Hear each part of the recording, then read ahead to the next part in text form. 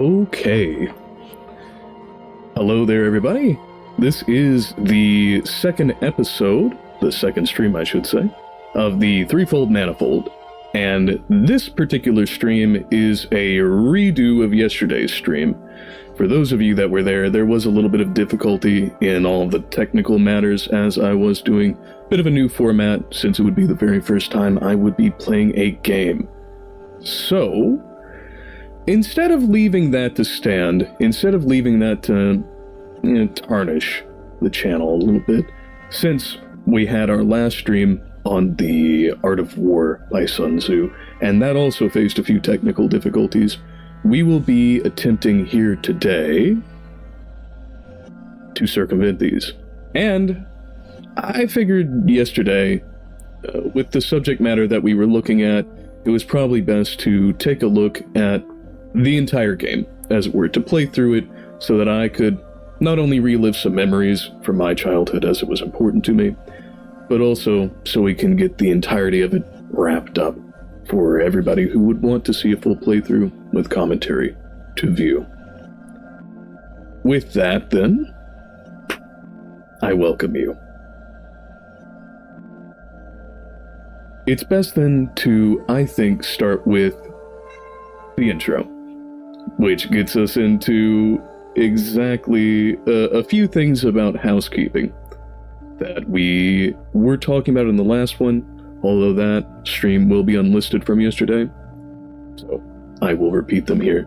So please do bear with me, those who have already heard all of that. To begin with, as I partially addressed already, the Art of War stream, unfortunately, not the very best thing. Naturally, I did talk about cutting that into an audiobook, since I was reading the entire thing, by Lionel Giles, good fellow. Good translation. But it was not up to snuff. It was not of the quality I think that I would personally want to watch, so I'm not going to make you guys do that. That was properly unlisted, and then, thankfully, as we have here now and today, I discovered a few additional things in the audio department for OBS, particularly the de-esser, which I have found extremely handy, and I think improves the quality drastically. So you'll be hearing that now, along with a few other differences in gates and all of that back-end workshop type business. So, then we come to what we'll be doing here today, and what I'll be discussing. I personally have been thinking about things over the last week, in the interim of the last stream proper to this stream proper. And it's made me realize the fullness of exactly what I'm attempting to establish here, to get underway. And that is to assert and found a legitimate community of people who care about the three things that this channel will stand for, and does stand for even presently. And that is drive, design, and development. This is drive, as described in the intro video. All the things that inspire and give reason, give cause to creation, to artistry, to anything that is beyond just the single individual self that might exist out there in the world for time to come. And hopefully, when it is received by others, if it is received by others, it gives them something to go with in their life, something to work off of, something to be about. The best way, I think, to make this happen here with the Threefold Manifold is, in a single word, community. A community of people coming together who have exactly those same ideals. Exactly what I never had, and I really wish I had. To have not just a take and a give kind of mentality, as we see so thoroughly proliferated here throughout the world, but especially on the internet, where there is such little trust and such little cooperation, earnestly. but to make it a mutual existence, to make it where give and take is hand in hand between everybody. So, in the motion towards community, we can do a little bit of design. Tools that let you make other tools, and make of those tools whatever you should desire. The best way to do that, I think, is by bringing people together in a place where they can discuss, where they can craft in joint, in communication together, consistently or arbitrarily as they prefer. And the best way to do that, I believe, at this point in time, so that it is the most accessible to everybody, is through what we have here on this channel, insofar as the comment section, the community tab, and the Discord in specific, where that serves as a much greater platform to enable people to actually maneuver their various networks as well as their details, their specific instances of art. Maybe it's writing, maybe it's visual, something graphic, maybe it's modeling, perhaps it's games. Per this video, we'll be talking about that in particular. But focusing on community and the Discord, and if you care, the more extraneous and more sort of exploded kinds of platforms like X, where it's a rather less personal time, and in my opinion, more hard to coordinate. But to be able to bring all of that into a place where people can trade, where they can show and tell, where they can brainstorm, where they can really exercise. And that brings us to the development. Me. I am ultimately just a figurehead for this organization as I aspire to build it, and aspire to have any and everyone who believes in this kind of vision all able, by free association, to participate and partake. But in that, I do have my own things that I'll be building. As I mentioned in the very beginning, the Threefold Manifold tabletop role-playing game, and all of the lore that'll come with that in the form of not only the actual package of the rules, but also books and songs and music and things to come out of it. But that's not to say that it cannot be more from everybody, more manifest properly. And so I think that, given there is enough to do it with, and there is enough general interest from the audience, I'll be starting a segment here as soon as those criteria are met, of showcasing and discussing, maybe, depending on what is asked of it, criticism, or just general neutral analysis, observational analysis, the matters of what you all would wish to submit. Again, whether it be writing, whether it be visual, whether it be maybe even a game, maybe it's something else entirely separate. If you all wish to discuss it with me, send it in to me through my various ports of contact, whether that's through my email, as listed on the channel, or even through the Discord itself, or my X in DMs, or even tweeting it at me. We can take a look at it. And I think it'll be a good thing to ensure that the proliferation of this vision, this ideal, these developments, have an opportunity. So without further ado, let's actually talk about what we'll be doing here today in particular. Now, per what I had mentioned previously, we will be taking a look at, as the title says, Pac-Man World 20th Anniversary. It is a game that is near and dear to me in my heart, and as I experienced it yesterday, and will again today with some more insights, some more thoughts, perhaps even a little bit better. on top of hopefully circumventing any of the technical issues we experienced. We'll be playing through it from start to finish. No particular goal towards anything, but simply going through it, seeing what there is to see, and enjoying what there is to enjoy. And without then further ado, let's get into that.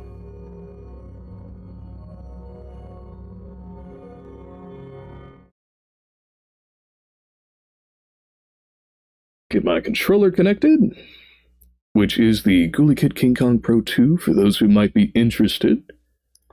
A delightful Hall effect controller. And this intro is silent to begin with.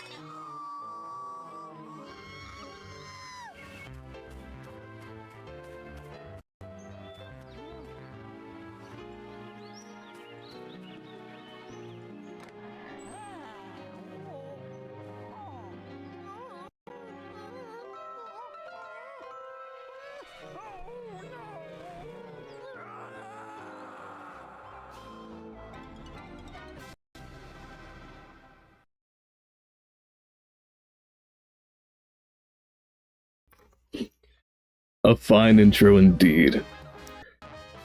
Certainly meant for youths, I dare say, but nonetheless, I think something to appreciate. So, let us then get to it.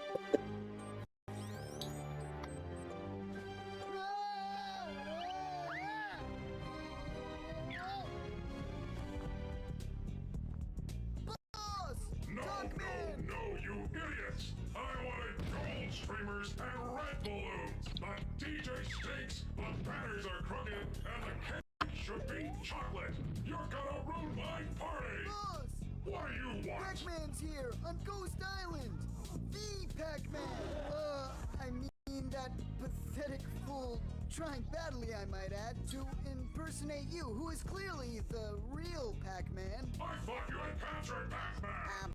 We did, see? Oops. If I had a power pellet, a slight error on our part. Believe me, it won't happen again. You idiots! My plans are already in motion! man cannot be allowed to crash my party. Find him and destroy him.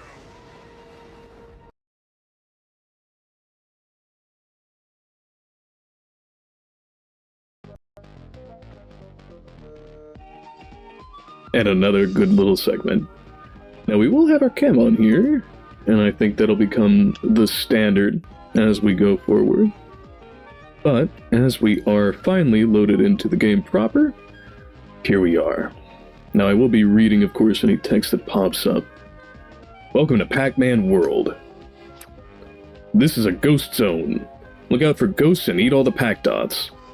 The big dots are power pellets. They'll let you defeat ghosts. You must hurry. The power pellet wears off after a short time.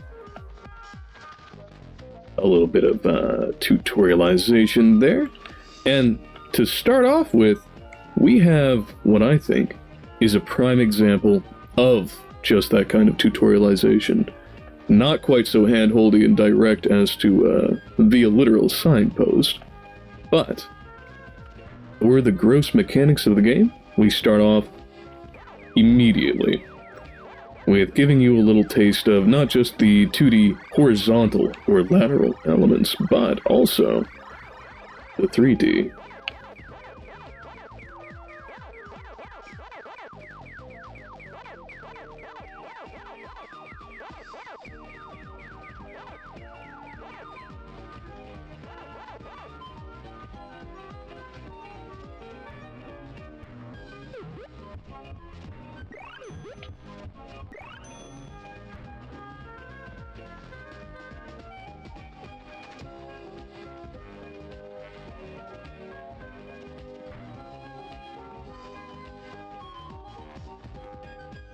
Press the X button to jump. Press the X button again in the air to butt bounce. Some ledges are too high to reach by jumping, so butt bounce up to high ledges. And so we shall. Couple of fruits. Not given as a specific tutorial there, but nonetheless, becomes rather self-evident that they are something to collect. Watch out, Pac-Man, there are enemies ahead. Some enemies can be beaten by butt bouncing on them, or press circle to throw one of the pack dots you have collected. Press and hold circle for a super pack dot explosion. And so we shall. Thankfully, the experience of taking them down gives you a little bit of an insight towards their kind of bounding boxes. Did you try butt bouncing on the chest? Chests contain all sorts of prizes. And so it does give you a little bit more of an insight into that basic mechanic. Switches make things happen in Pac-Man World. Activate switches by butt bouncing on them. The green switch can be used once. A little bit of an interesting way to phrase that, but it gives you the full breadth of it. Use the controller to swim in the water. Press X to swim up and triangle to dive down. So we shall. And though, again, it hasn't given you a particular explanation of what exactly the point of the fruits are, it does at least give you a bit of insight or implicit explanation as to why you should get them. Yellow switches reset after a short time. Look carefully to see what the yellow switch does and how long it lasts. And so we do. A little bit of animation there. And here we get to another challenge. The bedoing is a powerful trampoline. Butt bounce on the bedoing to launch yourself through the air. Thank you, Electroflame. It certainly is. Although this is, of course, the Babby's first tutorial, so we will get into the actual challenge a little bit later. Bedoings in a sequence can make a ladder, butt bounce your way to the top. Let me point out real quick. The deformation on that? Brilliant, especially for the time. You can see that they really did put a great deal of effort into one of their main pieces of traversal. So we shall. Indeed.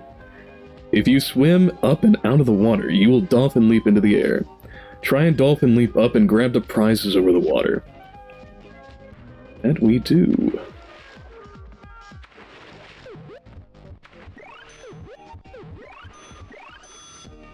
The chest contains a power-up, which gives you special abilities. The Krome power-up allows you to walk underwater. It also keeps you safe from damage for a short time. And let's experience that with our nice Gucci steel suit.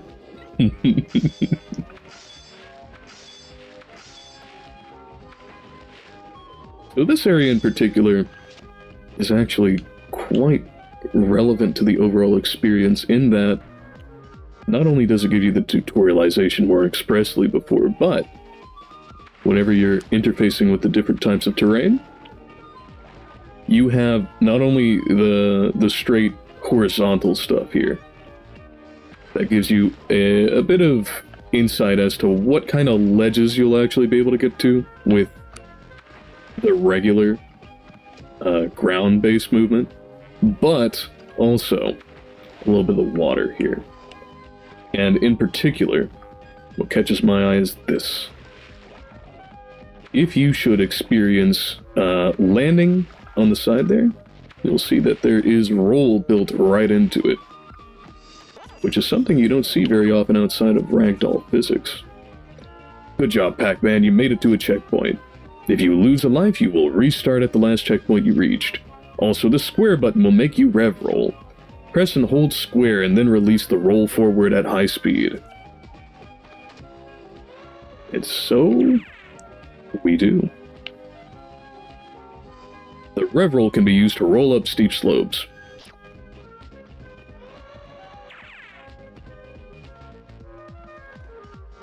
The rev roll can even be used to defeat some enemies. Thankfully, gives you a little bit of an opportunity to stay at a distance instead of the potential risk that comes with bouncing on them directly. You can use the rev pad to move some objects in the world. Stand on the rev pad and press square to open the gate. Easy peasy. You'll certainly see this, as it's called, the rev pad, a number of times throughout the rest of the game. And between that and these here, this is a elevator. Press square while standing on it, and it will carry you through the air. Once you reach the end of your trip, press X to jump off the elevator to safety. They make themselves extremely, extremely clear as to what their function is, and they keep consistent. Be careful, Pac-Man. When you can see the edge of the world, you can fall and die. Very, very easily. Where there is a great deal of precision, as you might have been able to tell from the movements. Just even tapping the buttons, you'll see. It's a very neat, very clean control scheme. Watch out. Sometimes you must ride elevators past dangerous obstacles. Oh boy, shall we. And as you might be able to note, there is not just a passive threat that moves in intervals, but it actively does have a bit of integration with the environment to make it feel a little bit more holistic in its presentation. Can't forget the hint over here. Sometimes one elevator will lead to another. Ride this elevator to a second one, and then press the X button to jump. The second elevator will help you solve the mystery of the blue switch. That it will. That it will. So we go on over, and I'll point out, you can see the very good and very varied texture work. For the time, naturally, that this was made back in, I believe it was released in the late 90s. Being a PS1 title, Blue switches are the most mysterious switches of all. Each one does something different. This switch reverses the direction of the elevators. Ride them back to the platform below, turn on the first blue switch, and look for a surprise. The green switch starts 2 moving platforms. Move across them carefully. And while the world is paused with these, not only does it give you the option to hit the X button to initiate it, but if you just run directly into it while it has some animation, it gives you, especially those youths who might be playing this game, for their very first, or one of their very first, to use the old vernacular again, a literal signpost to get you exactly where you need to be. All the while, taking the notion of backtracking and winding it directly in with the initial tutorial, as opposed to something you have to figure out later on. Not just the experience of it, but where it will actually extend to throughout the gameplay. Now let's see if this will actually give us anything new special. Nope. And in that, like I was just saying, it shows you very clearly to what extent will you be expected to backtrack and how much will you need to fiddle with each individual puzzle.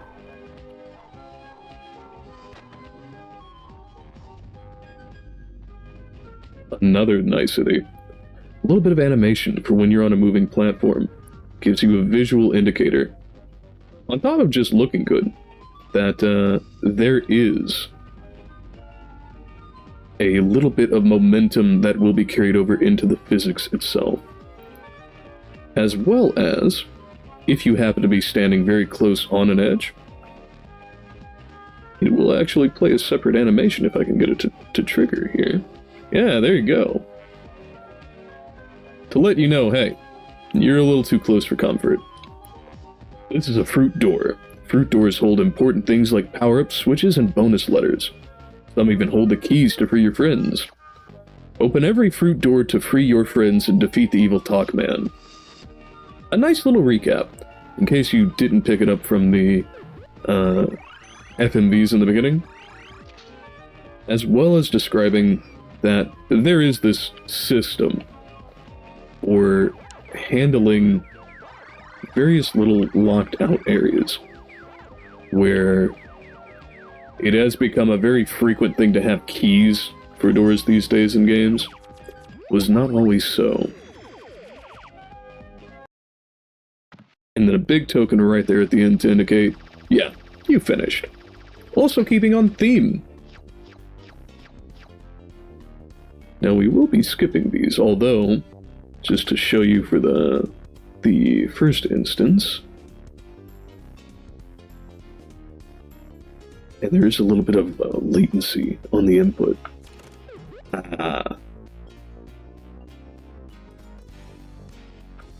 Not quite. But it is a nice little roulette game. While not explained, and this certainly confused me as a kid, being well in my first handful of years whenever I first played it, it does at least become self-evident with the audio design that goes into it. And there's this wonderful little hidden Easter egg here if you explore the level a little bit. Now there is that level, but as you'll see coming up here, if you've never played it before, there are 3 separate realms to visit first. A little classic, I dare say.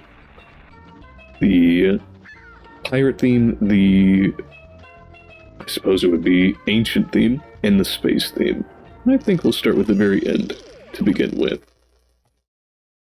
Space Race. And you'll see here, there is a good sum of difficulty progression, not just within the individual level, as you'll have seen it in its linear progression of the first, second, and third worlds, but across the nested levels within those, you'll see fixed basic interactions in case the player happens to start at one of the later ones because it appeals to their aesthetic. A fixed static enemy, which offers very little resistance and can be taken down in the ordinary fashion. And then a sort of reintroduction to the basic terrain features and the interactive mechanical elements.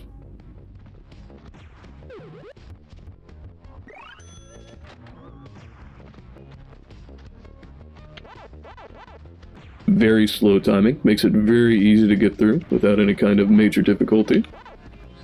Although I assure you, it does get more difficult later on.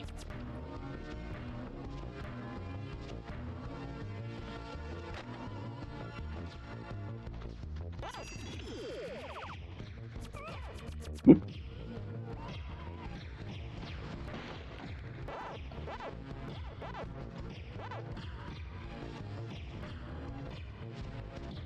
And something that becomes very quickly apparent as you go through it,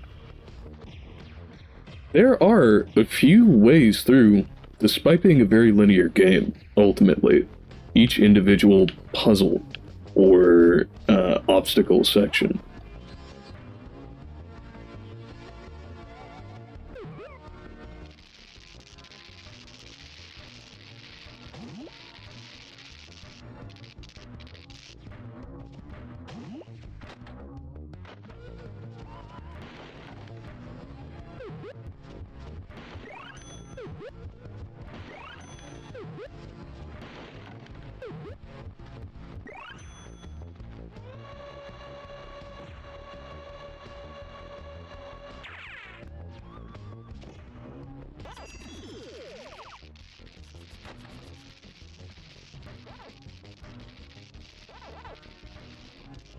I think this particular little puzzle, as it were, is a fine example of exactly how, once you're past the hand-holdy tutorial level, it gives you that slow pace into the game itself. Because it makes it clear, on top of the sort of introductions of the terrain earlier, exactly how far you can jump. And then we have these levels, which are little spins on the classic gameplay itself, as most people will probably have at least seen Pac-Man be played. And another little feature, there's constancy across the main game itself, and these little mazes proper. That manifests as not just the points that you pick up from the playing of it, but also the lives and the sections of health that you get. That gives a lot of weight to even these little minigames, which otherwise could feel entirely optional and very much like a departure from the Prime experience. But this resolves that here, and I think I'm gonna perish, unfortunately. Eesh. That's one of the things about them. While they are in regular intervals, tending to the map itself, it's very easy to lose your focus.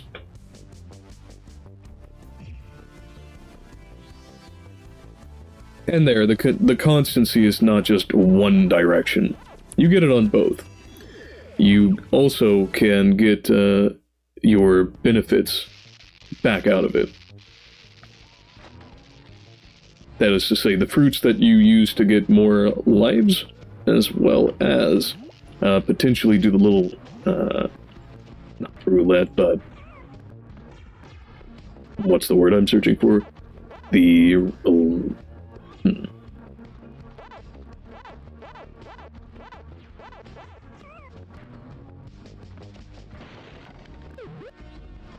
the lever games, as I don't recall the word immediately.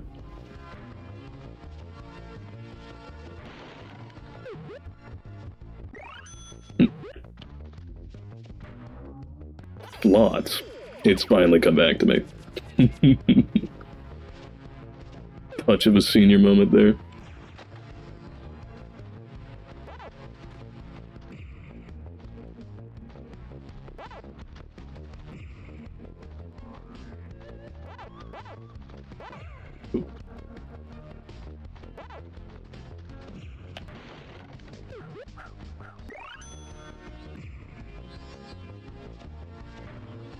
Aside from just having the initial experience of getting the lives, picking them up like any other, where, like the fruits for instance, they don't have a tremendous amount of fanfare. They really do make you feel like you've actually gotten something whenever you get another one of those lives, as you just saw the animation play for right across the top. And here's something that I think this game does especially well. It takes your environment and with a little bit of ingenuity, turns it into an entirely new experience, blended with the old as it was presented initially. While it's not the most complicated thing in the world, it does ultimately lend to feeling like there's a great deal of dynamism in, again, a single-player, linear game. Not only as a standalone product, but very much in reminiscence of Pac-Man itself proper, where the map, despite the fact that it's entirely fixed, can be quite challenging, given exactly how you interact with the pellets. You get those, and the AI makes the ghosts maneuver about you.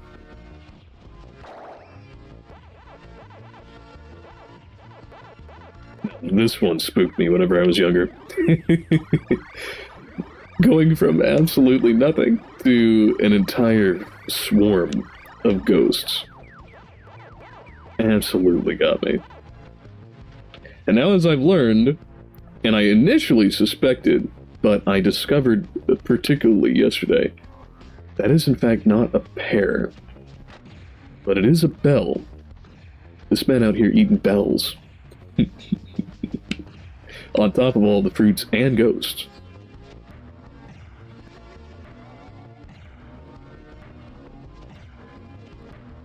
And you can see there, if you're not paying attention, could very easily skip over that bell for the fruit doors, as they call them.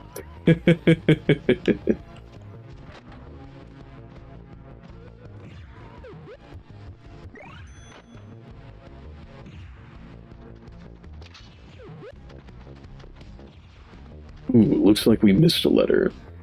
Unfortunate, but remediable. Those act as a little bit of an in-game secret, where you go above and beyond to get through those fruit doors, or to particularly unusual or out-of-the-way locations that are hinted at, but not directly pushed towards. You unlock a bonus level. So, not only does it give you the immediate game to play through, the level itself standalone, but also it gives you a little bit of an experience to go back to. It builds in replayability.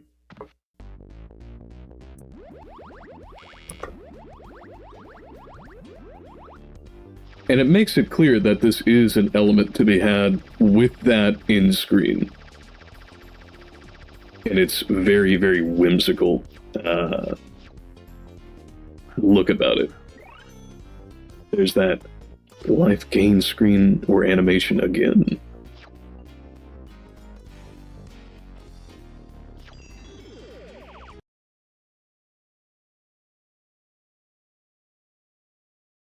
Right back to the main theme. Something I didn't look at, but I will certainly as we go on, especially with my favorite portion over here, insofar as just the overall looks.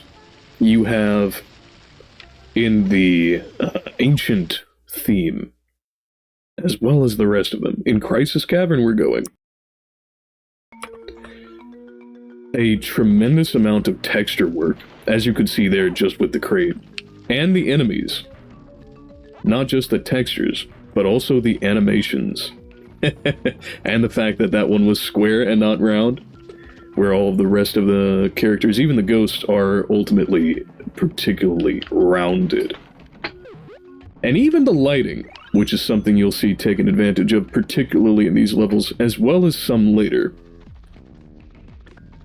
They do properly grasp the themes that they're going for, even in a game where there is a tremendous amount of whimsy. There is a lot of E for everyone types of motifs. Not particularly spectacularly over the top and digestible, I'd use the word. They do give you something to actually look at, something to enjoy, something to appreciate as you go through it. So there is some spectacle to it, even under those given pretenses.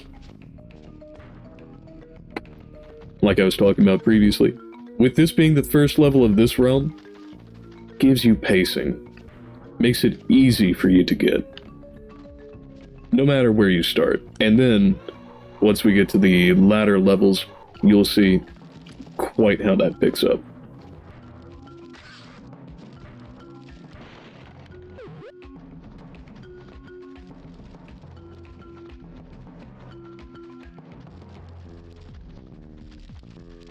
Touching on what I was referring to earlier with the lighting being taken advantage of. Something that often goes overlooked in lieu of just getting through the design without concerning yourself about it. Pardon me?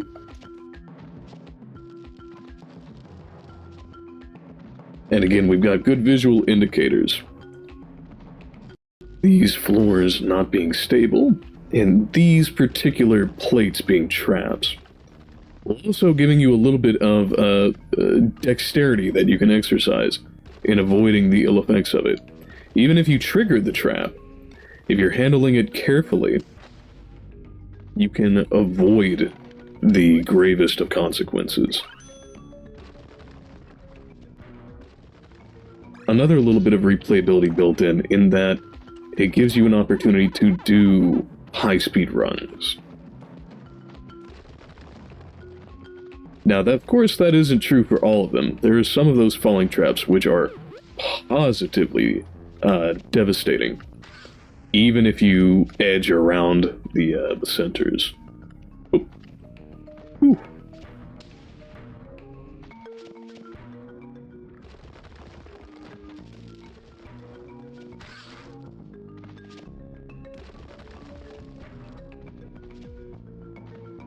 Flub that a little bit. But it is very easy to get back up top. Never mind. I neglected to remember we had a particular way of getting up.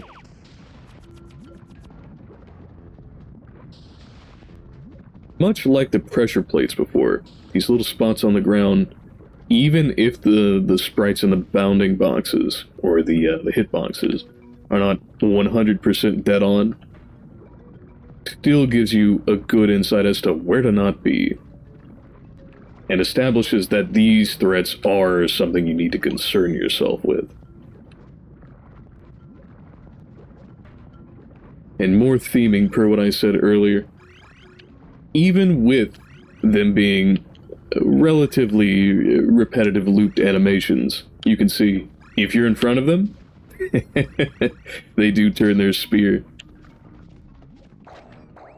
To give you a little bit of a sense of, or a greater sense of liveliness and dynamism within the individual entities.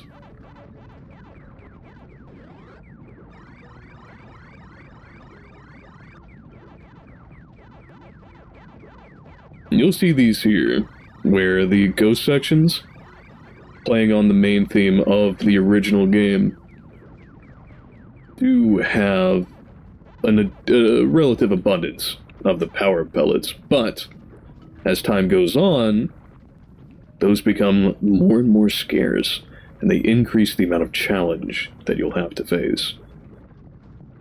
Particularly in timing, maneuvering, and reading where they'll be. Because even if you are particularly hasty, as much as your character's movement enables you to be, you'll still need to consider their grouping.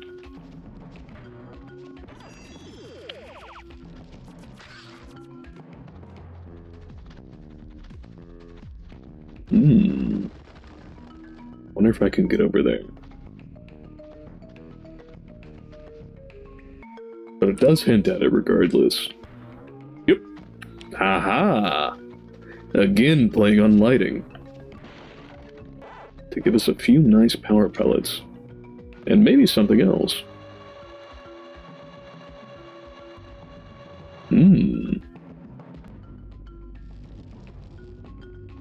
A more keen way down for those who are adventurous and observant, instead of falling through the top there, which would have landed you directly on an enemy.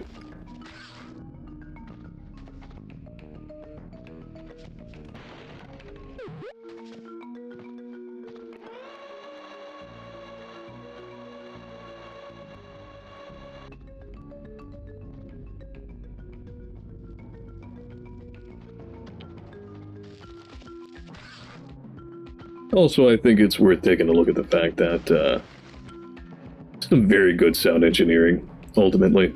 I think, anyway. Between even just the falling, stalagmites to the soundtrack proper, yeah. I think it really adds a layer of coherency and cohesion to the ultimate theme.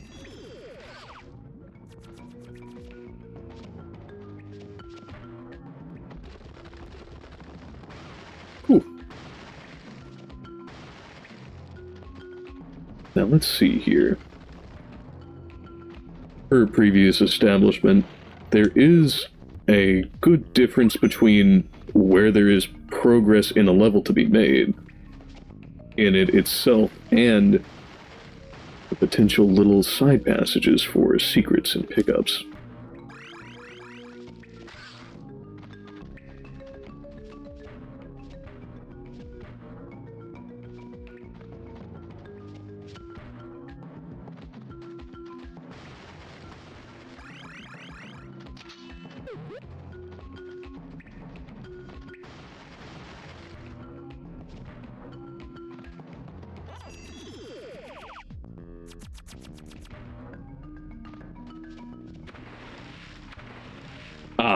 And even that, even a flat 2D looped animation like this, they still have walking effects for your proper footfalls. And also, if you splash there, it has an effect. It really ties it together, and it's little details like these that make a world feel like it's properly living.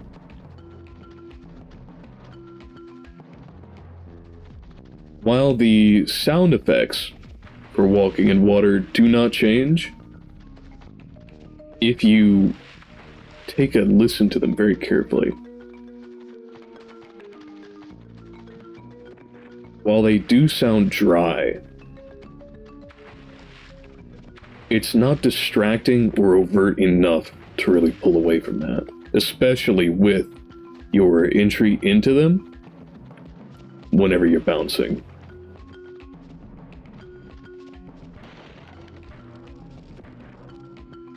It properly elevates it.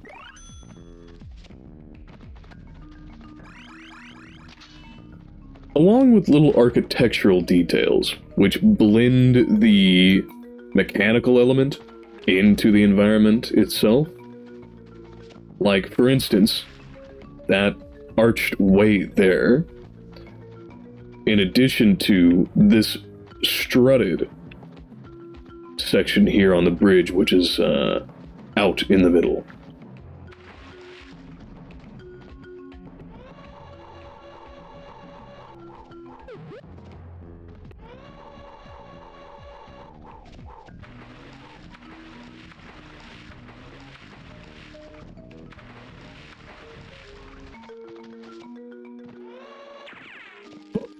Well, there's my foolishness. A rev to what end?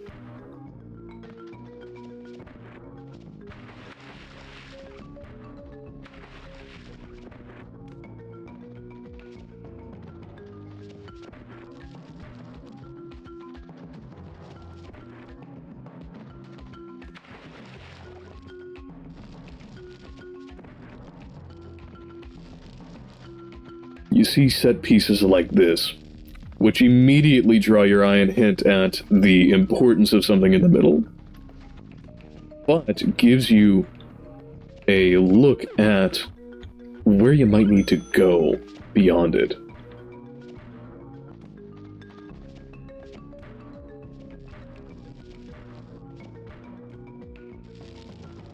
And it keeps that motif, as we see or saw in the pirate ones earlier, of the little etchings here and there to add some diversity to the texture work and the environments without making it come across as forced.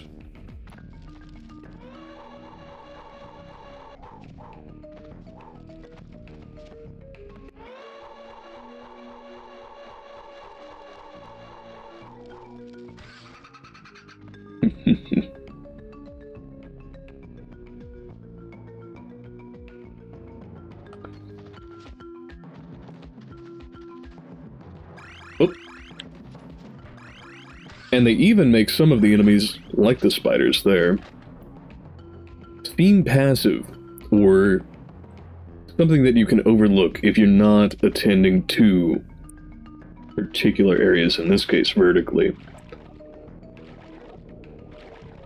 that can quickly become a threat. And here we see a little bit of AI work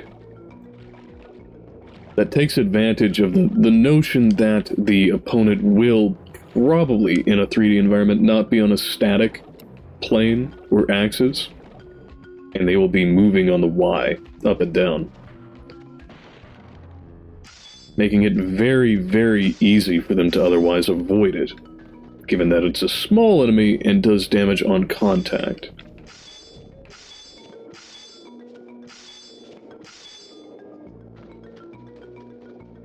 Oof. Missed that crate there, but that's alright. Aside from just being damage on contact and having a good Y elevate and decline system, it gives you a sense of looming threat to have it slowly, slower than your character at least, come in behind you. Now these are excellent traps, in my opinion, because if you should trigger them, as I just did, instead of going around them, now it becomes not just damage, not instant damage, but it gives you the opportunity to avoid them not so dissimilarly from the rock droppers. But instead of using the exact same mechanic and therefore really being a rehash of the same, you can use the rev to simply evade them entirely.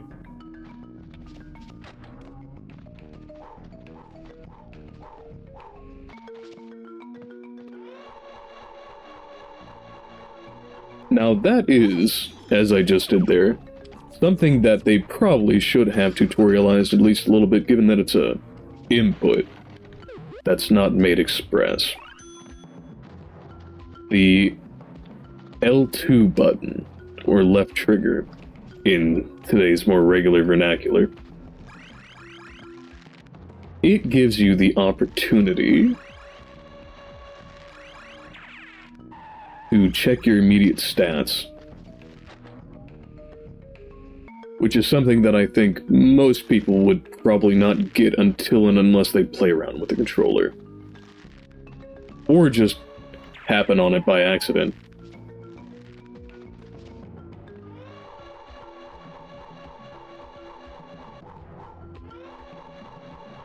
Oh, interesting.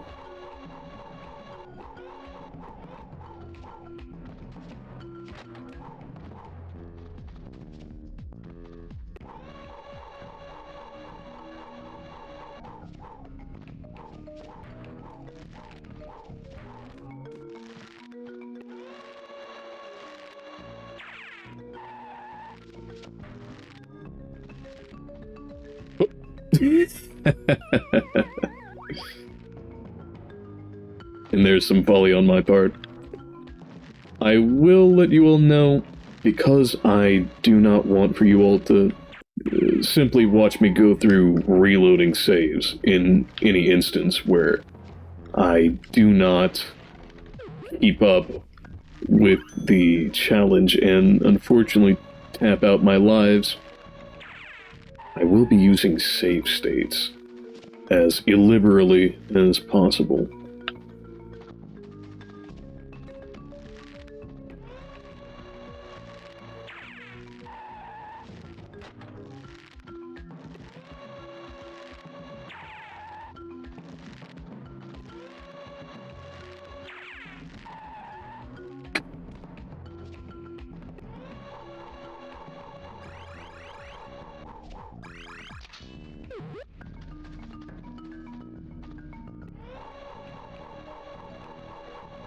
Saw that elevator there do quite a good thing, behaviorally. As soon as you got the pickup, it immediately came back. And that's rather intuitive to the player, I would say.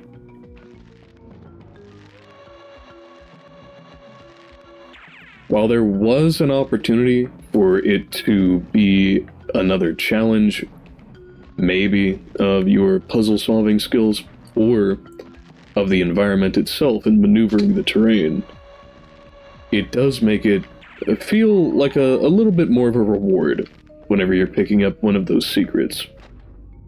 To simply have it go right over to you again. Especially in combination with being right here at the end of the level. Very effective.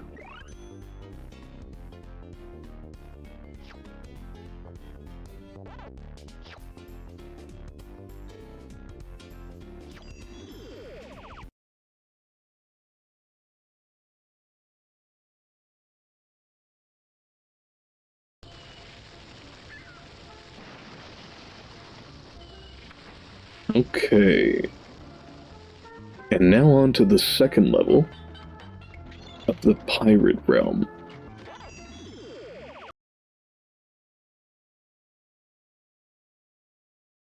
Corsair's Cove.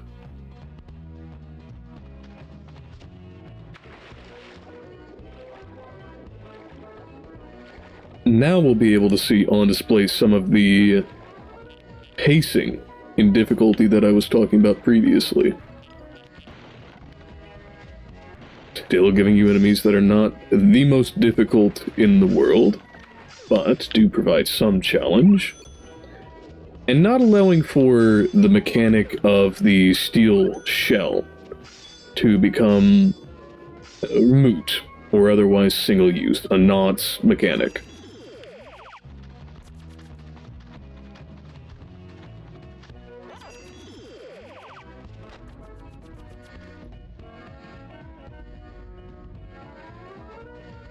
Now this is another little bit that I think is worth commenting on, although it is only used in this level to my recollection.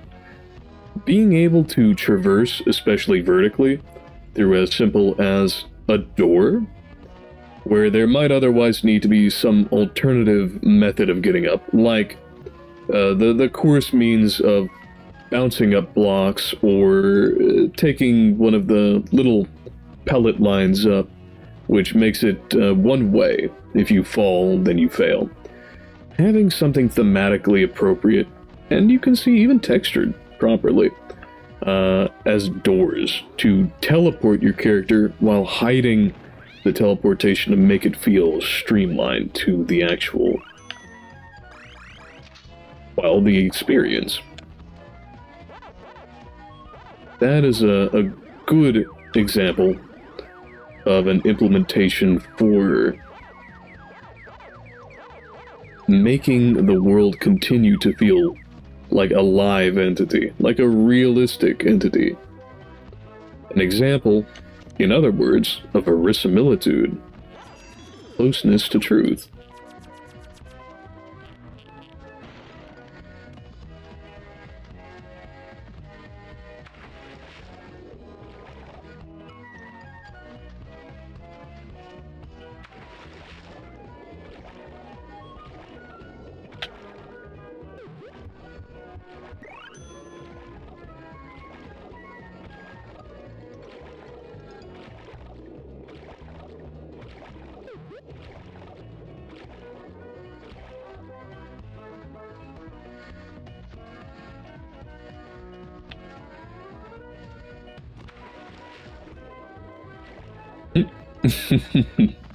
Got caught up on the terrain there.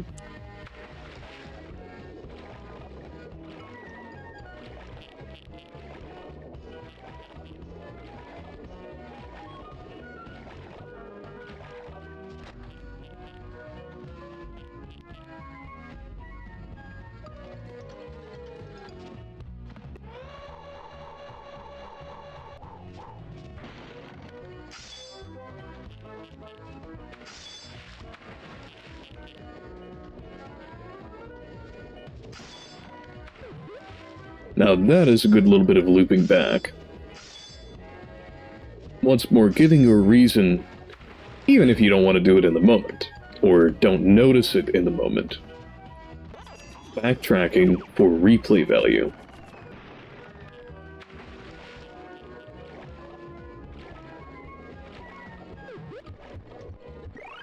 Which entertainingly brings to mind some reflections on one of the things one of my uncles told me at one point.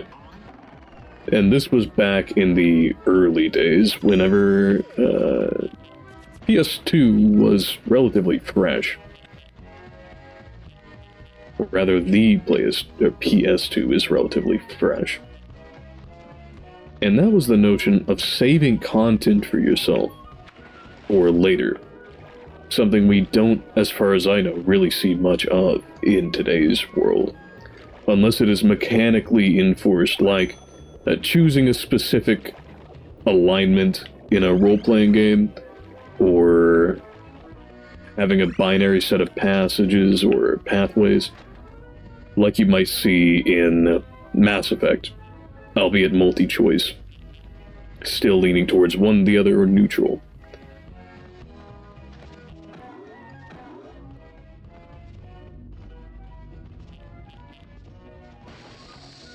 And it gives the idea, the impression, that yes, you can run through the game as quickly or particularly as you might want for your given playstyle, but then you can come back through with the foreknowledge of the levels and play through it again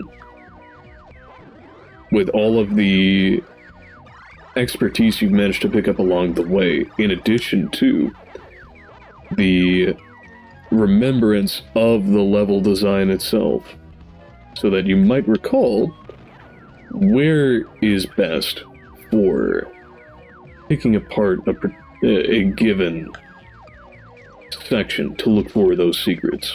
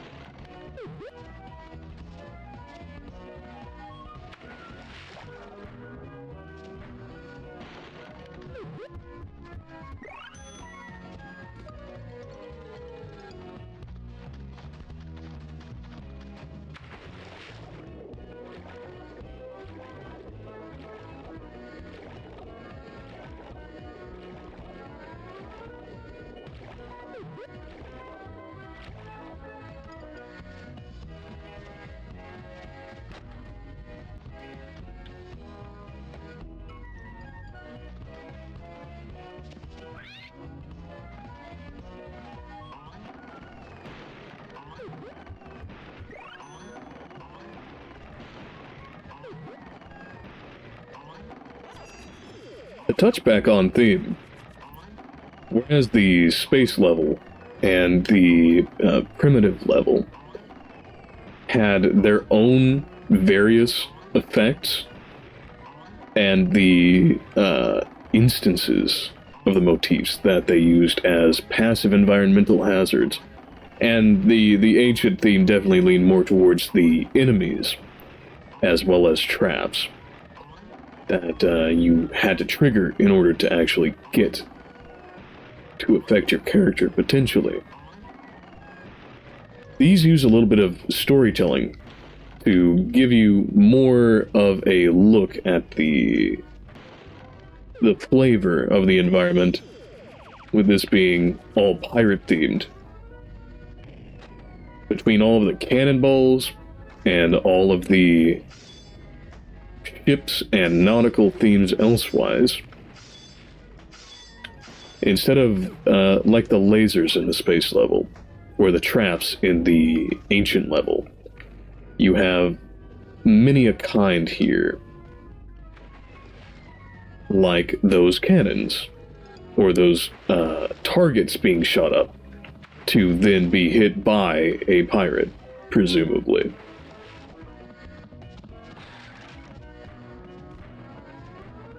Immediately followed up then, aside from literal powder kegs coming to try and get you,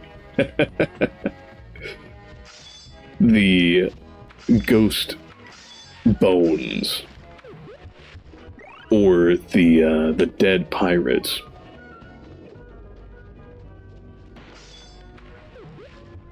And perfect, we got a key.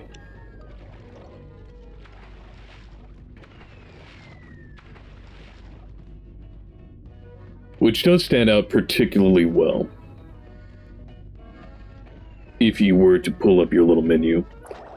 I believe that it stays on the right-hand side at the farthest end exclusively, and does not maneuver along it, as some of the other fruits might.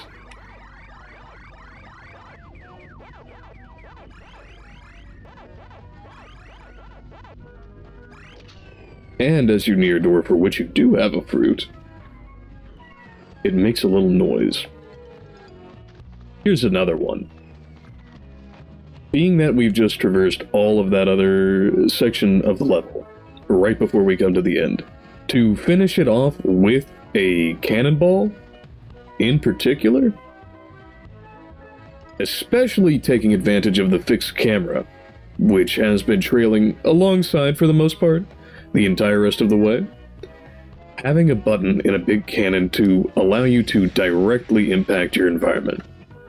That is an excellent example of making the player feel like their actions have weight in the context of the environment, and also giving you a bit of a set piece for the end, taking advantage of the basic elements of these buttons, in addition to the one-off little animation and environmental change.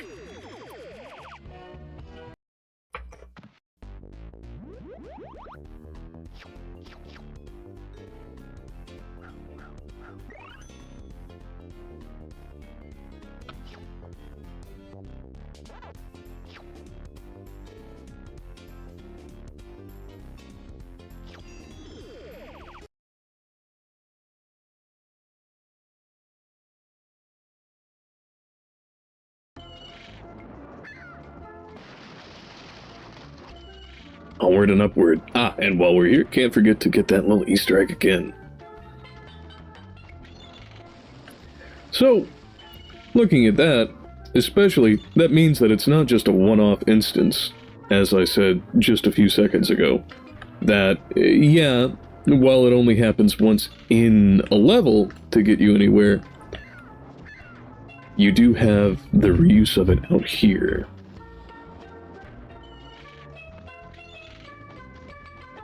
That gives it a little bit of continuity with it, and means that an asset wasn't just put out for that single use.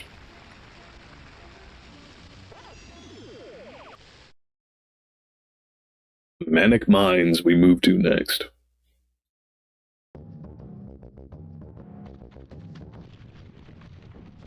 starting right off, to have an enemy exactly as such. A little mummy. That I can't quite get yet. A threat you could hypothetically bounce on, but it will deal you damage. You see right there in the bottom right again, the key being brought up. Very important for the progression of the game proper. And if you pay any mind to it, whoop, the fruit for the door you just passed.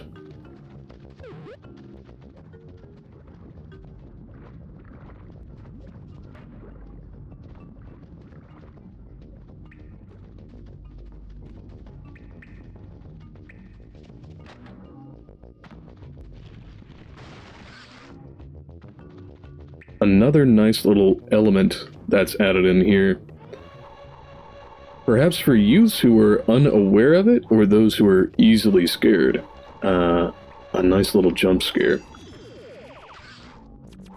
With what is ultimately not a tremendously malevolent entity, but definitely can shock you. Oh, and one I did miss. This one, I remember really properly getting me in my early years. To hover over here and then immediately come back and see that, yeah, I can say it positively got me.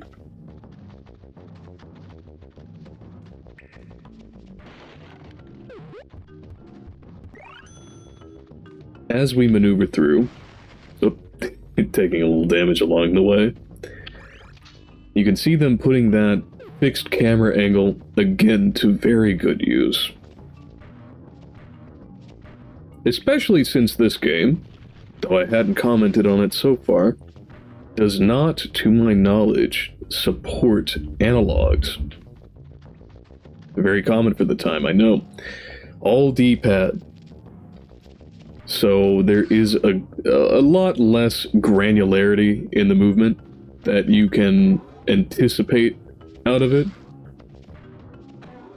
But in exchange for that, you do have a very particular set of 8 angles that you can move in, that they can build around.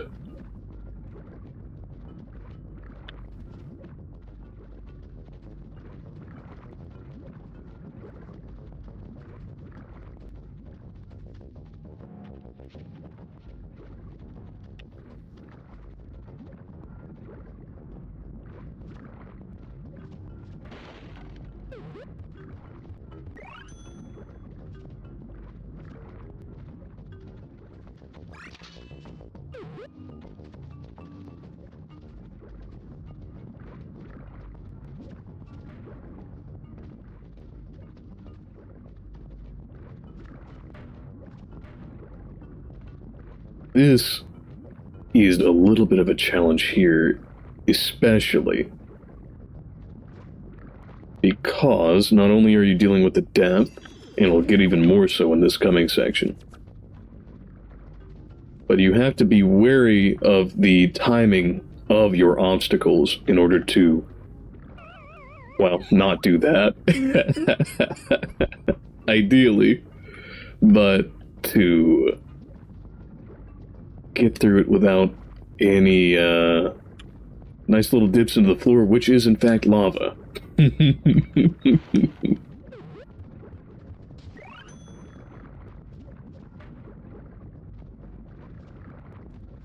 Doubly so if you want to come back without getting that exact same a little too hot of a dip,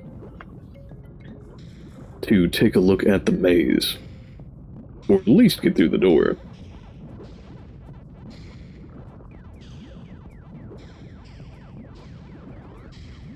Now, I've developed this opinion especially since playing yesterday.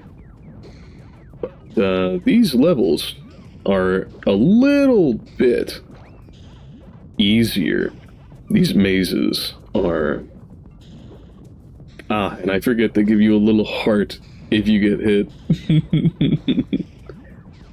Because, at least compared to some of the other ones, where the timing is all just, well, interval-based, such that you have to memorize it, you at least have the ability to see the fireballs rolling up towards you here. And that's a triple. Not too bad.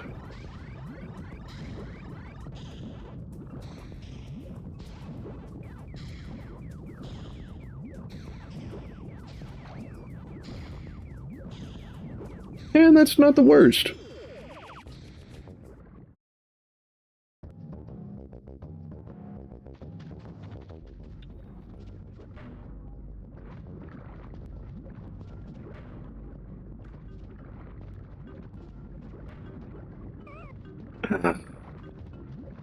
Tough.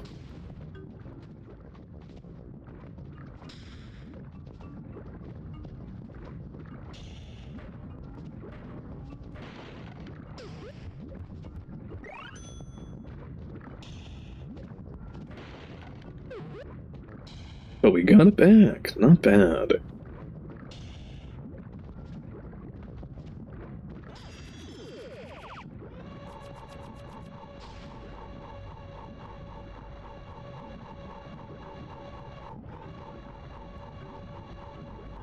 Take a quick little sip.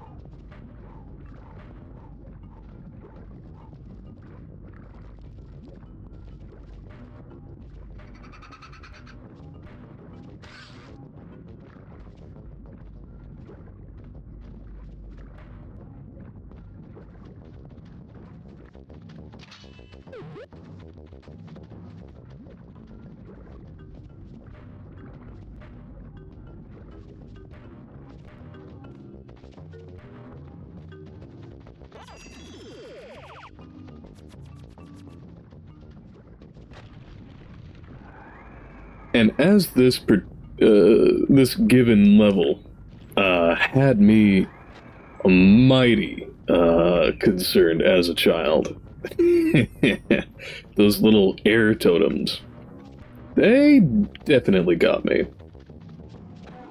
I was not anticipating what exactly they might do, and they positively hold an ominous look about them.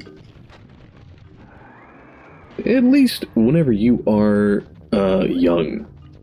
And they give you a prime example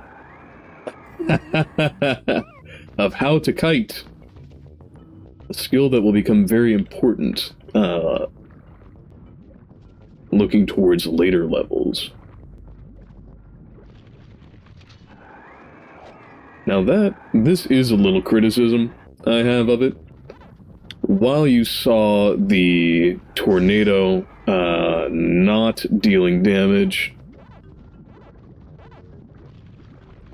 or at least not being able to follow you to do damage to that edge, once you come over to that one, and you go to get the contents that are inside of the little room, it can still deliver damage to you.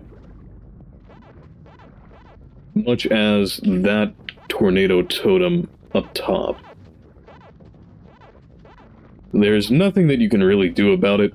It is just a block. If you happen to not have that life to spare. If you plan on going through the secret section and getting that little access to the door.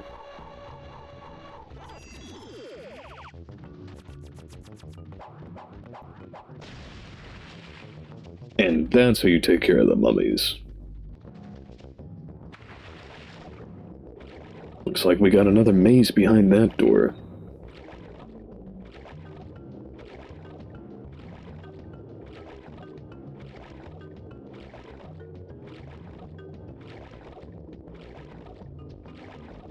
Now, here's a good example of that texture work that I was talking about previously, but I think comes out in its best here in the ancient theme levels. Even whenever the environment is entirely dark, and you have the camera very close so as to not clip through the geometry, you have these vines, whatever they might be called in specific. And they allow you as the player to figure out where you're going, at least in terms of your height, and I would argue a little bit in terms of your laterality.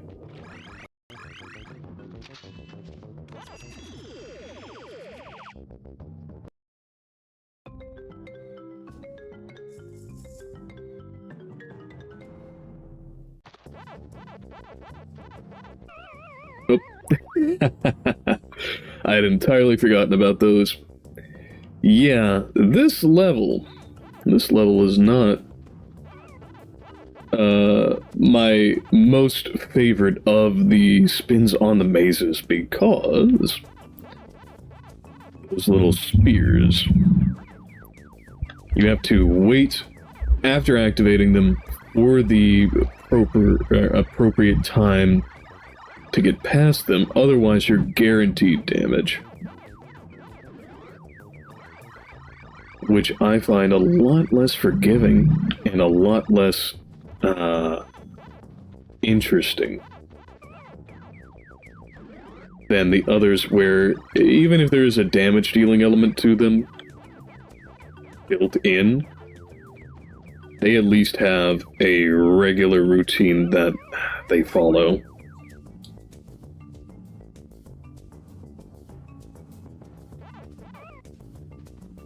And let me tell you, it definitely took a lot of my life in the previous attempts at it.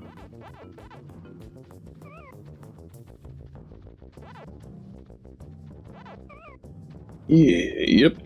And it's having that again. Another life lost. But at least with the orange spinning goes, we're getting awfully close to beating it. Not the best trade, I'll say.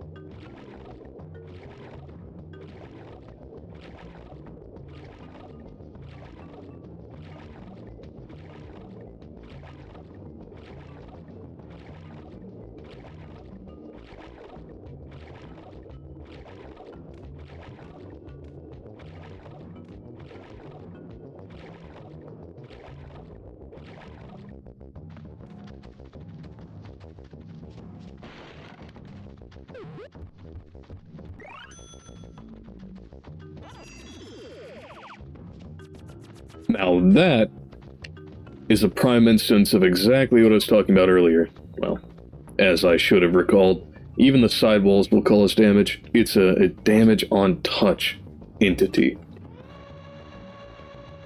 And that gives you no opportunity to, even if you edge along the side of it, whenever it's activated, not suffer the damage.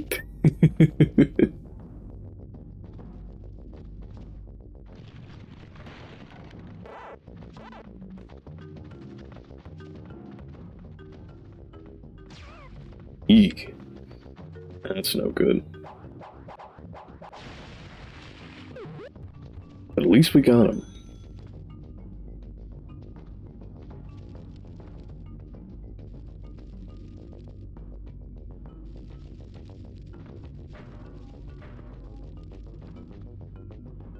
Here's a precarious bit. Another good challenge, in my opinion, if you are very unwary, or just generally unprepared to tackle it, you will end up suffering at the hands of that. Being that there are 2 traps, one on each side of a jump. So as you saw, maneuverable successfully, of course. Not the easiest. A good difficulty gate, I would say.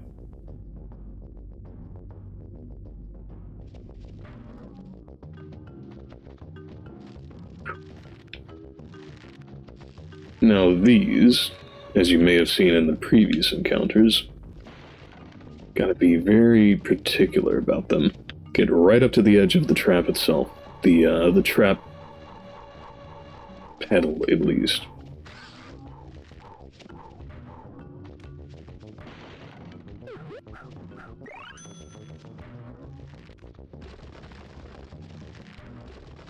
And there, it relies upon you, at minimum, getting over and onto the side wisely.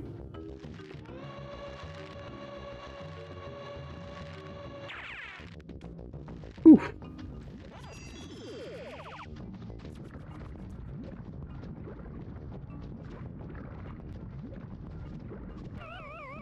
Man.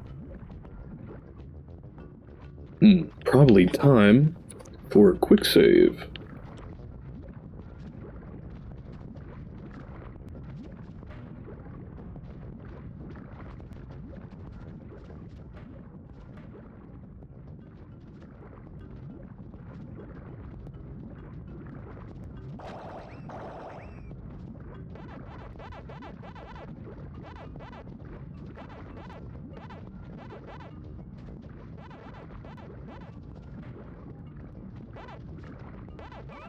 Oof.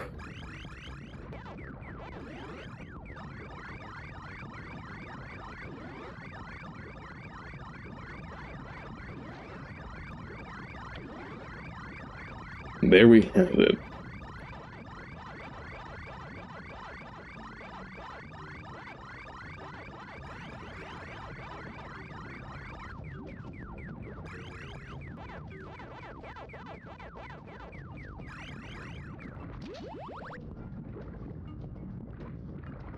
Bark, bark, bark!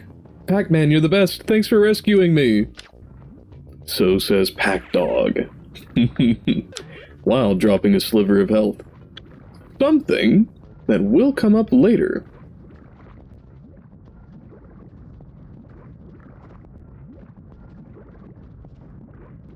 Ooh. Not gonna let that fruit float by without getting it. Gotcha.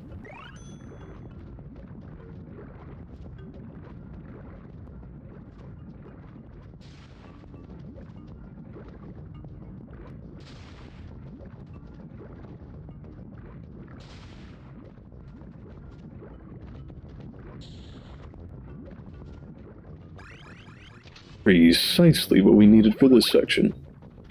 And that nets us a bonus level.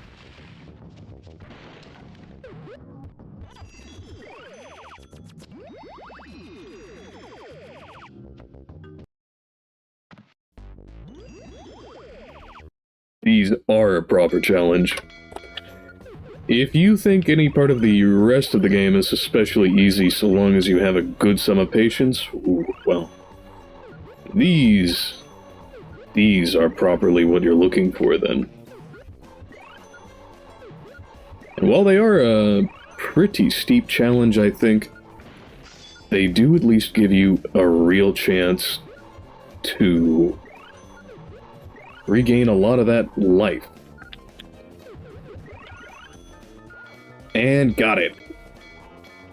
Excellent.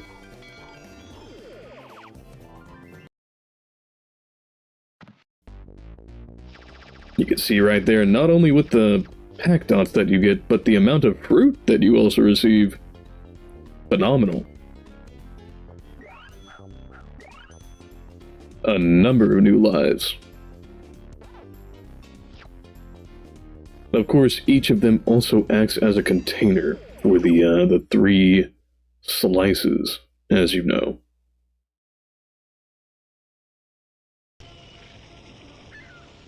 And done. onto the final level, the boss for them. And I believe, yes, we are on the second of the space one. Far out.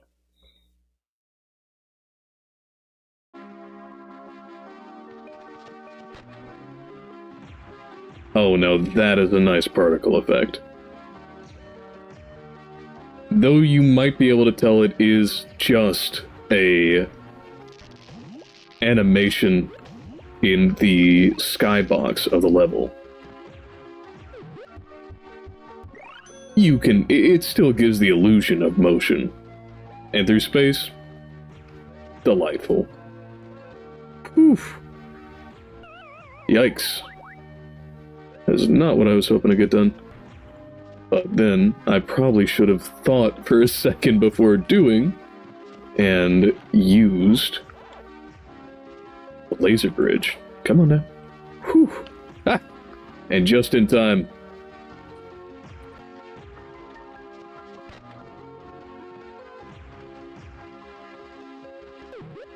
Thank you very much. Let's see here. Ah.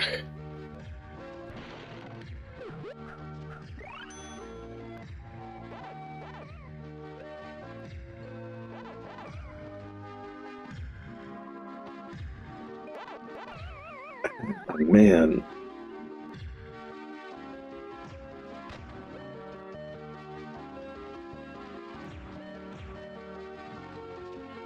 Trying to cook poor Pack. No mucho gusto.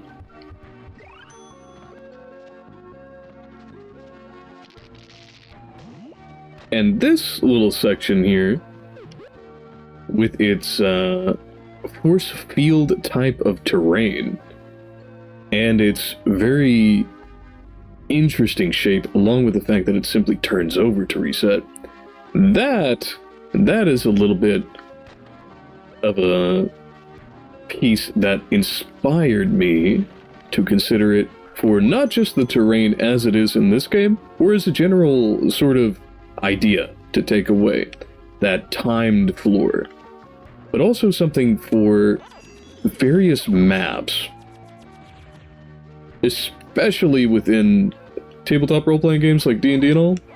Oh yes. That would make for a very, very intriguing environment to maneuver and navigate around.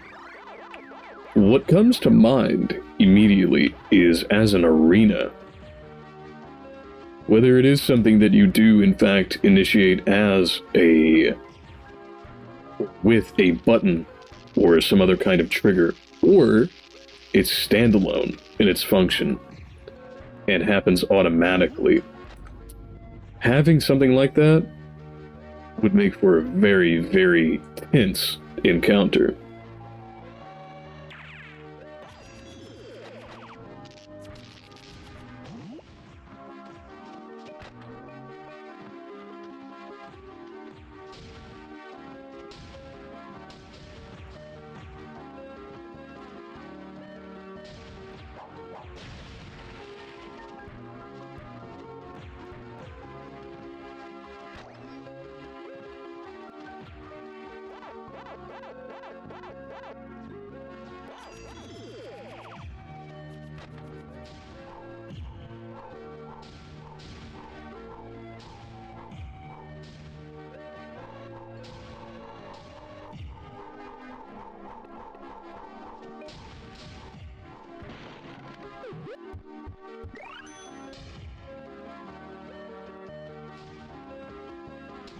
Now, though a coarse way of doing it, demonstrated here, in addition to the previous elevators, which I perhaps should have observed, you see they don't take any kind of interaction at all with the potential threats that might come at you, making it very clear that it will be perfectly fine going through. I will say there are some examples in the realm of 3D platformers even, where they have something like a platform, if you'll forgive the repetition, that you have to utilize, but it does take advantage of some sort of show that it is either impervious or otherwise non-interactive as it moves through an area where it could be hit or otherwise damaged.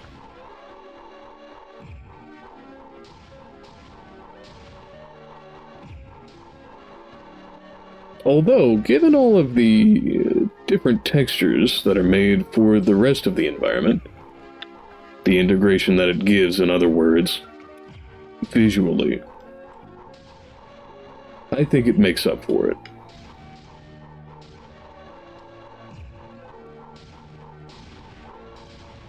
At least in these portions, which I feel they put the very most effort into.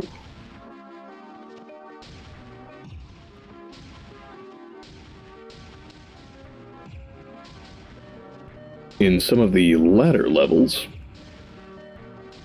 I do feel that there is a bit of a lack of consistency, and that may be intentional.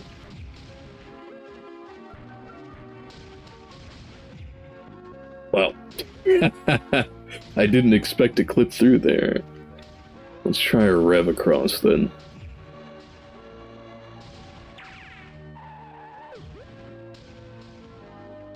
Speaking of, if I can avoid getting killed here,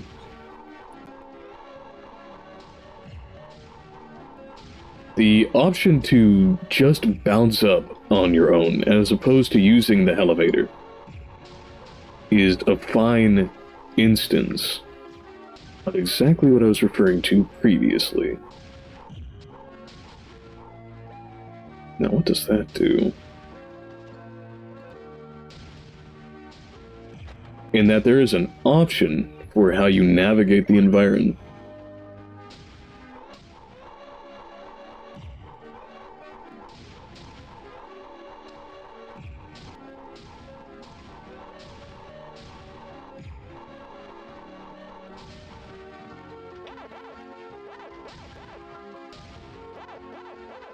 And here's our little buddy that we can free.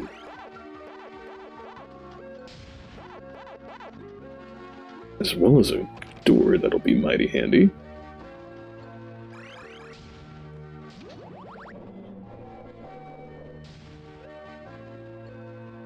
Many thanks, my friend. I must be going. Not one much for speeches, it would seem the professor is. Now it says... Ah, I see, I see.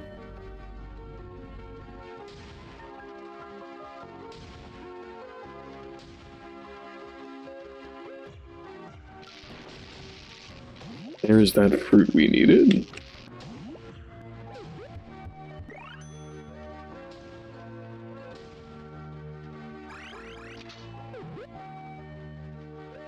Hot on the heels of perhaps getting that bonus level for this realm.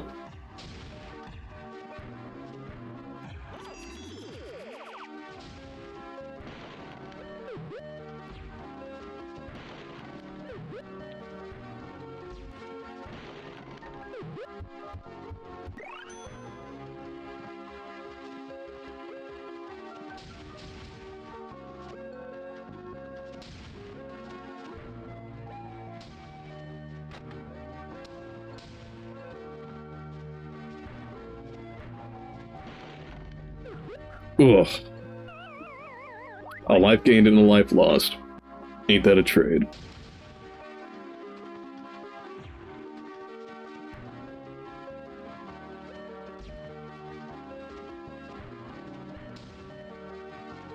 Uh-huh. Oh, we're missing the M.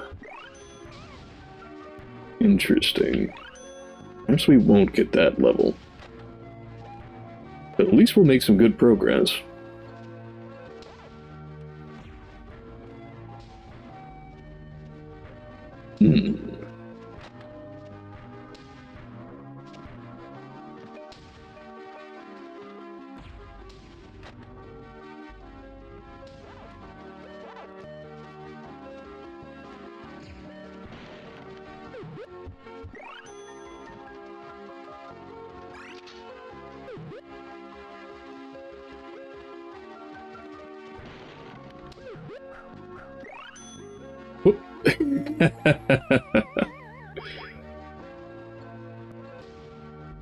There's that latency getting me again.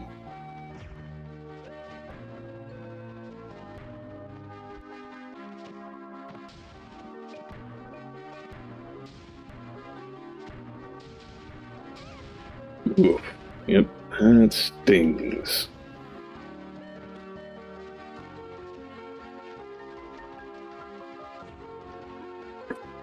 Let's not leap off the edge this time. And naturally it was right in front of a checkpoint.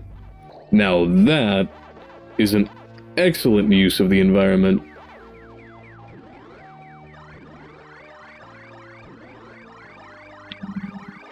Nope, they respawn too. Yikes. Thankfully we got that. And right on top of the spawn. Perhaps best to avoid them for now.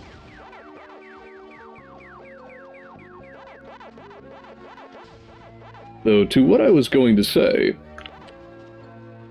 this gives a prime ostension of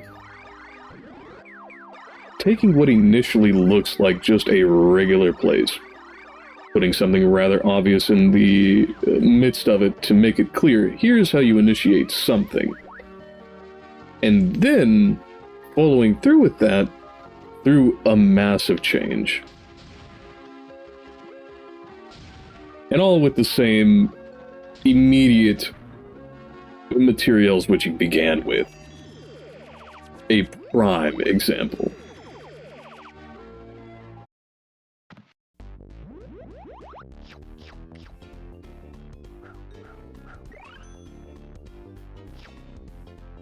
Though while this is going to load up back to the main hub, we have been playing for some hours now, so I believe I will take a little break of just a few minutes. Be right back.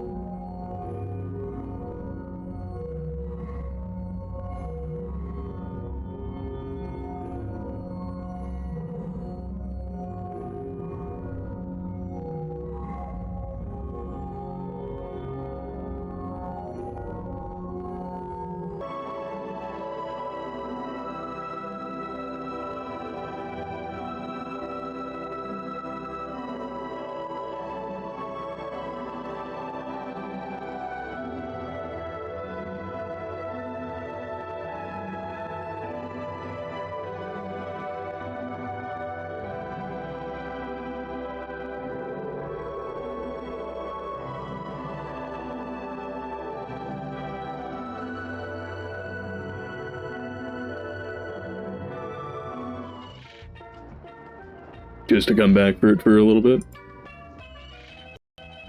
I find it mighty entertaining that we have my very, very, very different tone of music playing on the away screen. To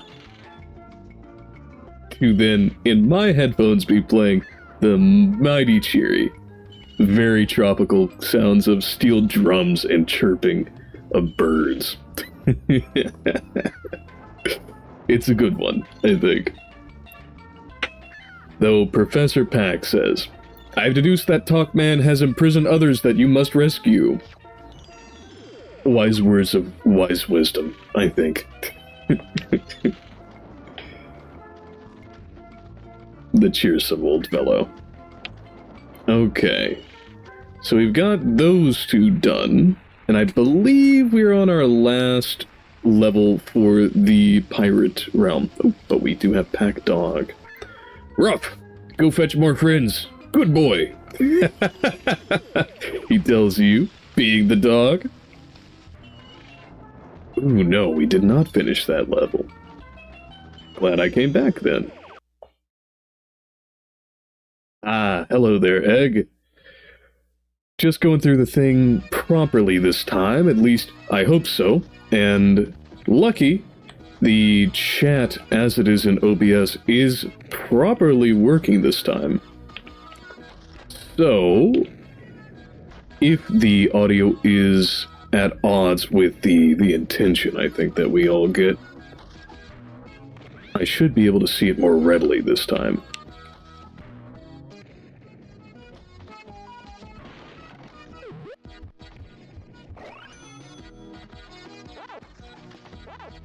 So let me then ask, if I might, though I do understand there is a delay with the stream and all, does it seem like my voice and the game are properly layered?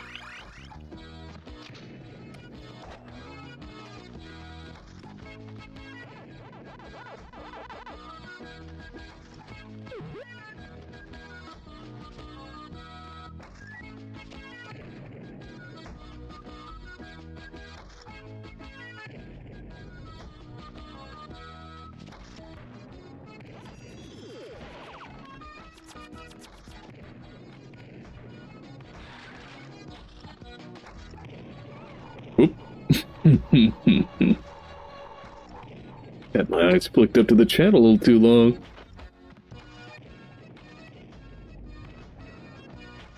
Excellent, excellent. And just to be specific, the game and my voice are both audible and one's not overpowering the other. Correct? Excellent, excellent. Thank you very much.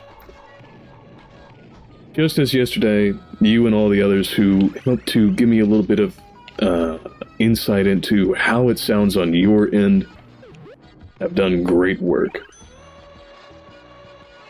Properly serving as the foundation of the Threefold Manifold community. Ooh, what do we have here?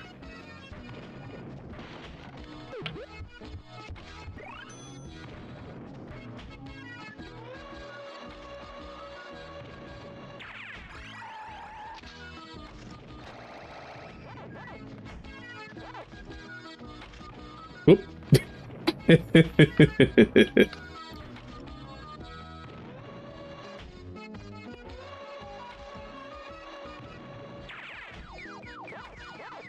In addition, while I do have the moment, I believe I did fix the chat since it looked like Streamelements was being a little particular in its auto-modding.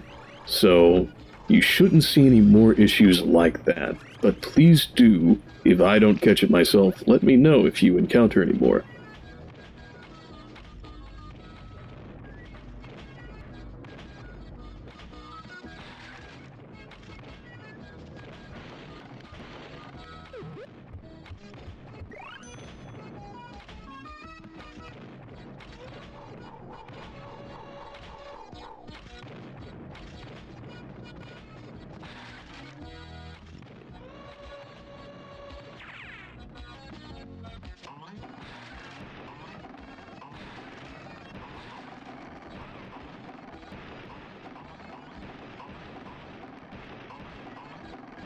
Too true. It is a very noise-heavy game. And I have went out of my way to try and make sure that my voice is the unducked element. That is, it is the prime one. So thank you for that.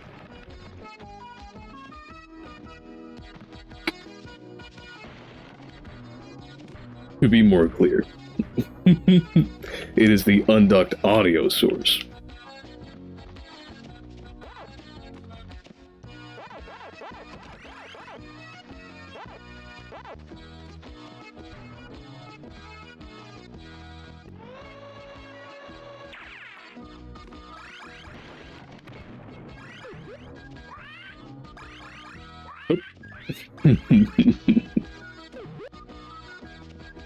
Just about had me there. And there I go, right off the edge.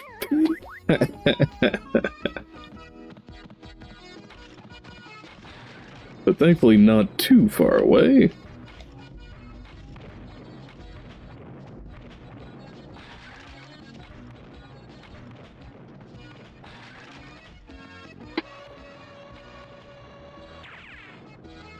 Yes, the unducked audio source indeed.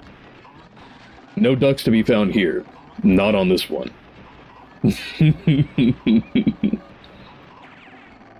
No feathers allowed. Not even a quack. Not one. But there are plenty of caws.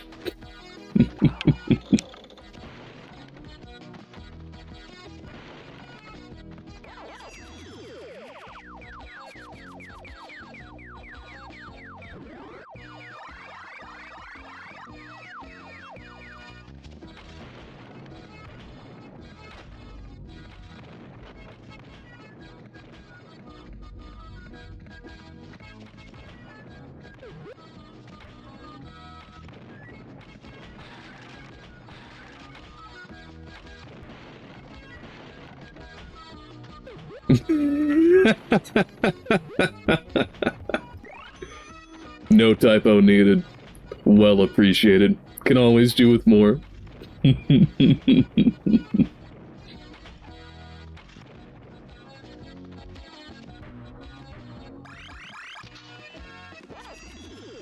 Alright, maze time.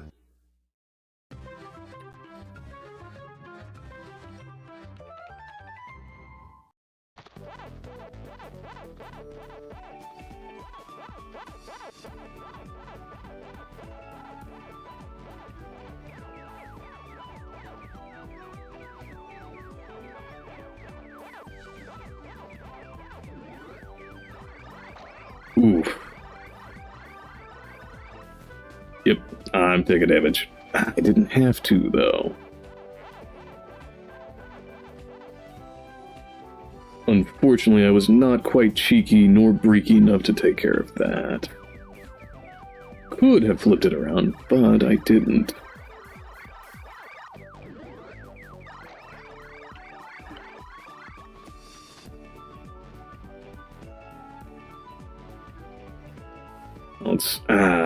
No.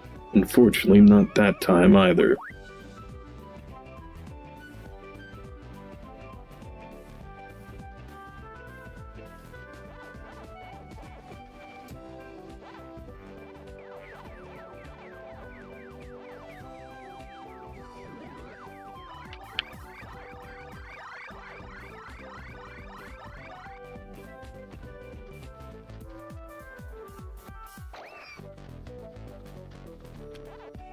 Yeesh.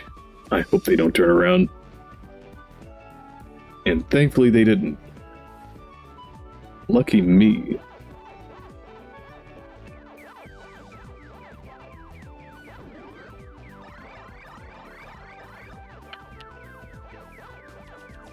And just in time for them to not exit their spawn. Fortunate.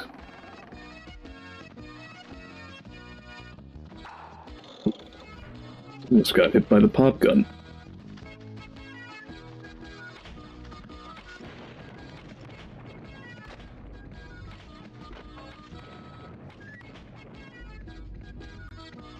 But we've already been here. Let's head back down.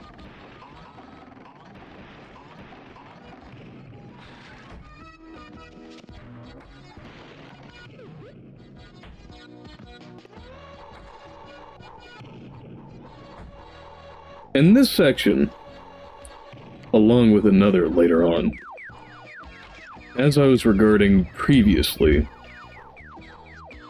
is a prime example of integrating those potential dangers in with the environment itself.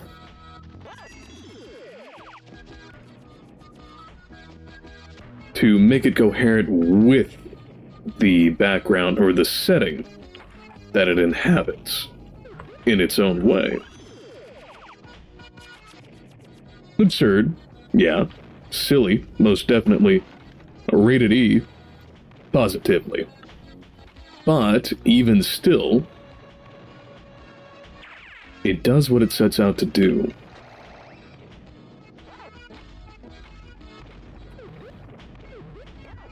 And in so doing, keeps with that overall feel, which is so important to a level like this, in a platformer that's not just a pure platformer, like something as what comes to mind in ++. And another point to be made on that, stacking on top of the previous, you see, much like in the space level we encountered last, where there is just a little piece of the environment which ultimately seems to do nothing, or ultimately very little insofar as you're concerned with navigating it. But, upon the activation of one simple little thing that is stood out in the front of the section, you end up with a very, very clever and witsome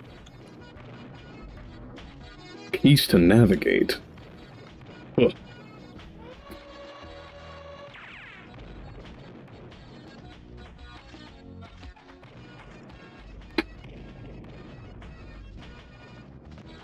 Thankfully got through it that time.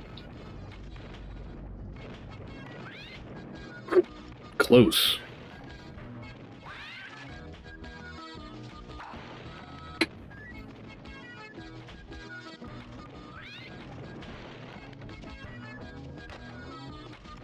Now this little power-up is something that I would say really could do with a little bit of tutorialization. As you'll see there, it becomes very immediately evident what it's for if you happen to butt bounce with it activated during its timer, which you may or may not do. And if you do, you might not know exactly what caused that. That is something that could have used a little tutorialization, I dare say. Oof. And again, a life gained, a life lost.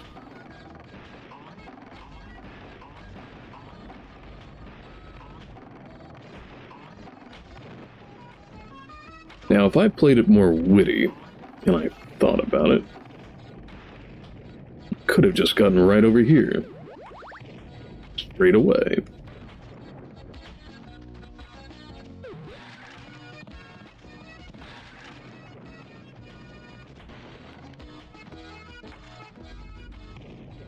Ooh. Geometry got me right on.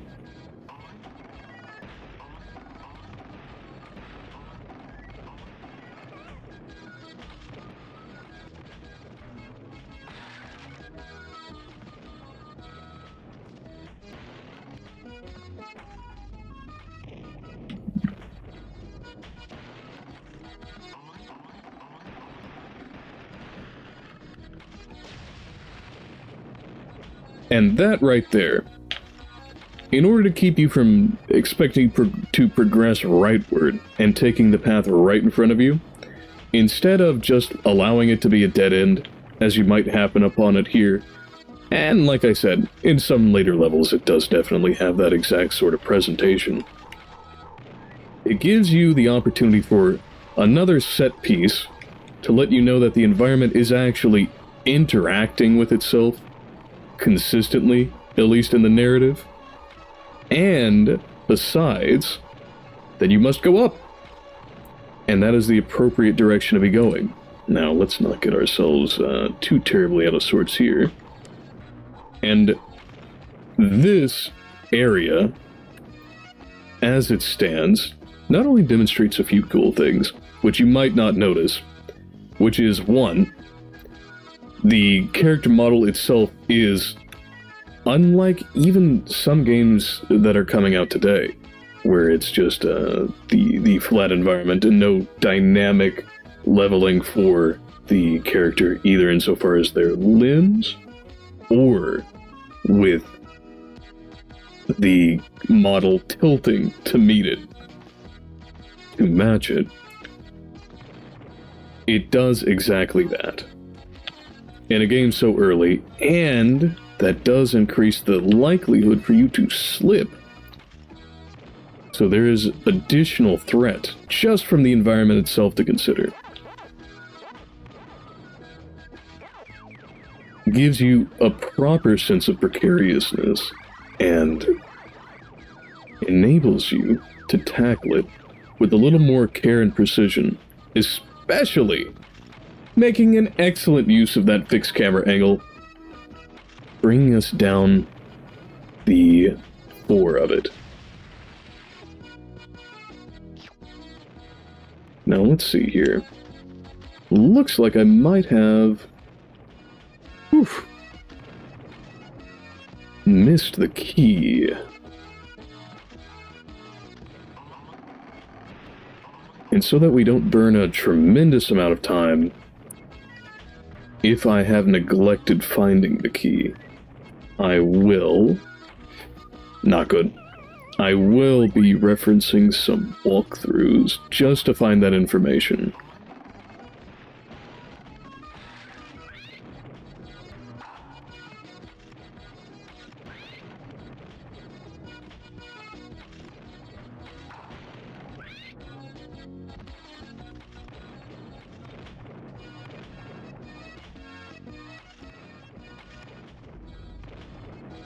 That does make it rather difficult to backtrack, though.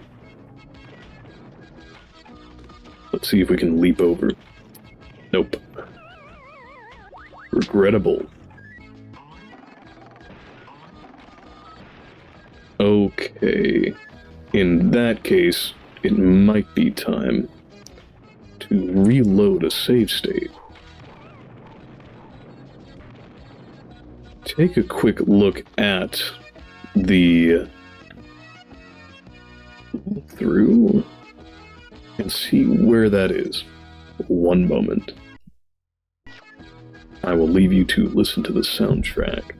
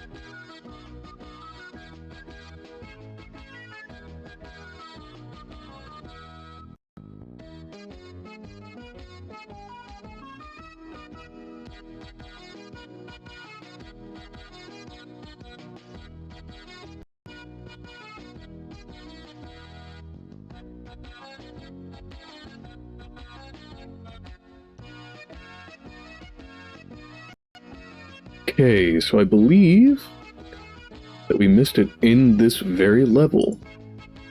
So let's come back to it. Now it looks as though there was a door that I did not get. And this teaches me that I should probably start using the different save state slots.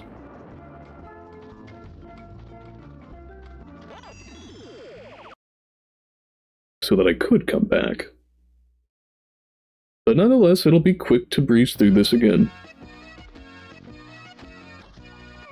Eek.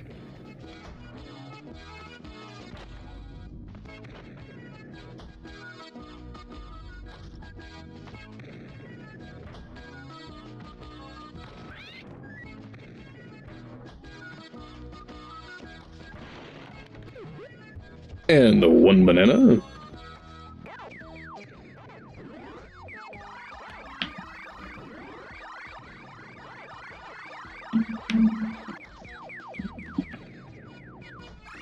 Oof, just out of time, but thankfully didn't take any damage from them.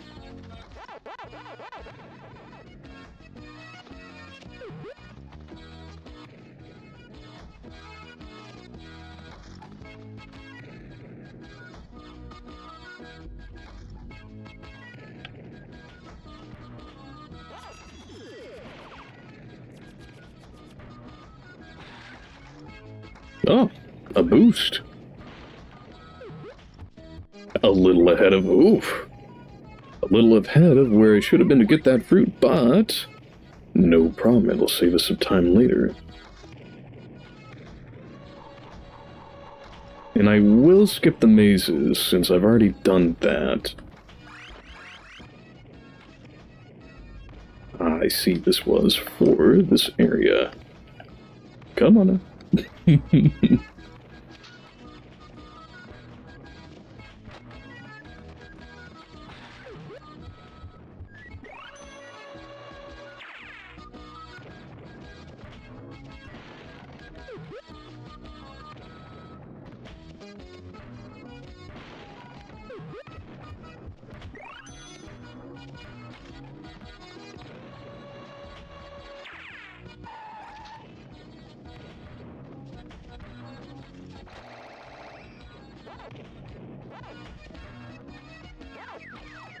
Ooh, ooh.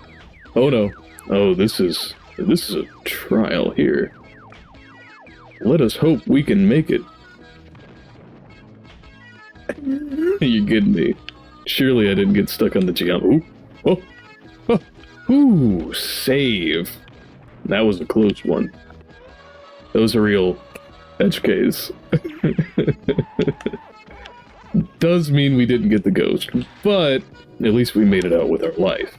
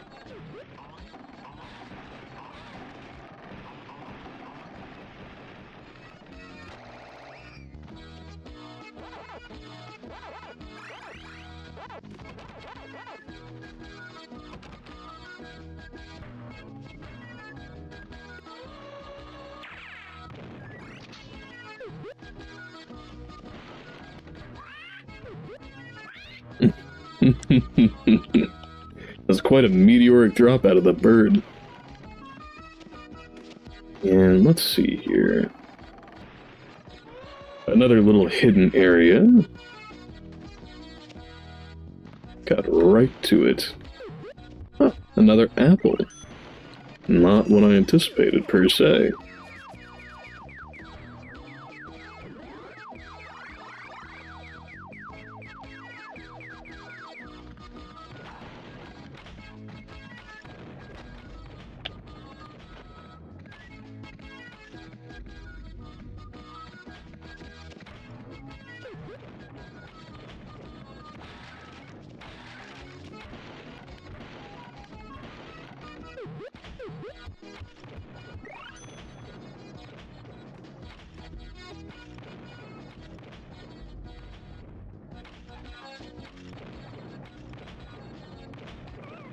Ooh.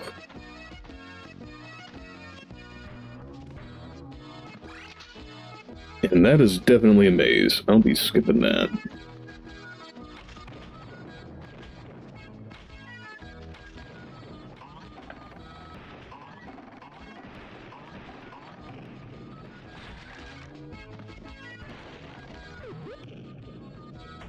Now we do have to keep our eyes peeled for a particular area.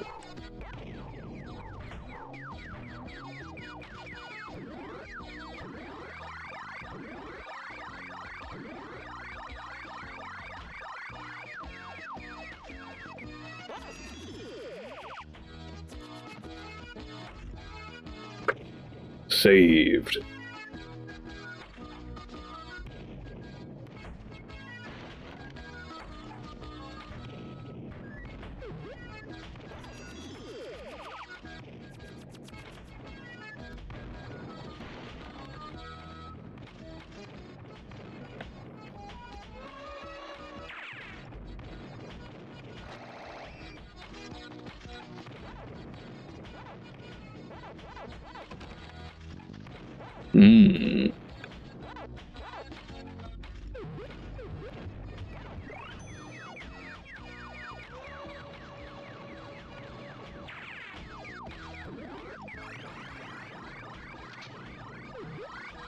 So we've got that there. And I should be able to save. Now go to the next one. Yep, that'd be the one.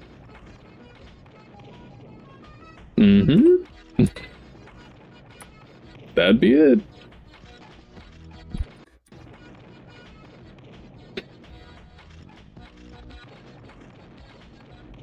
Let's try and make it through this section.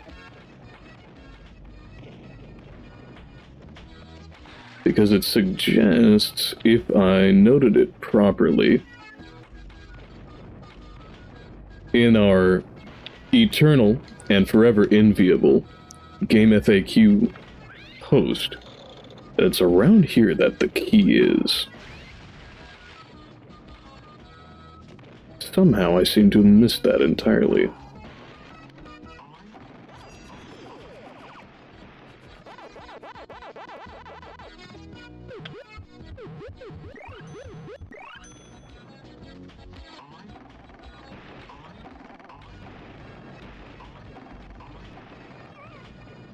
Oof.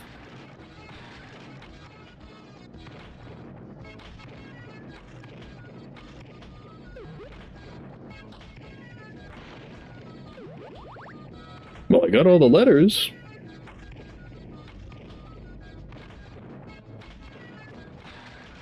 But whereabouts is that key? I'm going to check that right quick. Give us just a moment.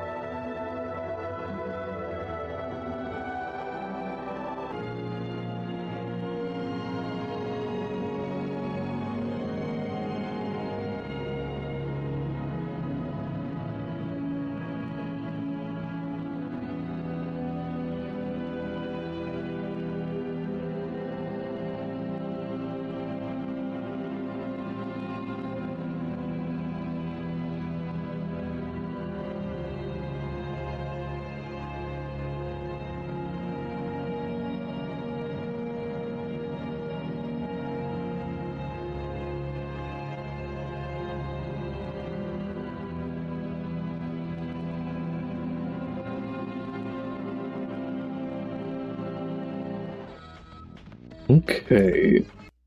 It looks like we are, in fact... Well, that's not what I was looking for. Back up we go. It was around here. There should be a elevator.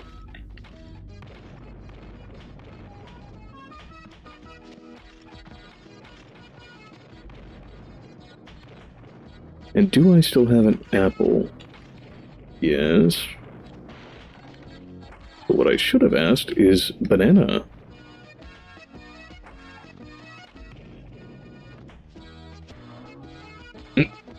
Alright, I suppose that doesn't count.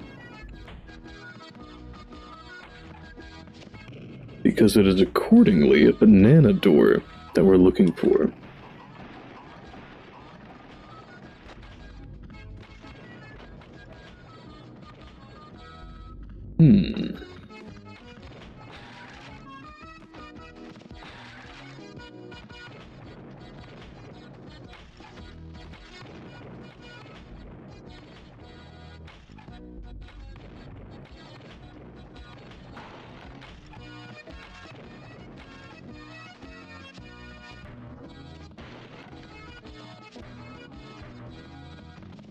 Which means we will need to do the maze to get a banana for it.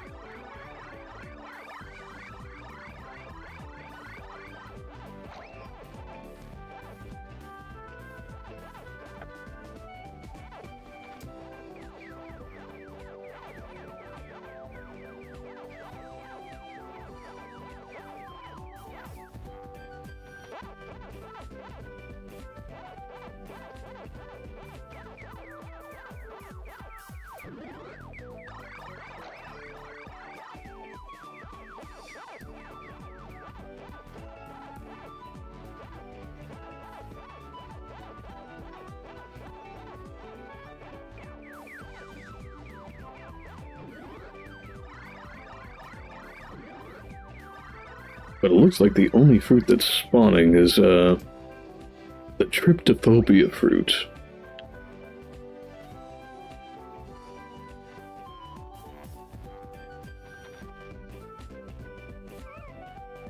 Eesh. And there it is, right in the midst of them. See if we can have at. Maybe it'll allow us to spawn after it. A banana.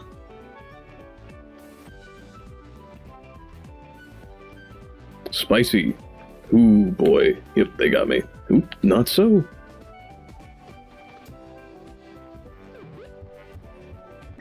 No, I guess not.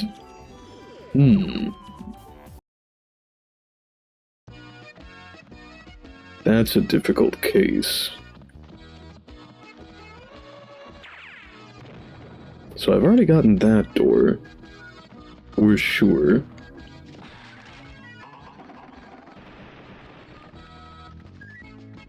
But there's no backtracking that way. That's positive. Be certain of this.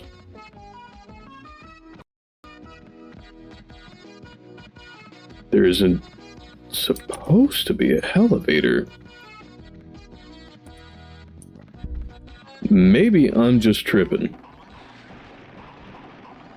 And in fact, we were on the right path. Eesh.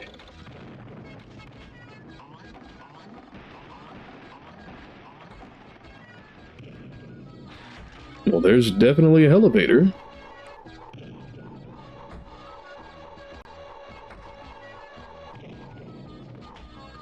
Key. Where shall it be? That parrot is treacherous.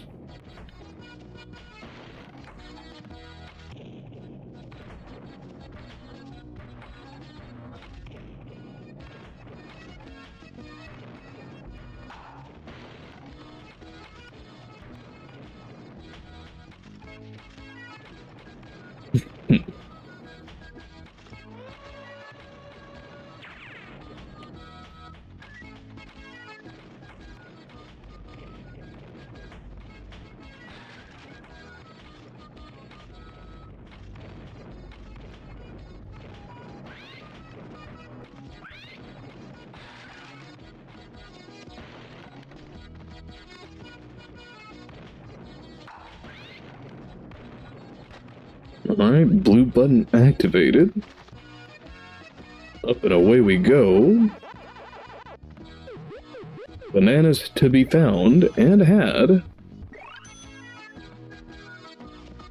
This sounds like the appropriate course.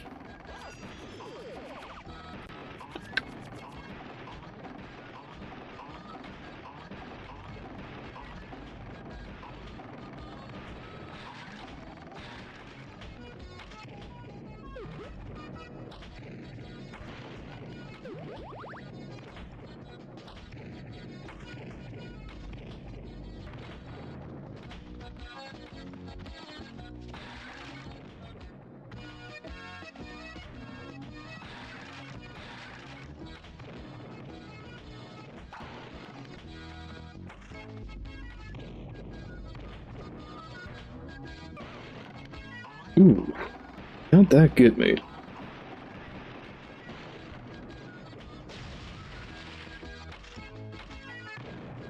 Oh, whew. Glad that didn't take me out.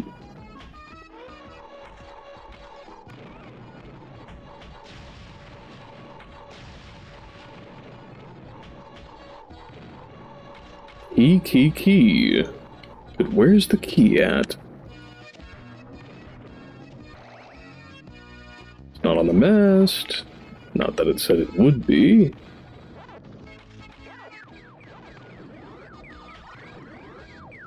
Ah, perhaps it is down below.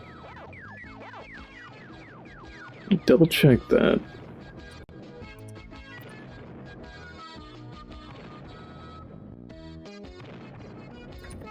Yeah, it says that it should be around here.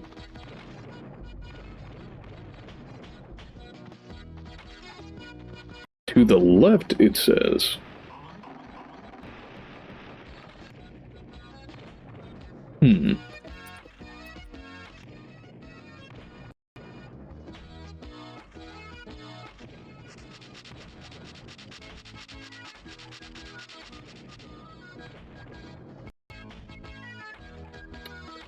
Ah, I'm in the entirely wrong area.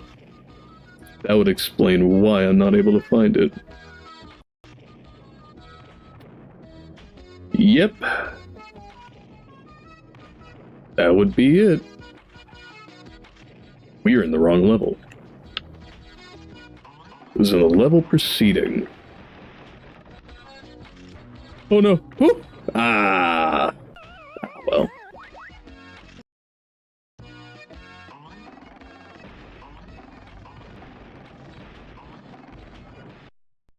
We will then exit.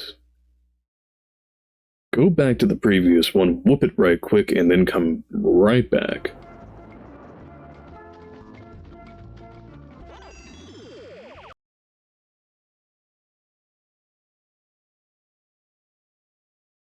Can't believe I missed it. Must have been behind one of the doors that I didn't quite get.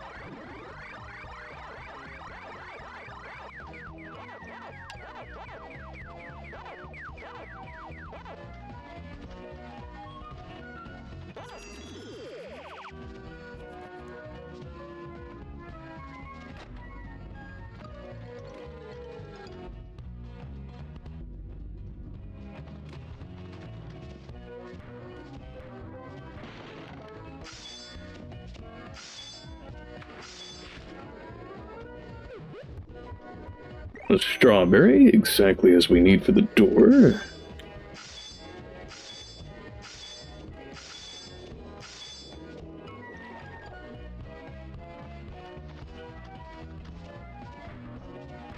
And was that up here? Or down below? Definitely not that way. Exactly where we just came from.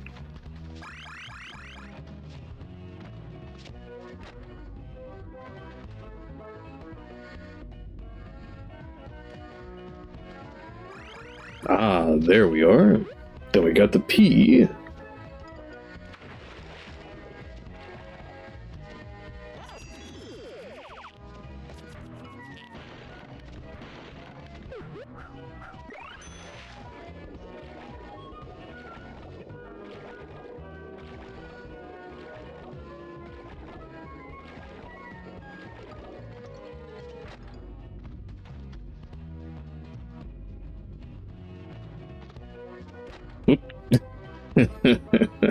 Got a little too hasty with myself there.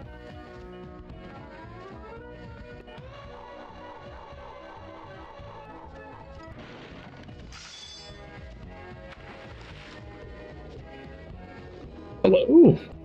There we go. And the second.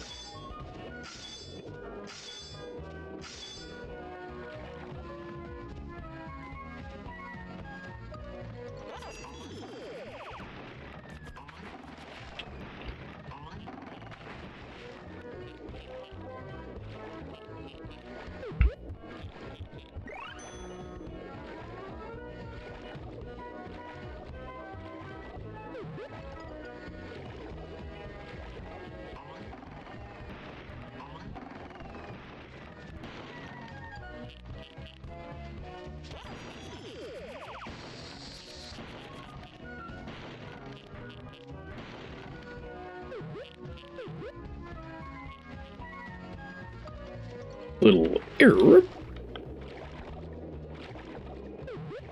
Error. Precisely the orange we needed.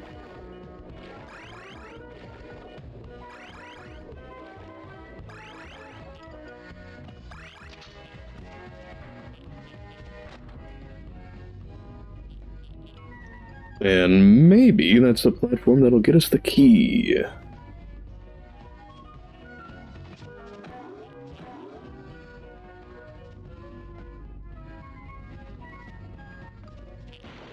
Progression, at least, which certainly gets us closer, no doubt.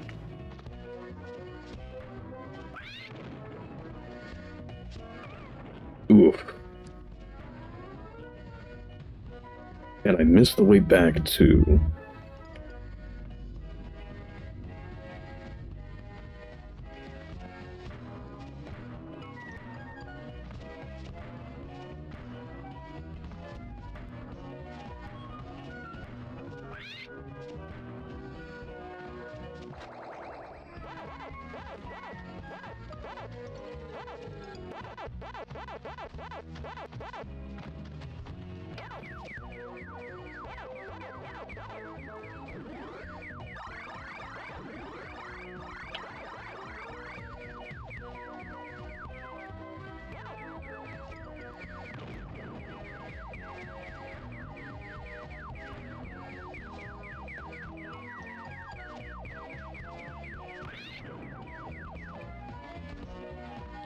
And do we have a strawberry? No, we do not. But at least we're on this side. And we have an M.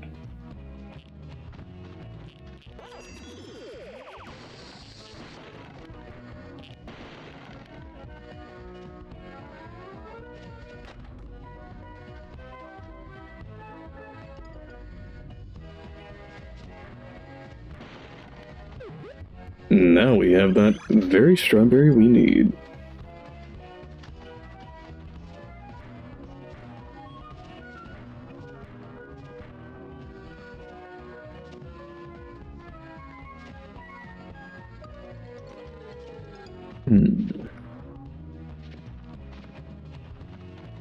I wonder if that's a steel suit. No, surprisingly not.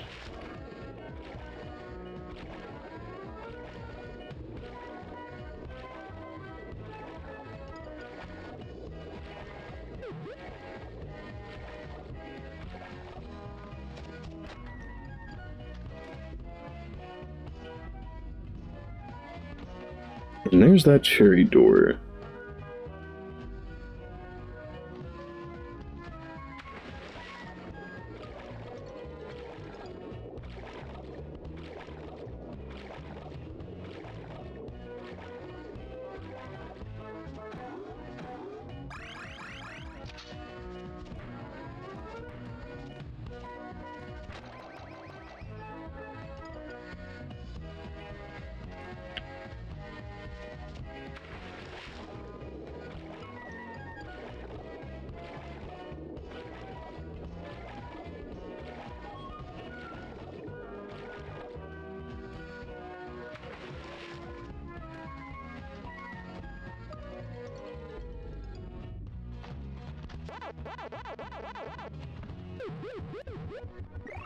And the very bell that I believe is important for getting us that key.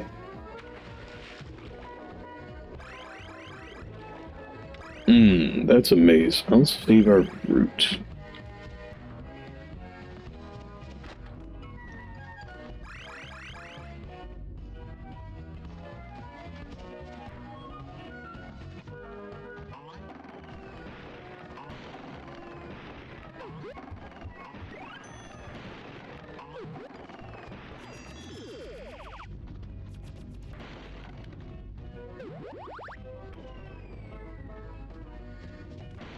We'll certainly have that bonus level here today.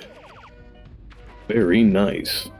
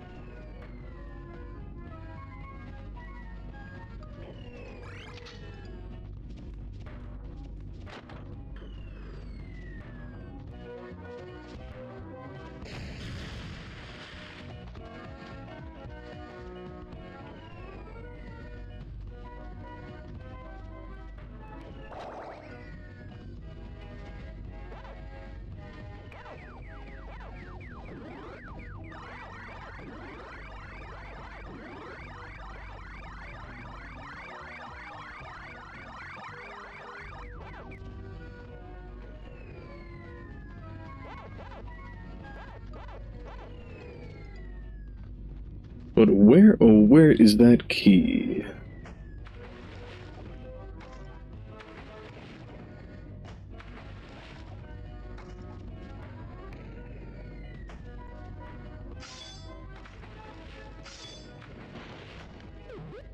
Yet another bell?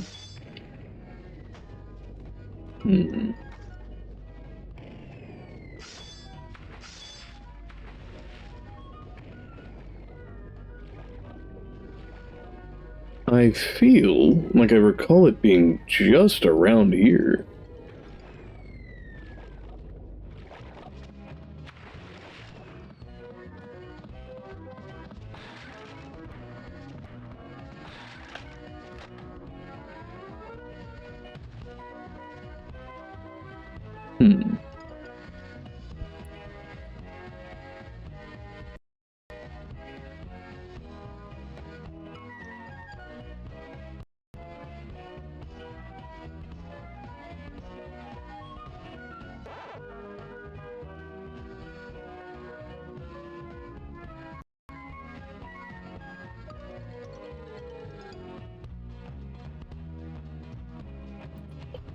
At the right end of the pool.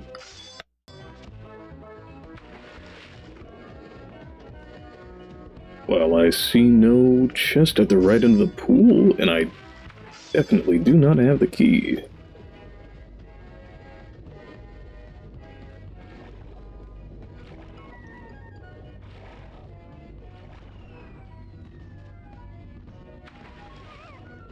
Oof. Not good.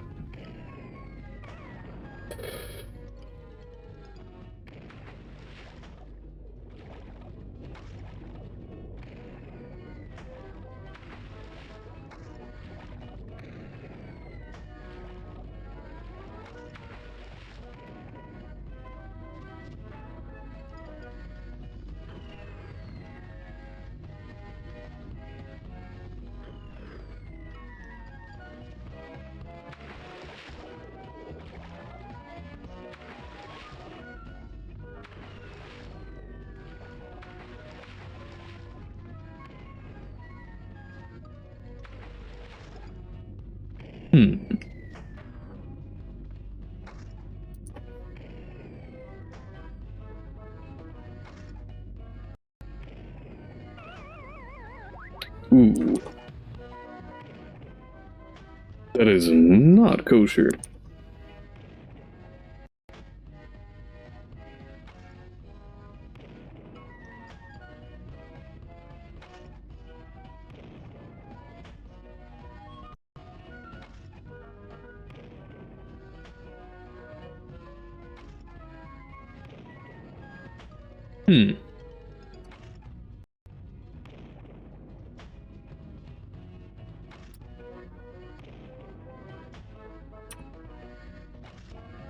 Well, that is certainly not ideal. Apparently that chest right over here was supposed to be the key.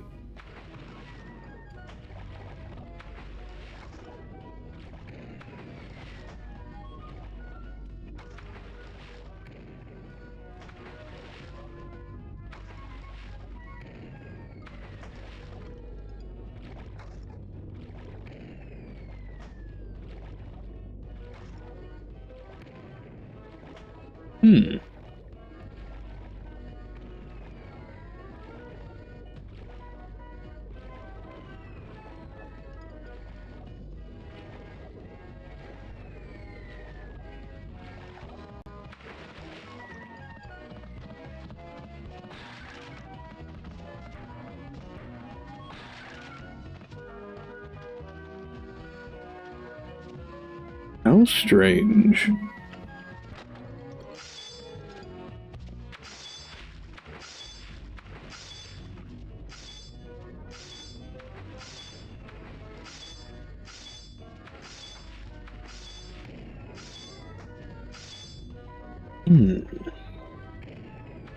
Well, let's reload and see what we can see. I really didn't...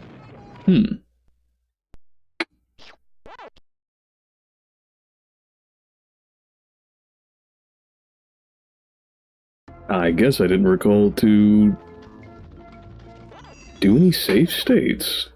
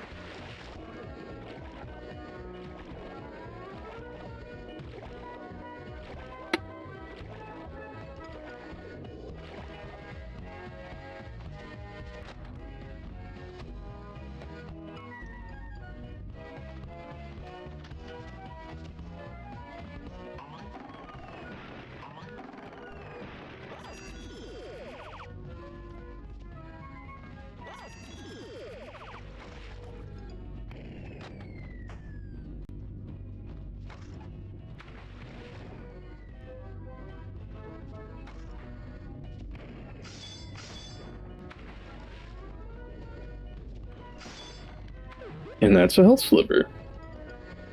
That isn't right. That's a strawberry.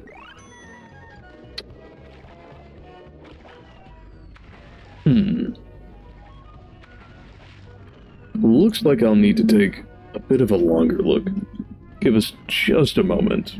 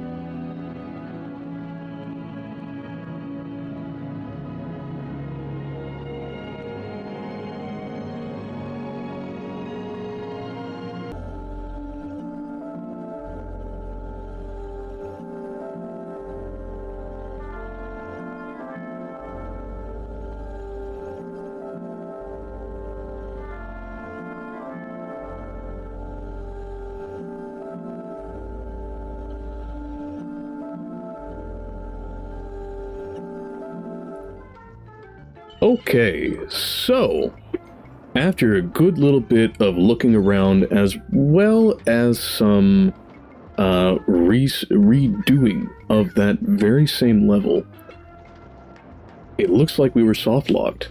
There was some kind of bug where it was not spawning the key for the level.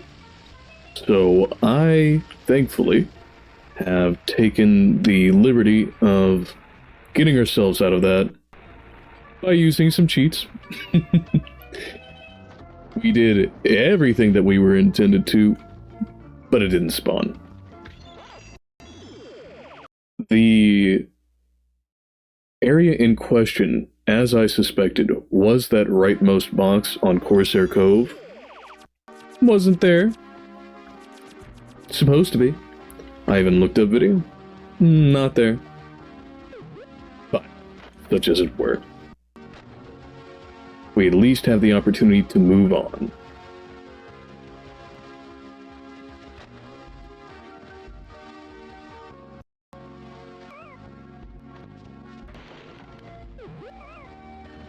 Each.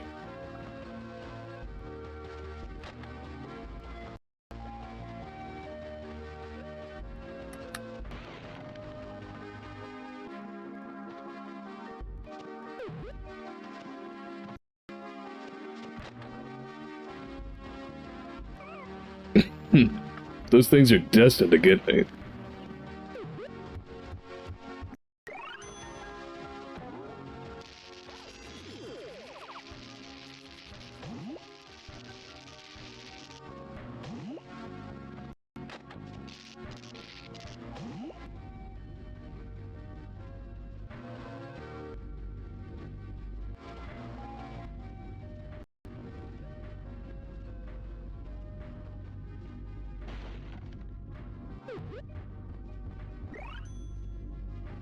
Alley-oop.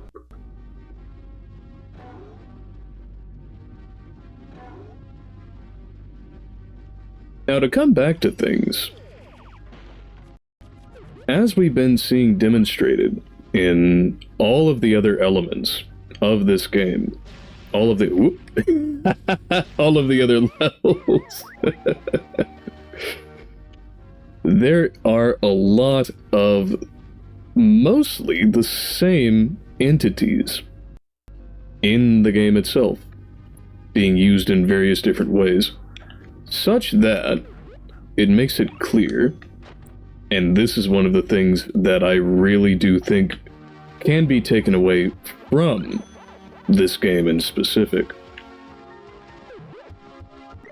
is that having even a simple set of mechanical elements that are good, that are solid, and do not need, much to dress them up or modify them in any way, gives you the opportunity to do something exactly like this, where you can focus on set pieces, you can focus on terrain manipulation, you can focus on textures and all of the minutiae that make it so. And that is the mastery of the basics.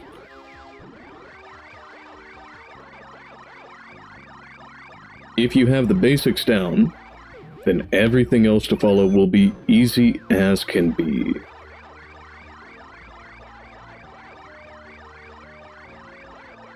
And it really gives you the laterality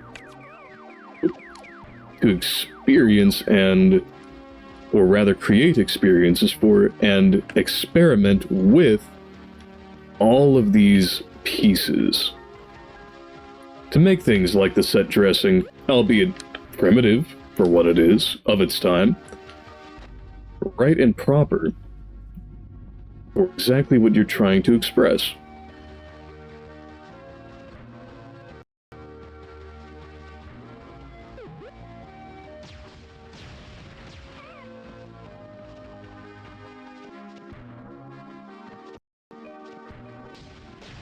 Ooh, bad timing. Now there's a dive.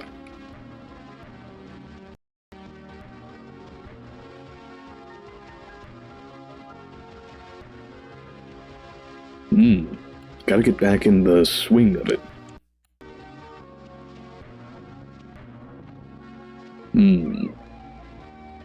Without becoming a bit of a barbecue, hopefully.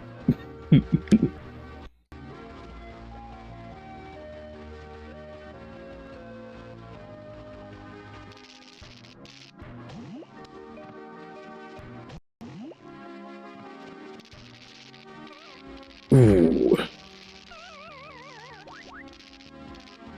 Electrocuted right before flying off into space. You know, between the laser beams that want to 100% crisp Pac-Man, the jets of fire that want to barbecue Pac-Man, the steam to come that will do him up like broccoli, and all of the various sharp implements that are plied onto him. You'd think that this game was just an exercise in trying to cook Pac-Man.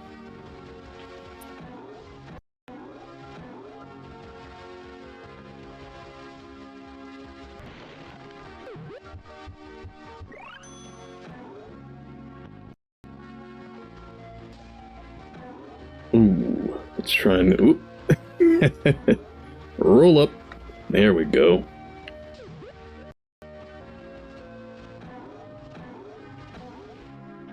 And those badoings be doing work.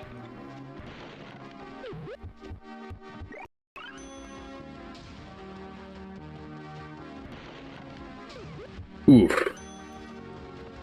And there we are, back to the barbecue.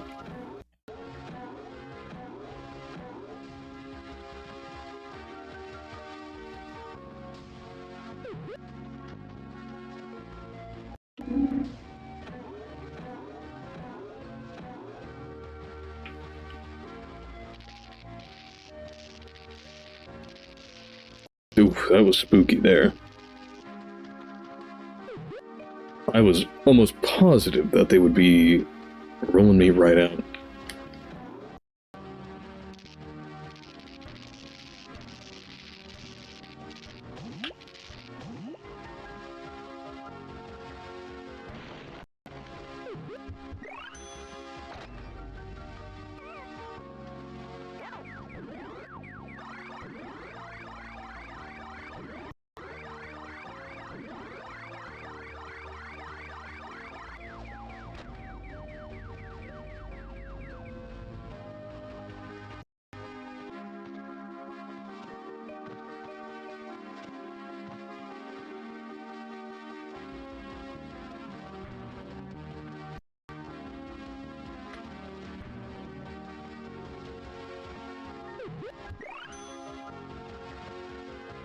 Oof. Spooky. Alright, and I think that's coming close to the end of the level. With our blue Ayla mouse hanging around.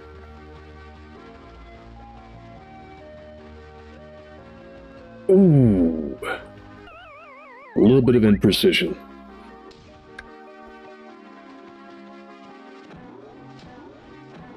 And that is eaten directly into our lives.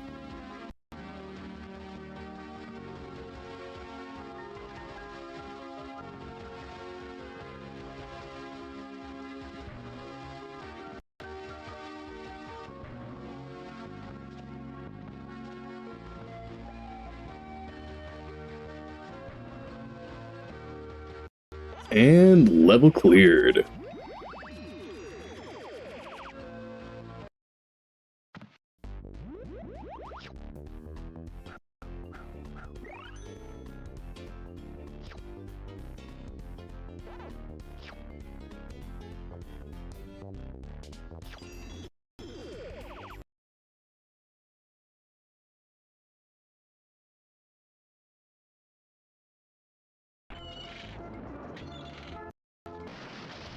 On to the last level of that. And I do believe that is all of the levels preceding, so we can choose at our leisure. And I think we'll go with the boss of the Pirate Realm.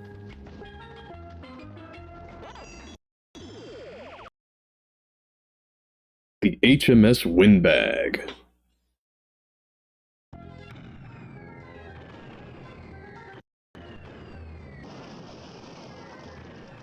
Now this is a right pristine culmination of exactly everything that I was talking about before. You have a dynamic environment as it is being interacted with directly by the opponent at hand. You have a very, very whimsical and I think rather charming character design in the big flying angry ship, HMS Windbag. Along with, of course, the name, and you have little targets that fit precisely the whole idea as we had seen it earlier. In the previous levels, it established that there are these little flip-up targets that will be well, targets of various cannon fires. And then you allow it to become the central element of combating the opponent. And not in your standard 3 strikes and you're out method either. No, you've got something a little bit more, well, as the sounds themselves make clear, crunchy. You have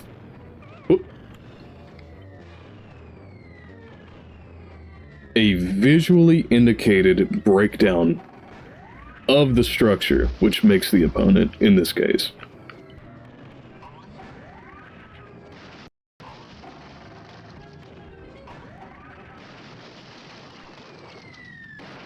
And Bob's your uncle, although not especially difficult, being that it is the first realm's boss, it does make sense that it is easy, but it has all of the virtues that we were discussing previously. It gives you a little taste for what's to come, which we're about to swiftly get into. Let's rev on over to it.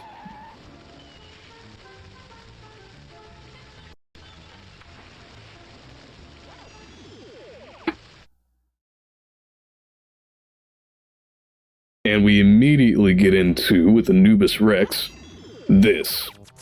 My praise of the fixed camera angle and their use of it before, I think is already self-evident, as far as how good they put it to the actual play. But using it like this, making it feel visceral and up close, it's exactly what you would expect out of it. With the mummy chasing you, sweeping at you, and just barely coming away from you. I can tell you, especially whenever I was in my younger years, having first encountered that, to come here to see the large sculpture, all of its features, with its minor details, and its imposing placement over the entire landscape. It definitely let me a sort of view, a little bit of a peer into not only the ultimate intentions of the development, but also what final vision, what telos they had for the product, the project, too. And then that. Ooh. Not so good. But that, with the little black tornadoes coming out of the nose, keeps it very, very within the boundaries, the context of the primal, ancient idea but also gives a rationale, a reason, albeit, game logic, for why there is this obstacle, and why there is a need to defeat it.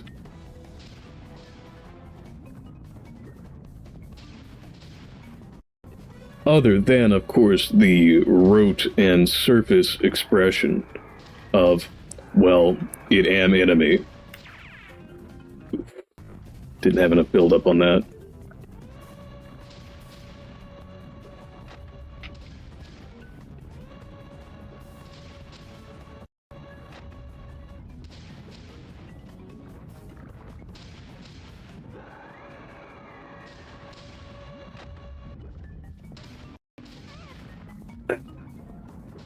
At least I didn't fall in the lava this time.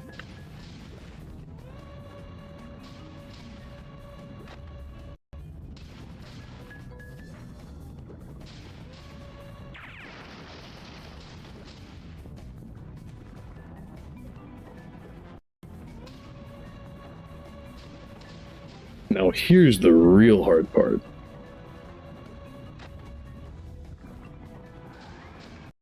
Really cranks it up to 11 with not only the space between to get to your rev stations attacked, or at least terribly unsafe, whenever it's not being blown over by the tornado, but on top of that, your places you're intended to stand really makes the player focus on the precision they have to execute for the thing. And then, well, as just demonstrated, stacking that all up in the ultimate challenge, you've got lasers. Freaking lasers.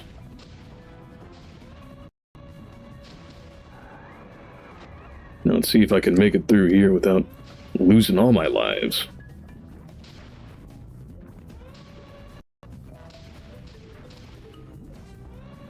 Yep, nope, that is not happening. Oof. Yep, I figured that was coming. Time for a save state, most definitely.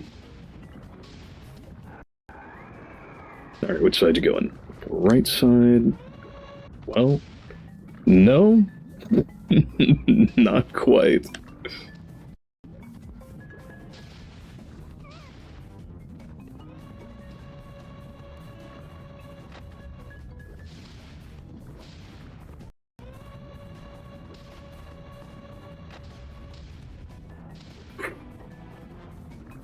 I'm waiting for that next tornado. Well, I don't even have to wait for that. I'll have the lasers that'll take me out. But at least it gives me time. Figured I was gonna eat that one to the face. But that might be it. Oh, so close.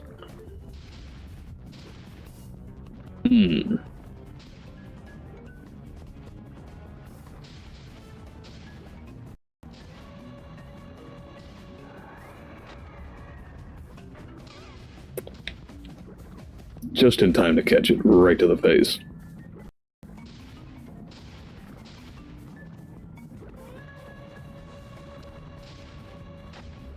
Oop, can we make it? Oh, just barely.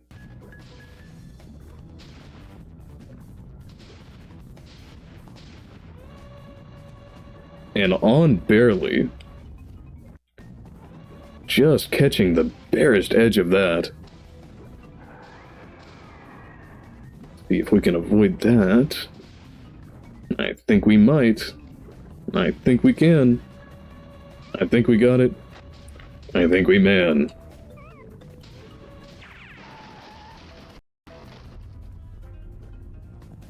Alright. Not too bad. And it didn't even require a reload.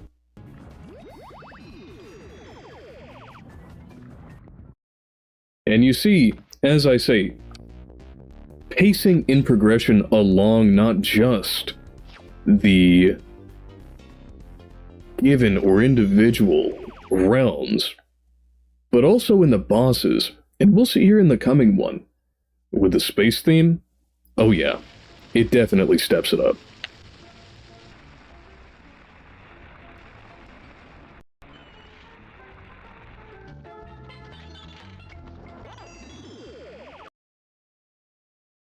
King Galaxian.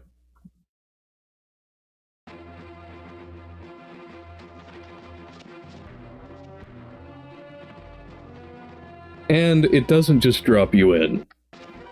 Whereas with the other ones, you had a little bit of an intro. This one too, starting out straight away on a space platform. And you yourself get to land and mount your very own of these little boards and sail across the stars. Now this, I believe, was my very first introduction to this kind of game. I know there's of course the term bullet hell, but more of the like Galaga type of game overall. There are, I think, in most platformers of this kind, something of a bullet hell theme that goes into them, or an identity that can be put upon them, but this is the first space-oriented variety where there is that whole avenue of the bottom of the screen that you can employ. No, I don't have any save slots there. Eh? Interesting.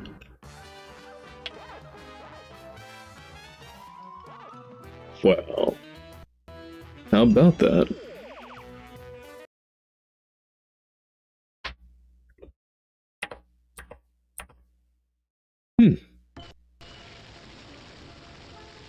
I suppose not. Oh well. Well, let's do a new one then. Ah, wasn't focused in the window, but we're already coming close anyway.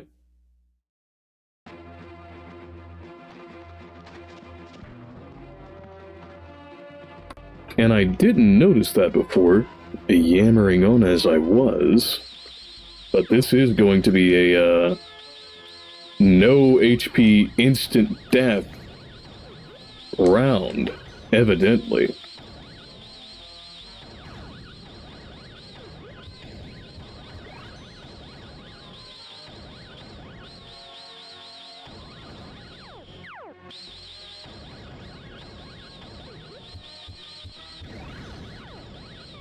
Ooh, yeah, that's tough.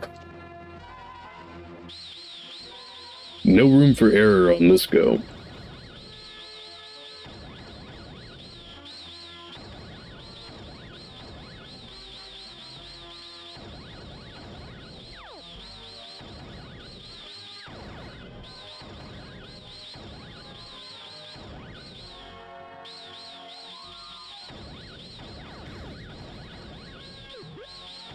And we've got a little sliver, and ooh, just missed it.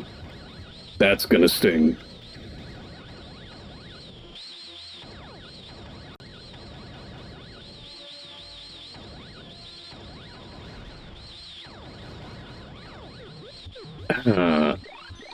Yeah, that definitely stings. Let's hope we can get some from the asteroid field here.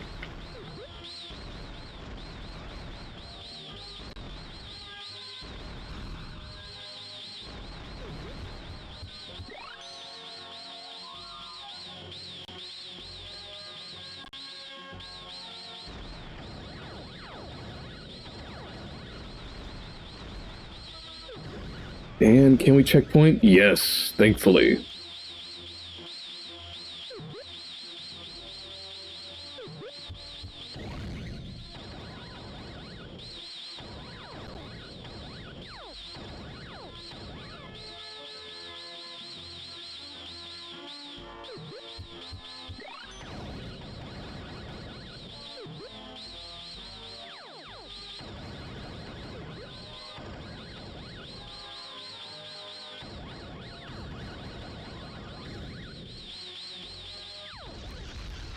And there we go.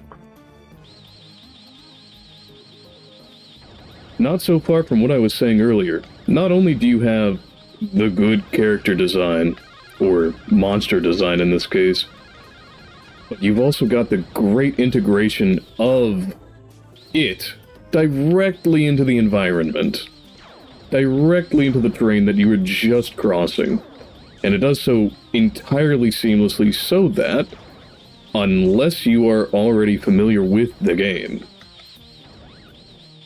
you will have no idea until it happens, and that moment can blow you away if you're not prepared for it.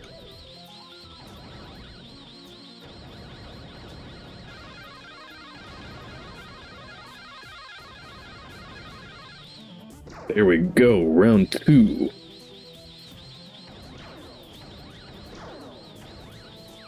Come on, you booger. I think we got this. Ooh. Not a good hit. Not a good hit. Mm-mm.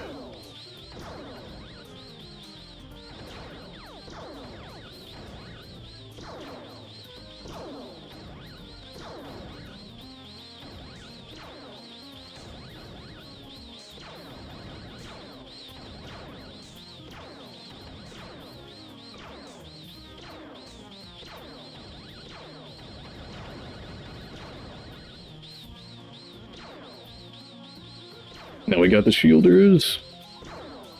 They're the tricky ones.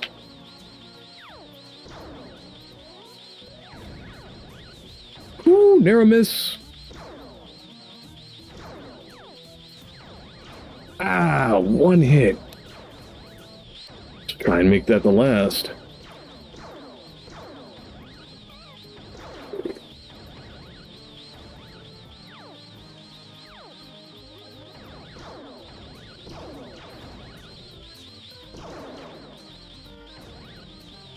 Yeah, that's not so good. Alright, let's give it another go. Should be simple and quick. Alright, first wave. Easy peasy.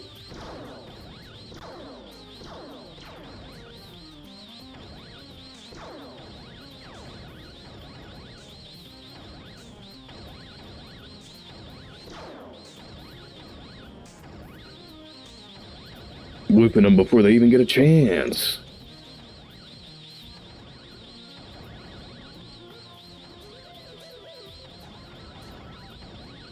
Also, can we take a moment just to appreciate the soundtrack?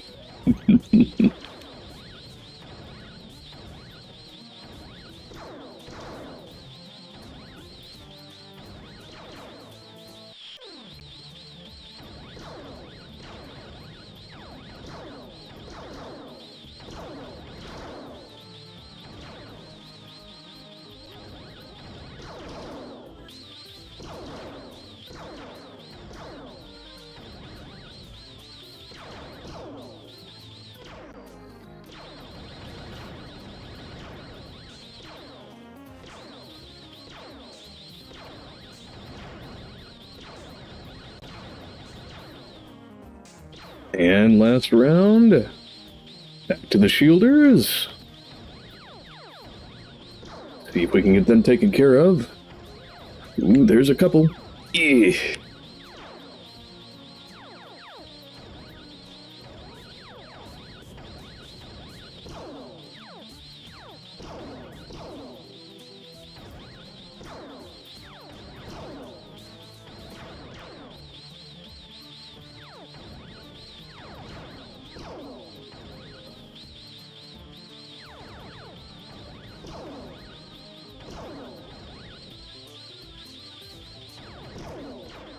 And last bout.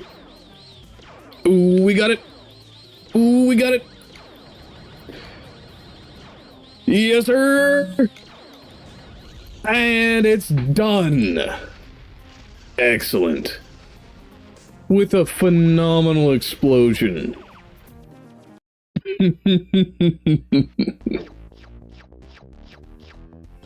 Okay. Now, that's the last of the bosses of the first levels. Now we get into the right proper ones.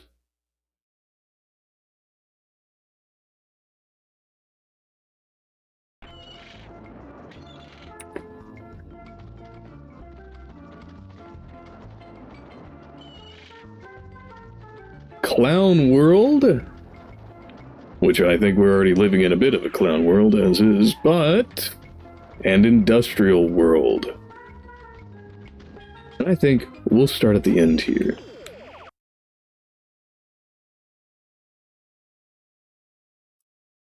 Perilous Pipes. Perilous indeed.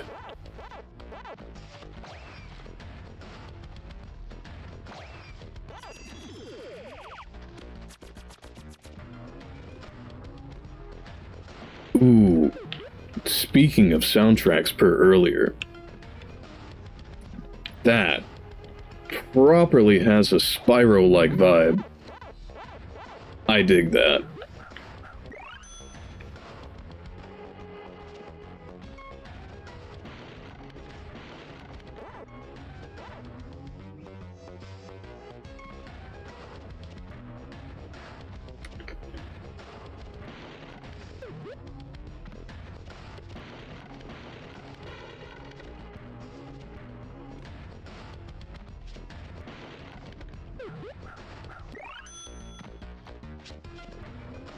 Now I have to wonder,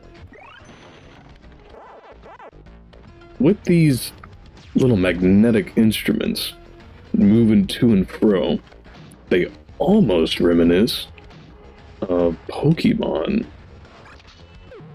Magneto or Magneton. And Magneton?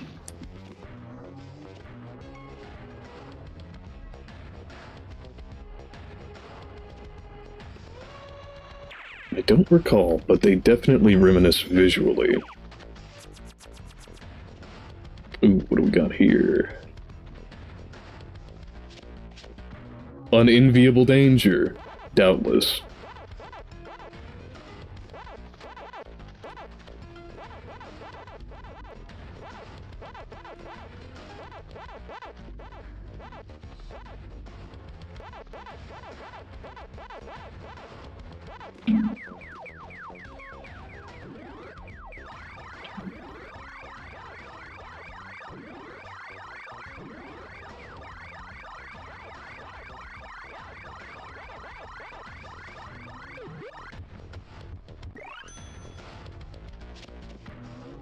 I wonder if we could land that. But no need! And down we go.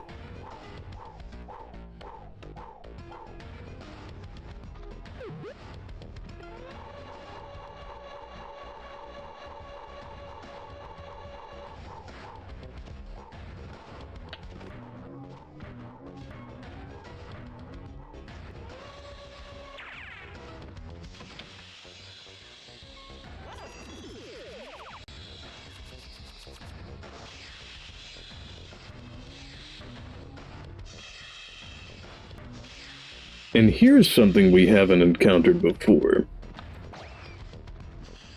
With these bits, while there's nothing that says it explicitly, of course, until you, of course, were to look at steam shooting out of them. But even then, there are some that don't. And nothing express, which will be carried over into the clown levels. Very rarely.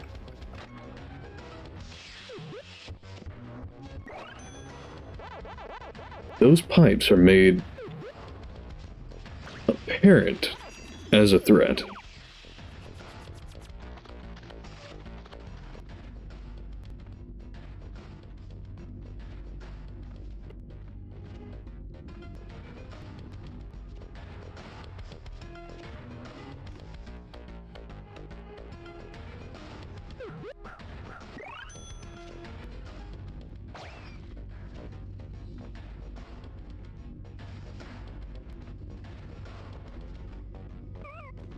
Oop.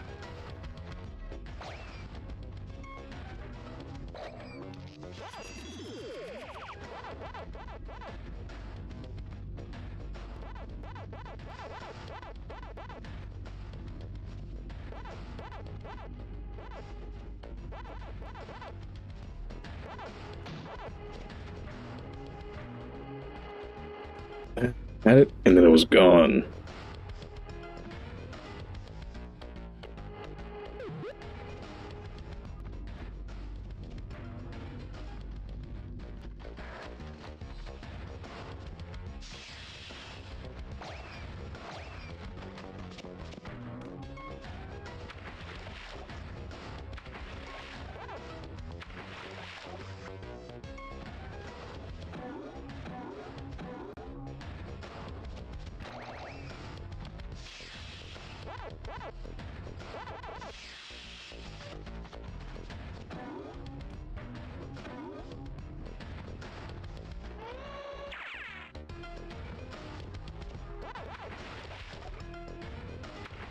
And in the drink we go.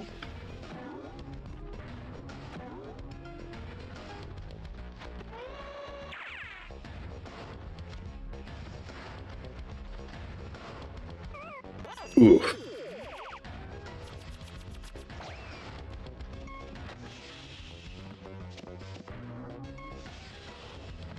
Nothing I can get there with yet, but we shall see about that.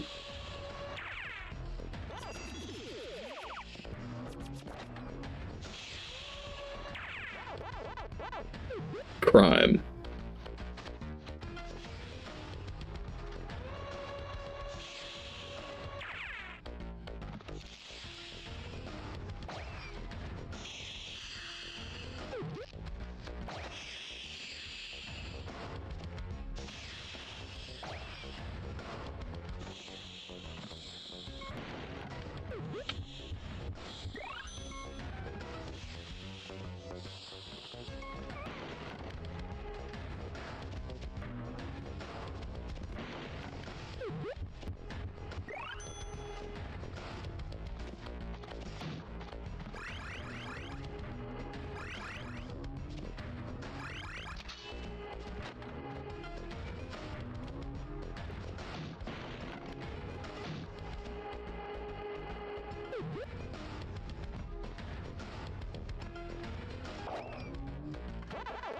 AAA, we'll have some ghosts to eat today.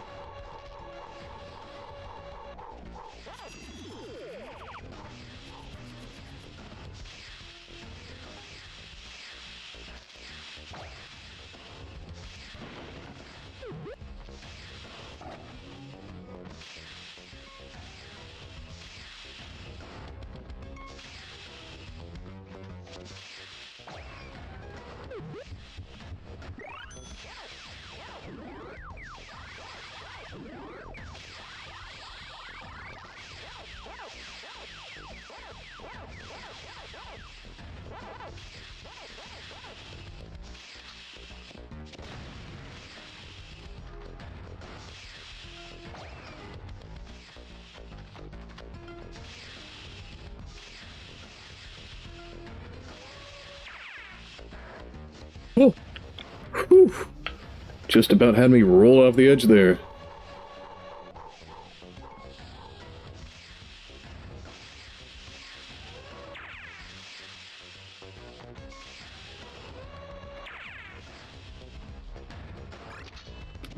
Yeah, just what we needed. Right there's the end, but I know there's more to explore. Let's see about that then. Yep. And into the drink we go. Oh. Just for the letter N. Well, that nets us a bonus level. Hope we should be able to take it quite handily.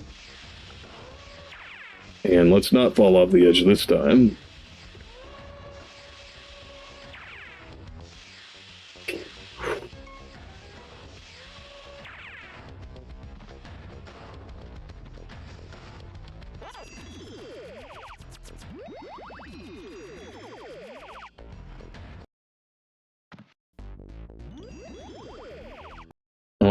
right. Up and away. Woo, woo. No. No. I refuse. Negatory. In for no.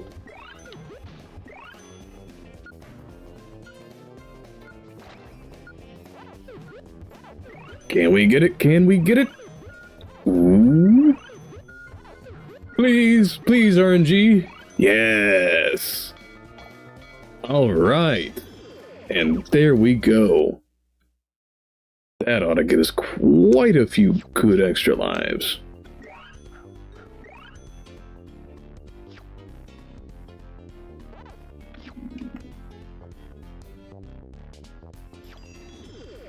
Nice. Nice. Not a bad little horde at all. And right on to Cloud World.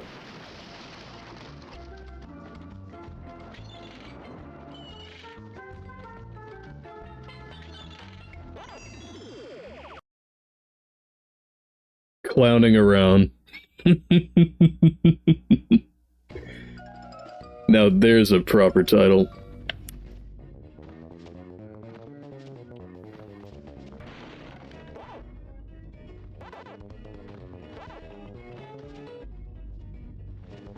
Now, there is something that should be praised, I think. You look at those. The utilization of the depth of the field in order to make for some inventive areas to navigate.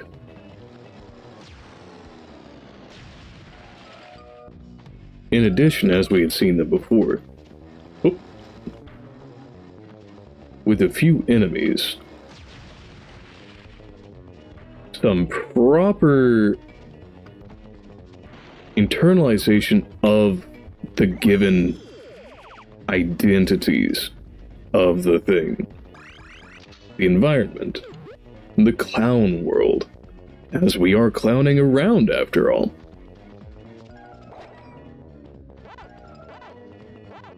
Makes for, even though it is a rather simple polygonal construct, one that is ultimately entertaining as well as befitting of the area that it's in.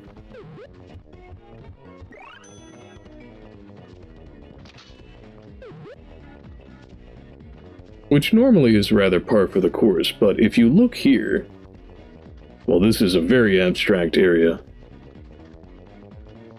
Another note, that's one of the things which really does not often get any kind of attention, or even gets any attempted execution. A lot of people are not familiar with the ways that a mirror is made in games, and almost 0% of the time, as far as I know, unless you're looking at the area where you can have something like ray tracing or a direct physics model for lighting, well, you've got something like this, where they have to take the world itself and in some form or fashion mirror it in the game. Double. So you'll have running concurrently the two parts, the two halves of what you anticipate on a mirrored, or like a silvered surface, like you see here with this mirror, in the actual game. And that's why in the background it looks entirely black in there. And when you get close enough, you can see the model peeking its little nose and tops of its hands out. The more you know.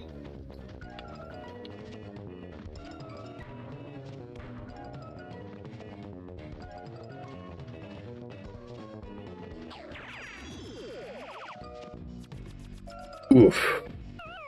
Right down into the heating elements. Which links up with what I was talking about earlier. These all glow, albeit in not-so-industrial colorations, to let you know, hey, those will give you damage. You should probably not touch those.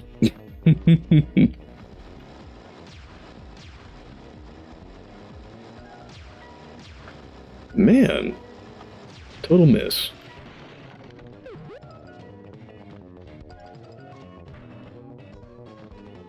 Huh. I wonder if that was intended. Whoop. Close call, close call.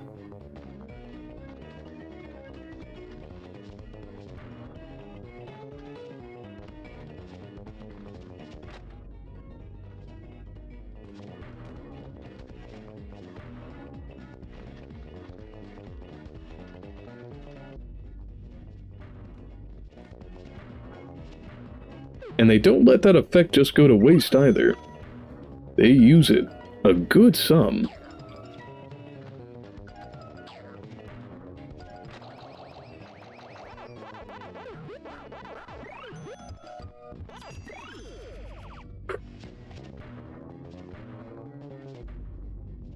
That button press almost had me there.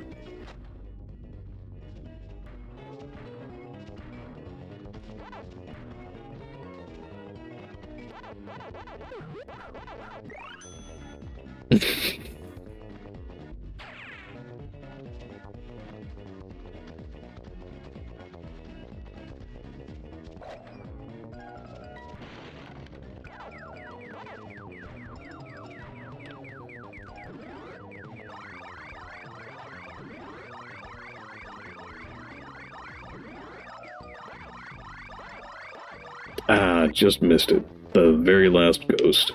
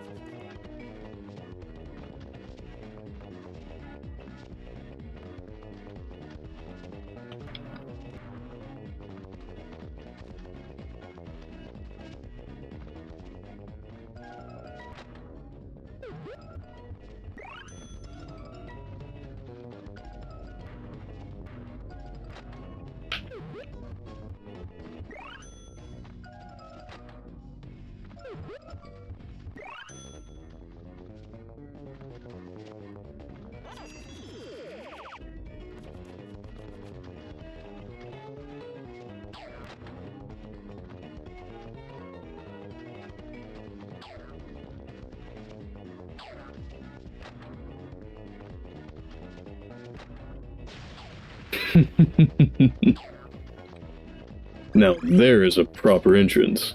And what's in here? Just the A. I'll have that, thank you.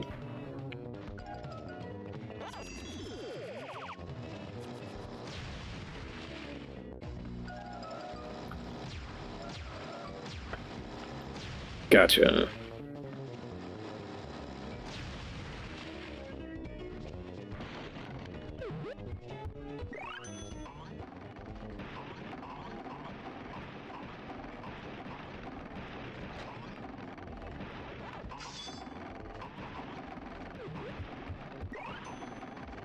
Got on my Dolce & Gabbana steel suit.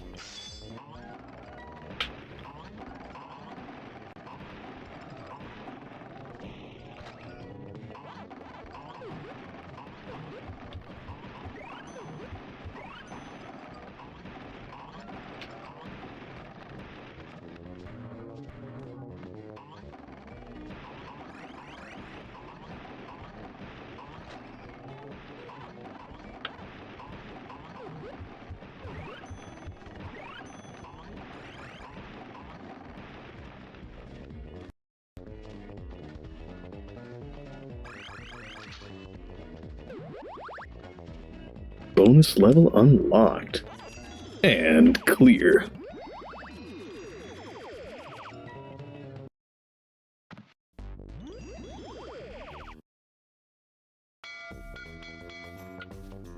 And off we go! Let's see if we can get it.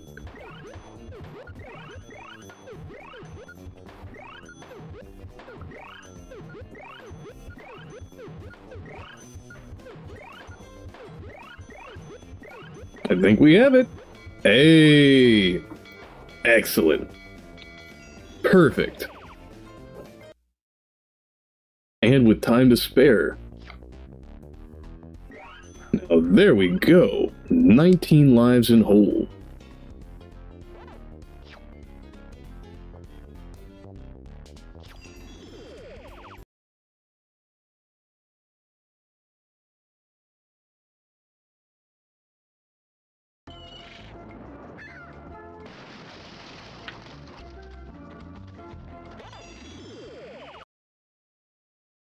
Barrel Blast. Well, not quite as on brand, I think, as the last one. But still.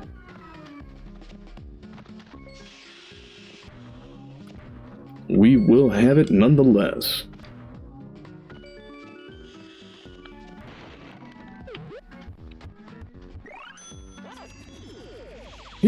Yeah! Alright.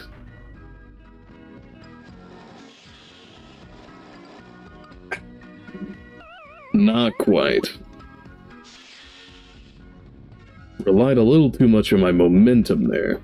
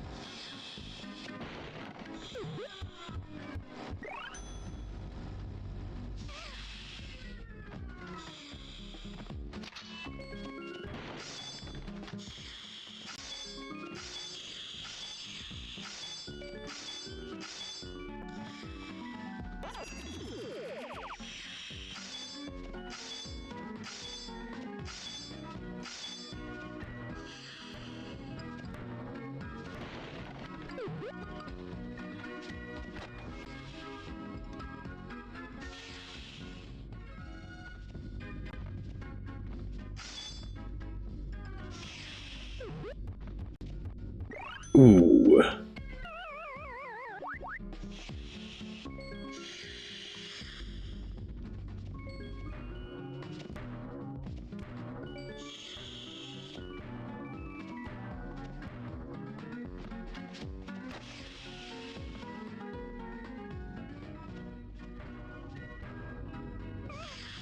Yikes. That is, not the steamed hams we're looking for.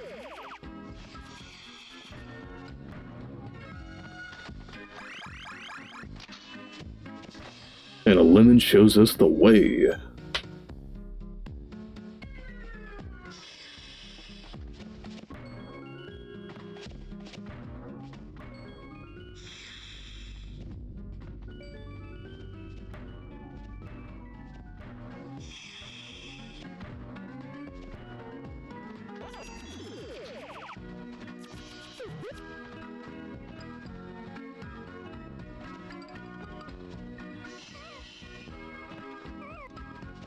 Oof. Ooh, that's one cooked pack.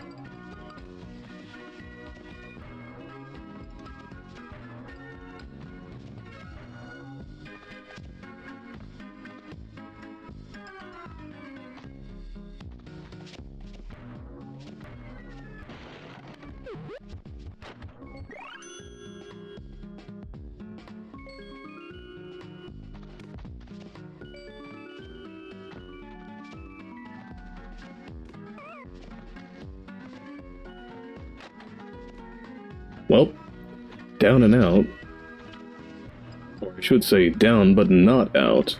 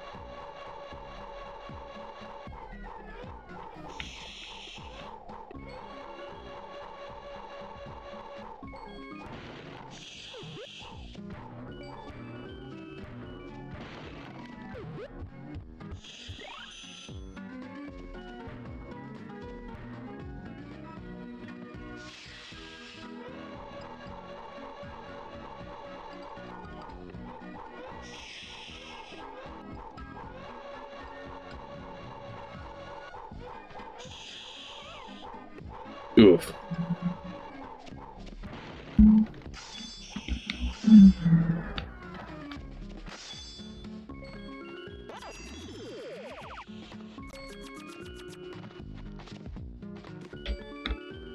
Ah, right through the cracks. Not where you want to be.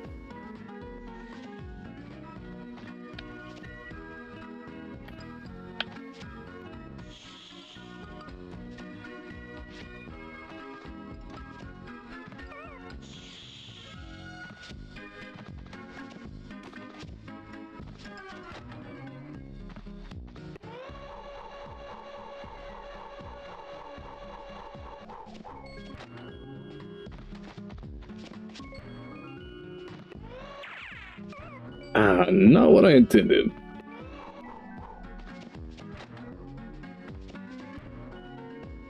I bet there's a way to get that bell.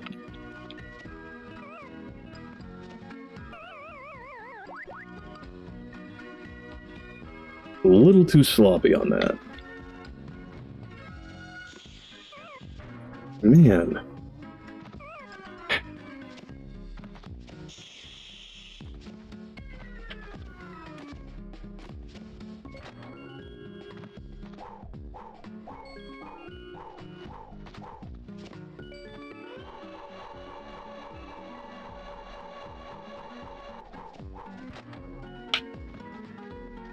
Alright, let's try and make it this time. Hup. And right through! Well, I definitely didn't see that coming.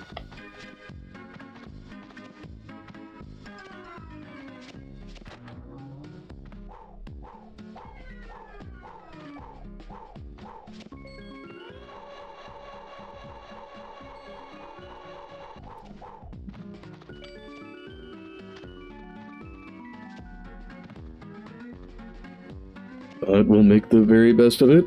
The double best? I do think so. Almost across. Whoop. Whew. No! Ah! Well, congratulations, Egg. I'm glad for you. You know, I think we could all do with a little cleansing. Like me, have apparently 2 or 3 lives before I get through this section.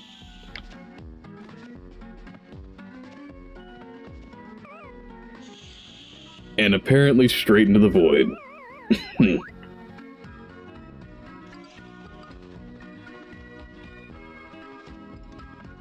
I wonder. I think I'll take advantage of those iframes the next time I get them.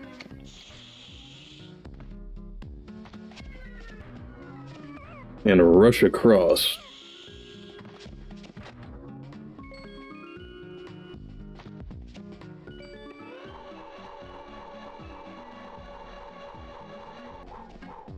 Well, that does leave me in something of a pickle. Well, that was just my own foolishness.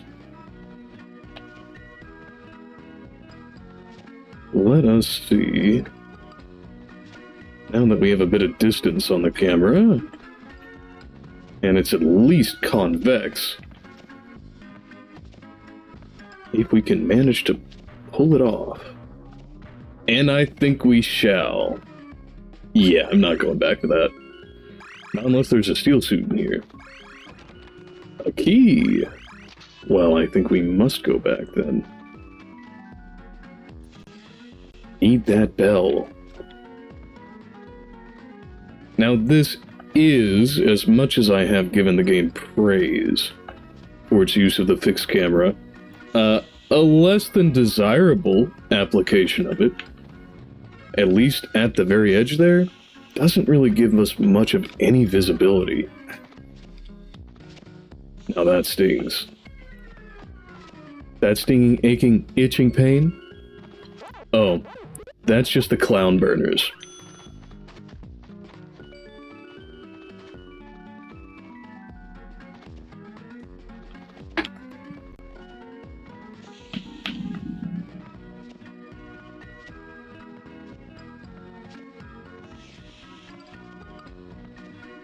And there we go.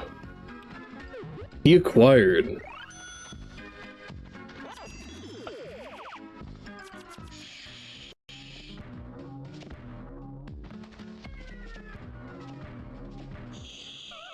Ah. But at least we got to the other side with the key.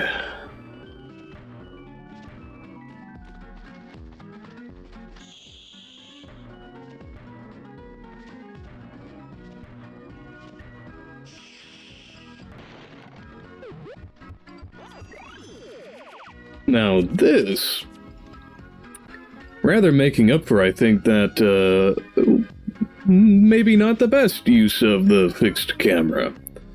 I think this really does take advantage of the geometry they're using and the simplicity of the abstraction of the sort of clown realm to make a right visual spectacle and to give you a real sense of depth, on top of the challenge of actually landing the things.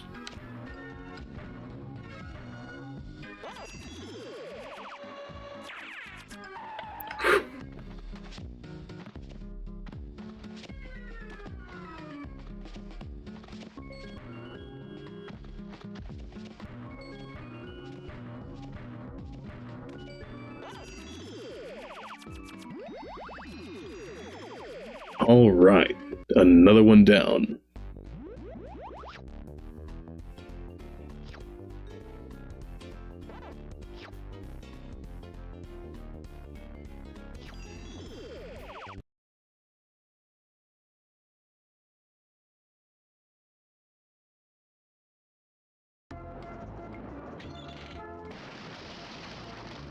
All right, 2 out of 3 down there.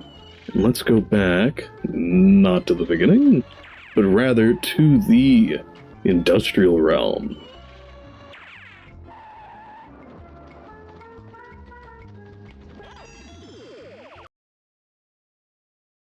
Under pressure. Dun, dun, dun, dun, dun, dun, dun, dun, dun, dun, dun, dun.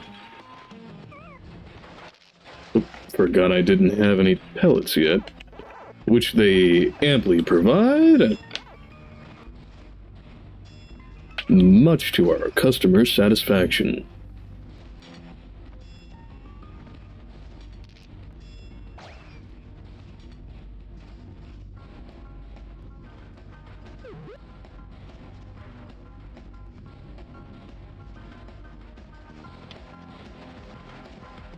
No pumpkin,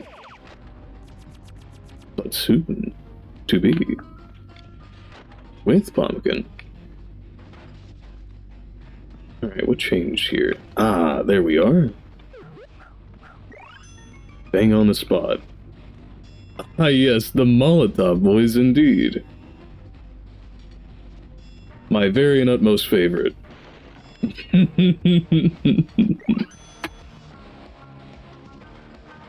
Oh. That's right. Duck, dodge. Dip, duck, dive, dodge. And there we have some additional pellets. Nom nom nom.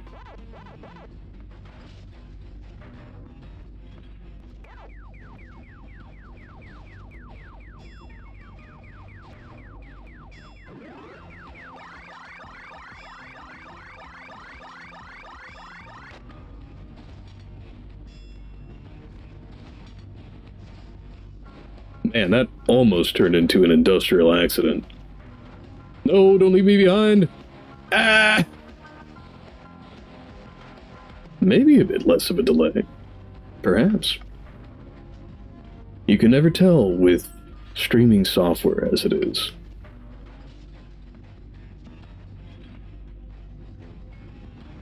Well, Egg, a bit of a shorter time between the response and message might come down to the availability I have to actually take a look at it. That is, I'm not in the immediate center of an interaction.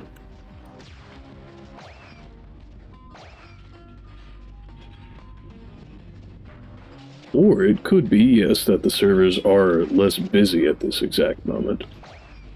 It is something of an interim time, as I understand it, for much of the world. A little too early for most people in, the Western continents to be awake. Or at least online and using the streams. And a little too late, perhaps, for those on the east side of the world to be doing anything on theirs. Or it could be something entirely separate. Maybe YouTube has been taking a little bit of TLC on their uploading servers. Or I should say their streaming servers in specific. Fair and valid.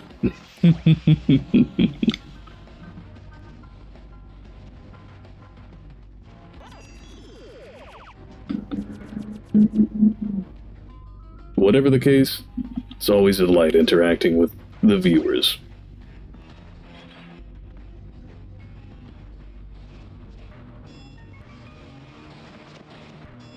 And don't forget, per what I was describing in the last episode, the predecessor to this, more put together stream, as well as the start of this one, we are looking to hopefully take submissions of all sorts, of whatever art you might have that you are the creator of, or at least have the permissions to give to me and redistribute through the stream.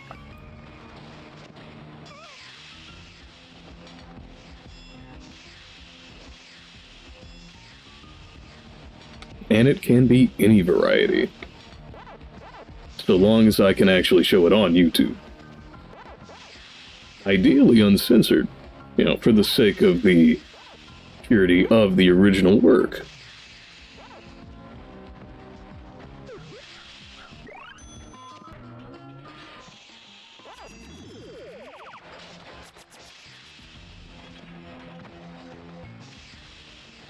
Now, there's a little trick I think could be taken note of. Where there would otherwise be the need for some kind of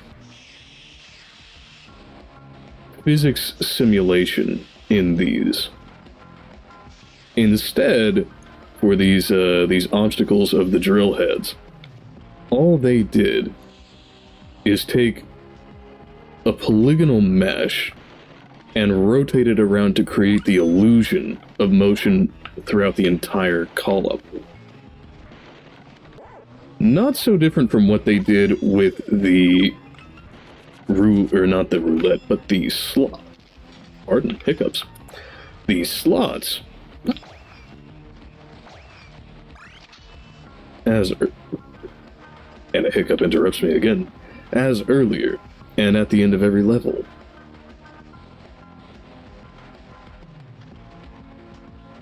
Another evidentiation of the fact that the team really knew their stuff, at least on the grounds of not only the level design, with the tools that they set themselves forth with, but also how to get a visual effect with the minimal amount of input as it is befitting of the circumstance.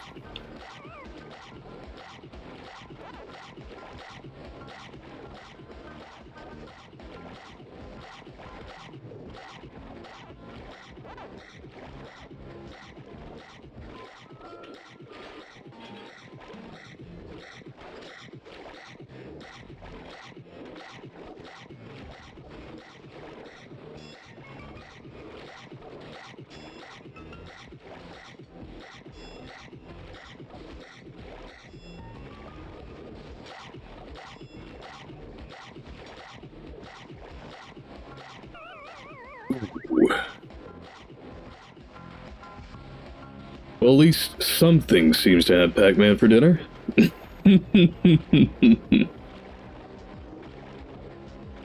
Mechanical or otherwise.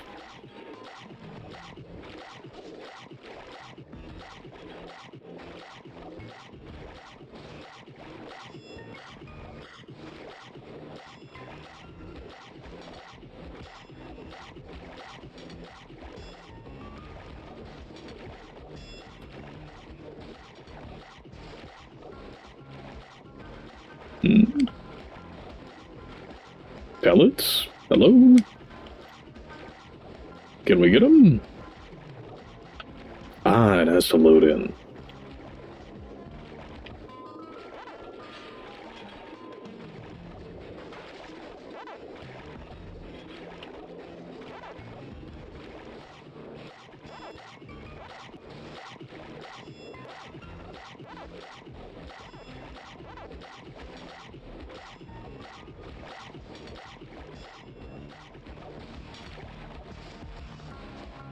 Looks like we're just about out of here. But there is positively a great deal more to explore.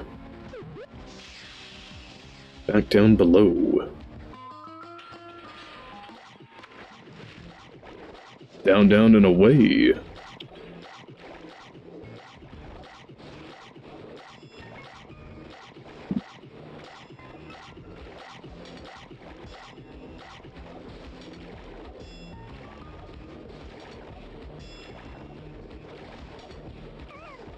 Oof. A little loss, but not so bad.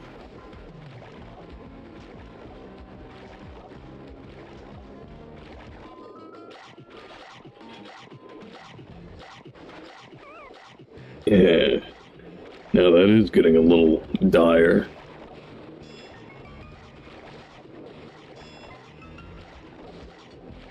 Where, oh where, my, perfect.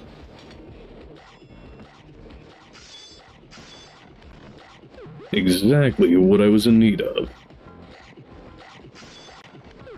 And a whole nother life for my troubles.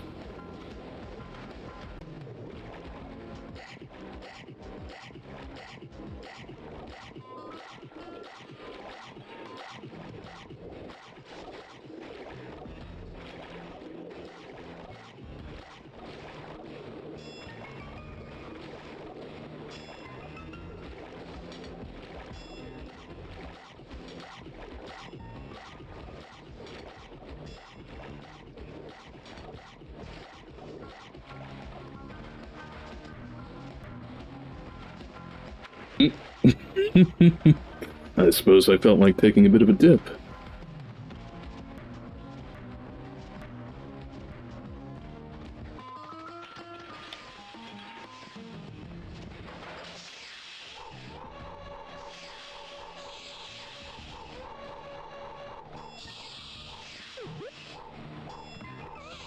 Ooh.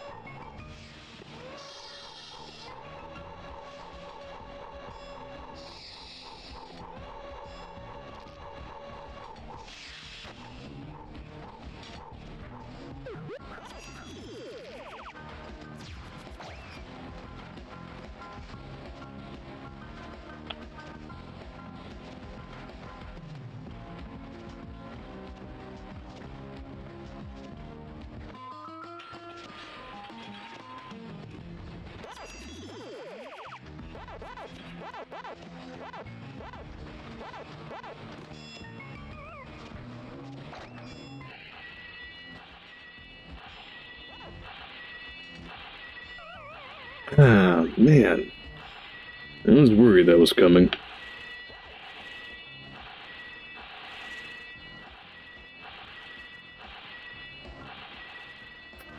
And right into the pit.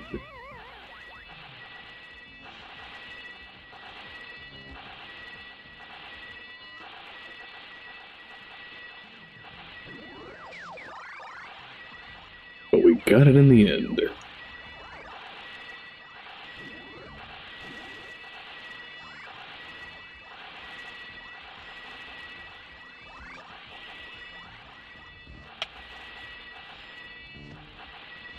Now, what is the path forward?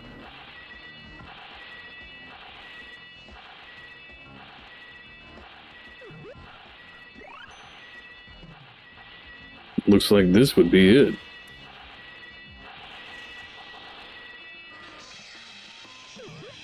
Ugh.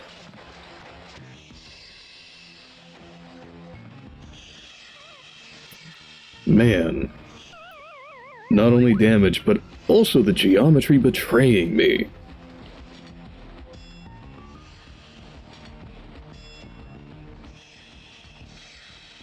Or perhaps my haste betraying myself.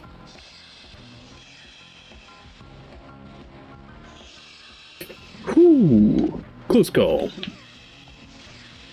But a say the bell had my eye.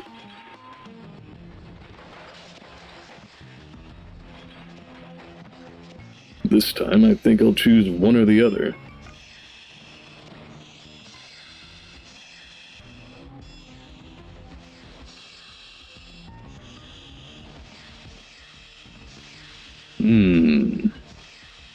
Should I? I think I shall. Whew.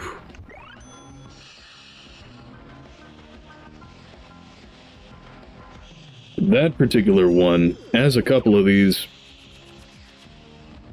they make you feel kind of like in some open world games,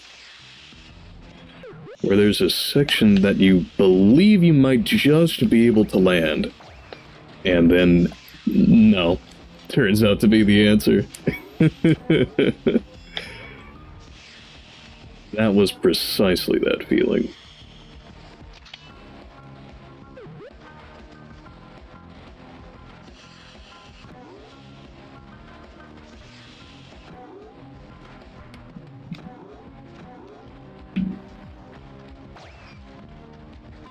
Level cleared! Okay.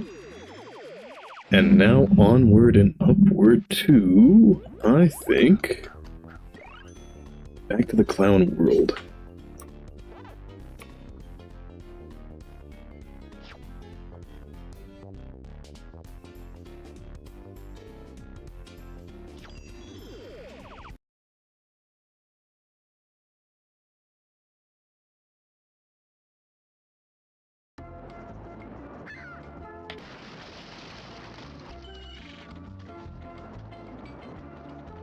Oh, knock that away.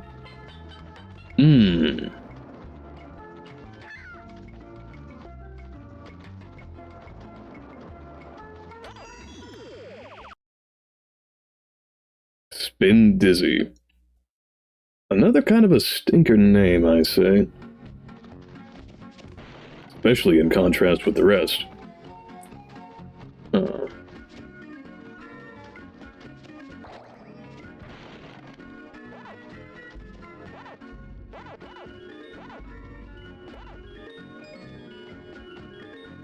It would be just like a Sky Carnival to have boards that are not up to code.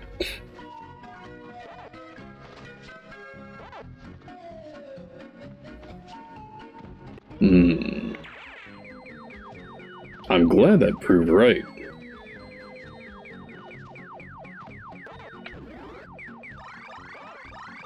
Just out of time.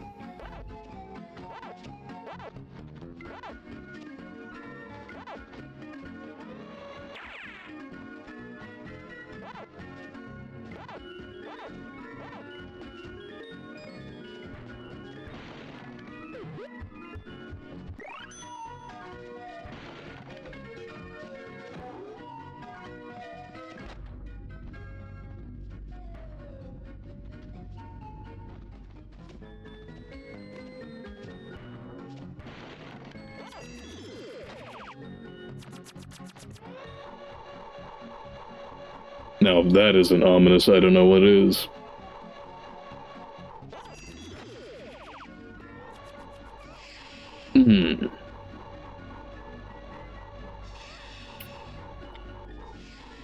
Made to get you.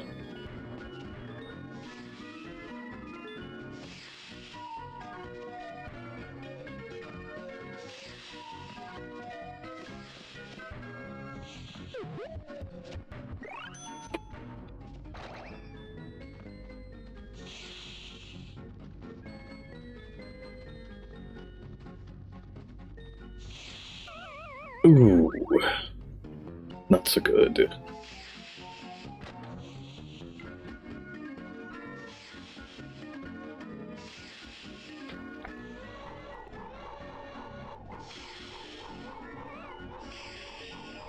Oh, just a little too long.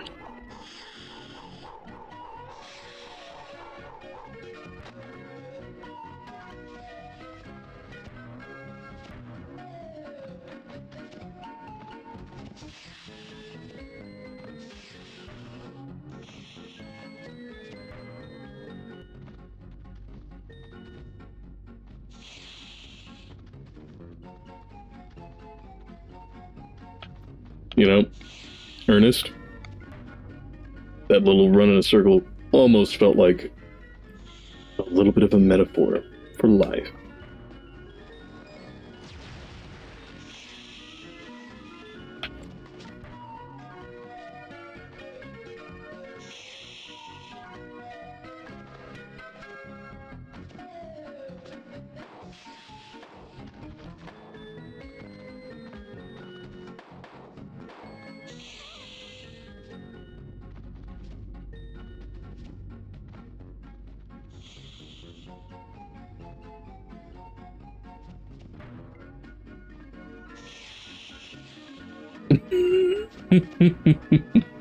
Well, that's an interesting bit of news there, eh? Do tell.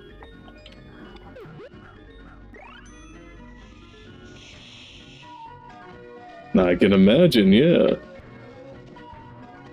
It's not all the time that you hear that genre country having much diversity in it, to be honest.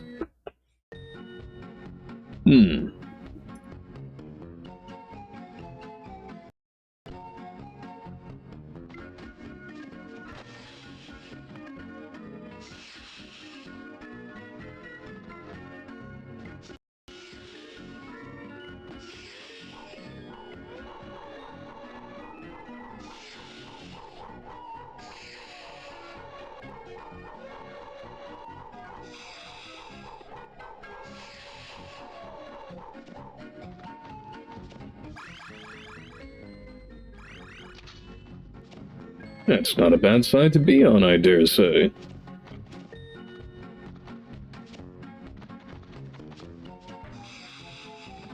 You know, I think we could all use a little more happy folks in our lives. Well, that's not what I intended.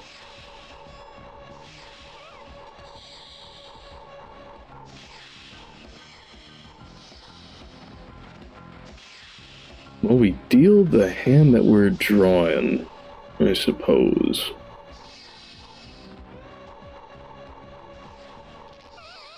Right.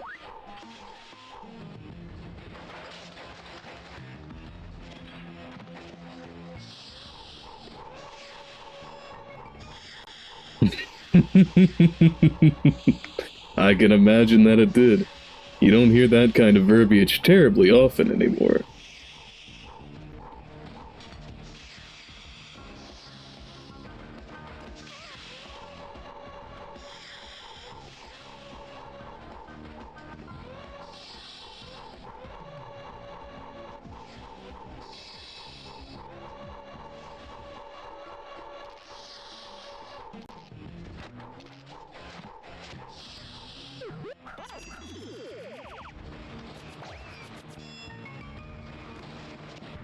And cheers to your grandma, then.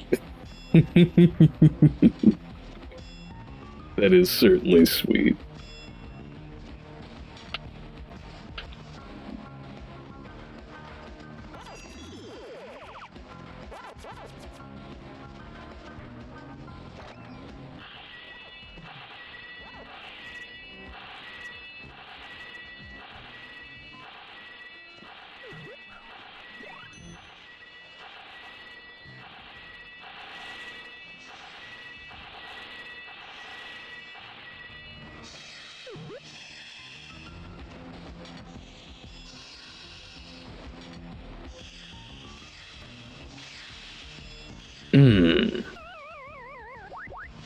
Right down the tubes.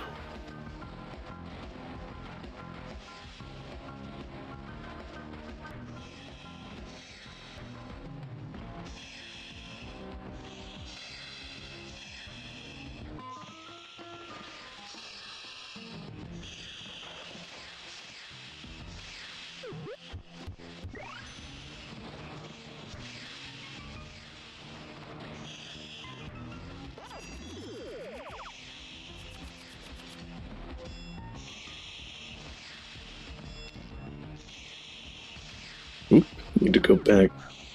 Definitely can't spare any extra lives.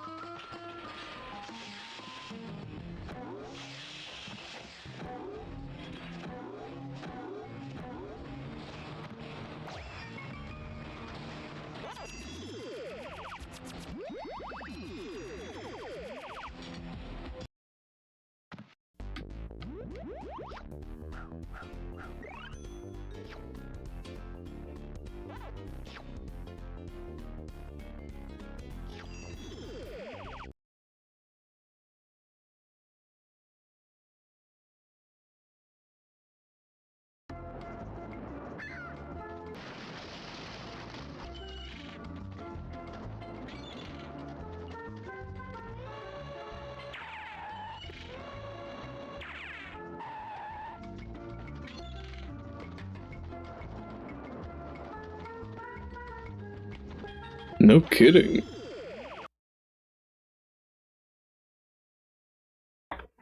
Well, I admit, Egg, I'm not particularly familiar with Regent exams.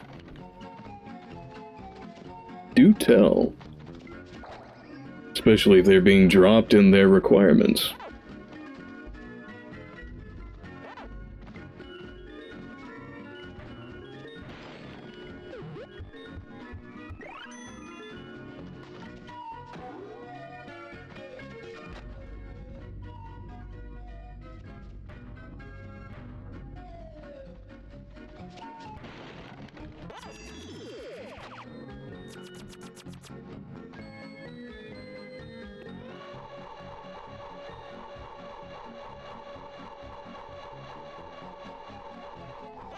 Yeah, I am familiar with that feeling of, you know, why did they get it so easy but not me? 100%. Especially being the older brother of my household growing up. Hands down. But that being said, the particulars of Regent exams I am yet unfamiliar with.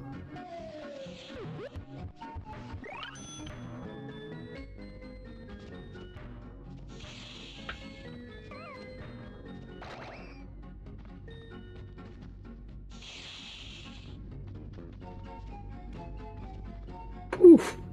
Just about took a tip off the edge. If not that, then Steam.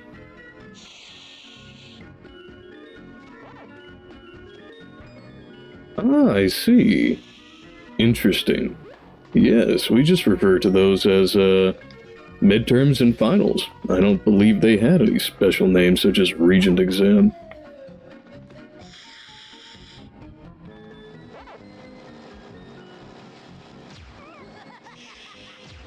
I take it that's for colleges.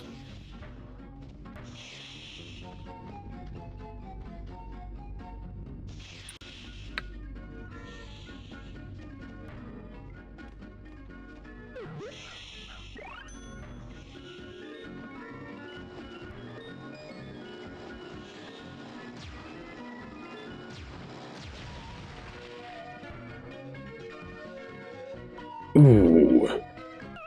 And I flung right through the geometry.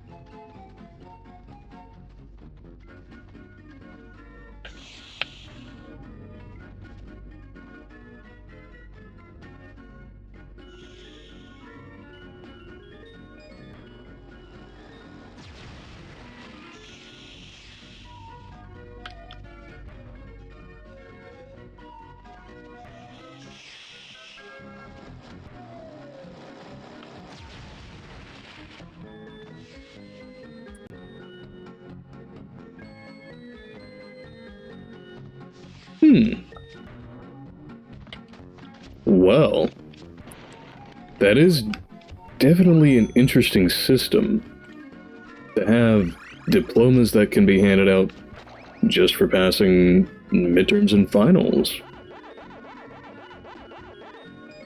I am curious what kind of effect that would have on, of course, not only the individuals, but in the macro sense, the economy.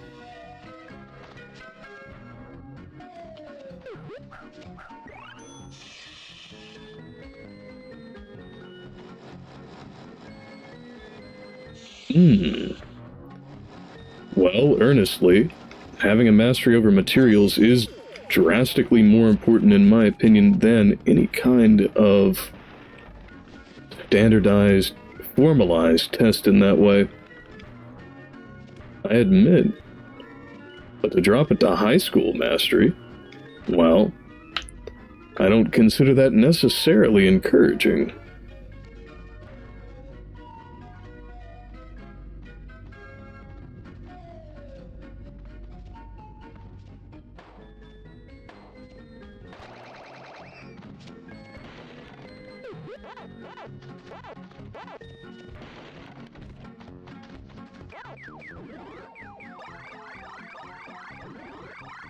Well, to actually learn the contents of a lesson rather than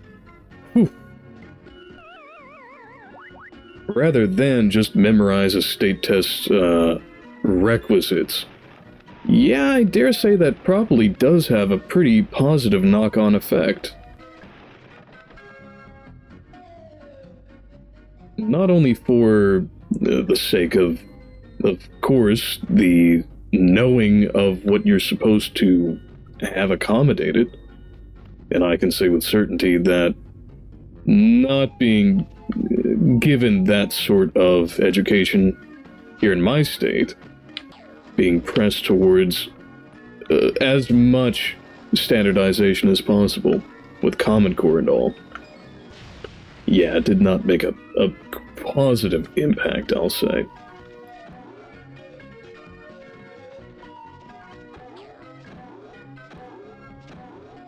But that is a rather tough thing, to have it bunched down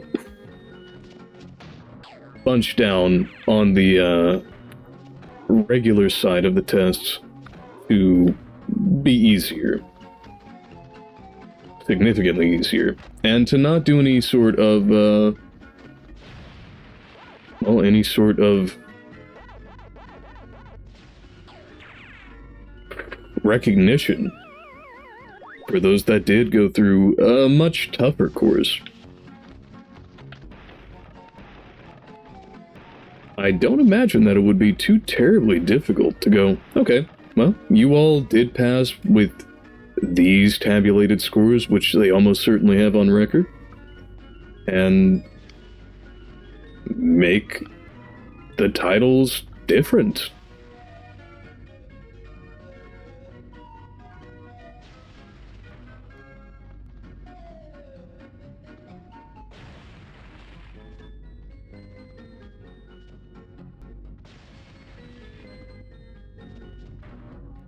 Especially if you were a solid B student, and they were still willing to bump you down to basic.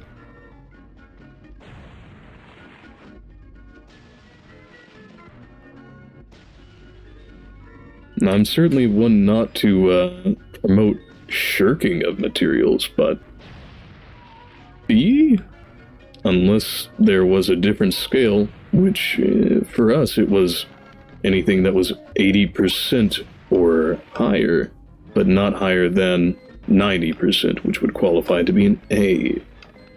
To be put down as basic.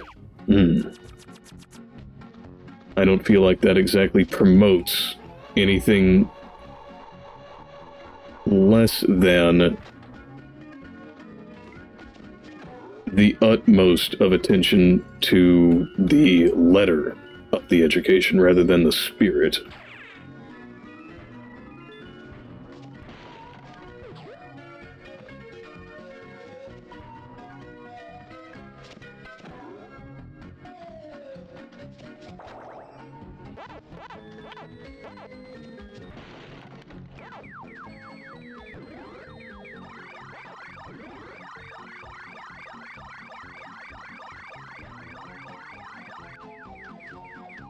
Though it is my understanding that a lot of education as it stands as an infrastructure was intended primarily to have a great deal of mentor supervision and intervention. Where we stand now, as it's mostly just a near autonomous system that tends to its own and takes care of itself. Certainly without a grand focus upon the actual student proper.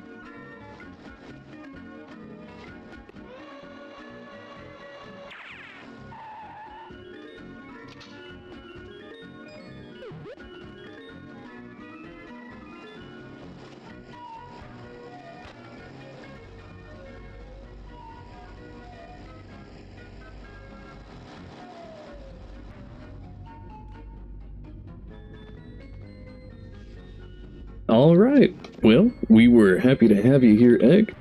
Thanks for stopping by, and would you have the opportunity to hop back in? We will probably be near the end of the game at that point.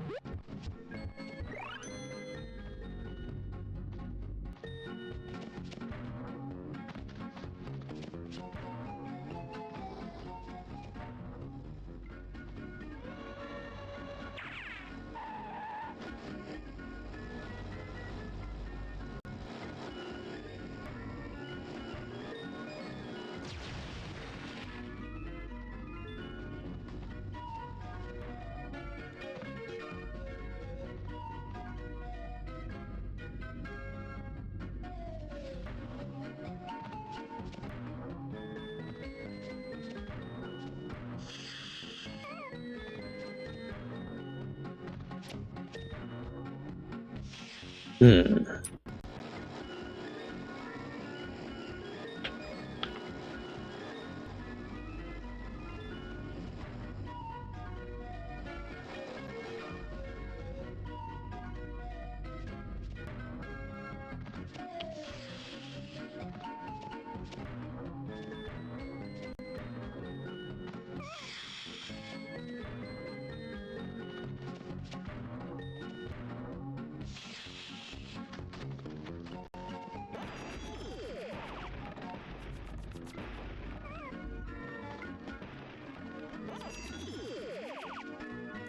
Whew. Almost became Pac-Man Flambe.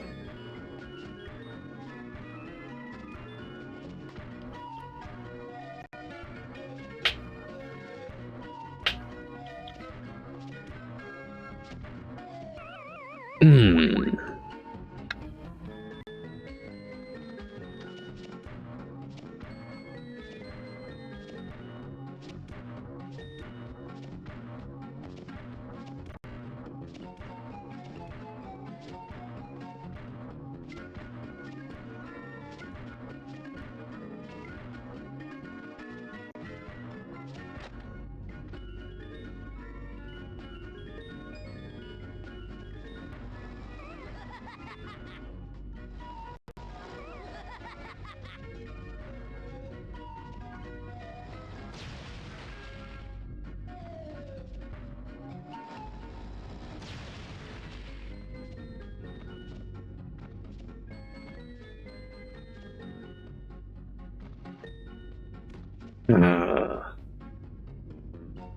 You know, it's funny, I was thinking just about coming back down here.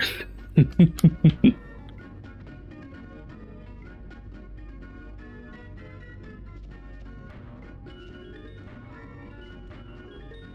not quite so soon.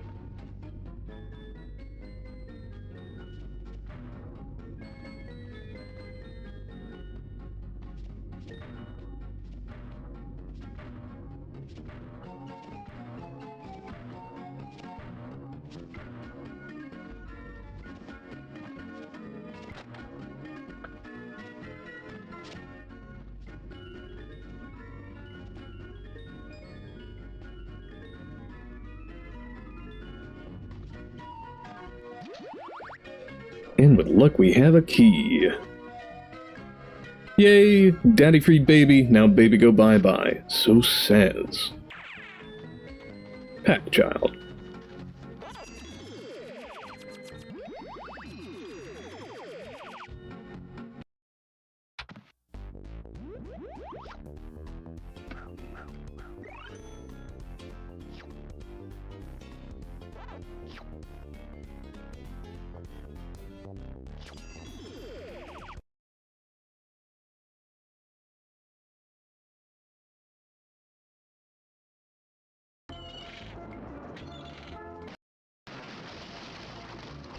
Excellent. Last level to be had. And Pack Baby says, Daddy go play, find more friends. So I shall.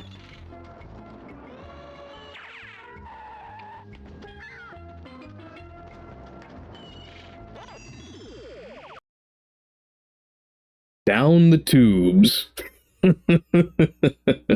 Now there we're getting right back on the mark. That is a name befitting.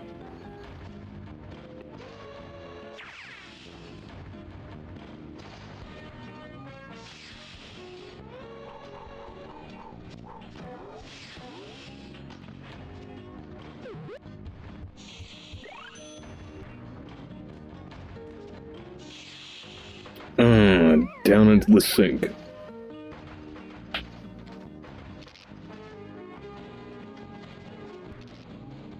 Although we are back at the cherry door, which ain't so bad.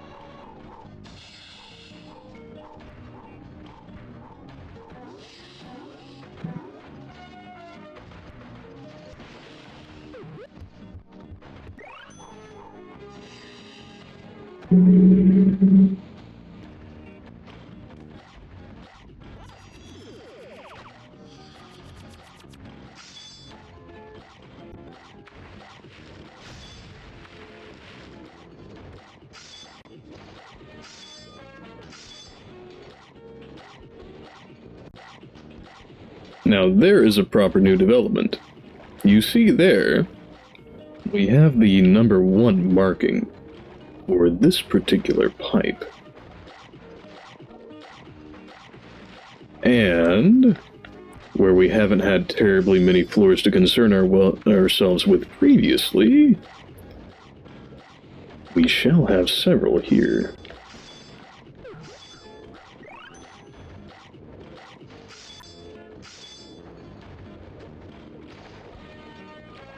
So we have number 2 there, and as we go further down, beyond, you will see number 3.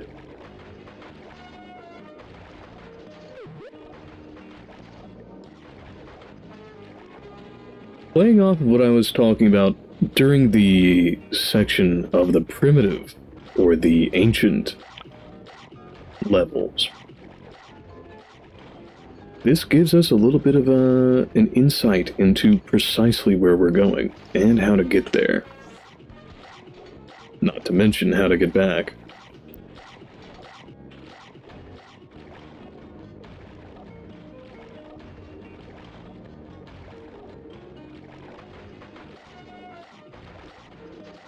All in a very subtle way. If you weren't specifically looking at the walls, you could easily look right past.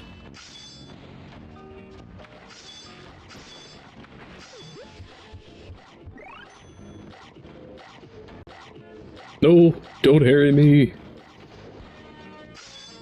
Make haste, make haste. Ah, a little too late.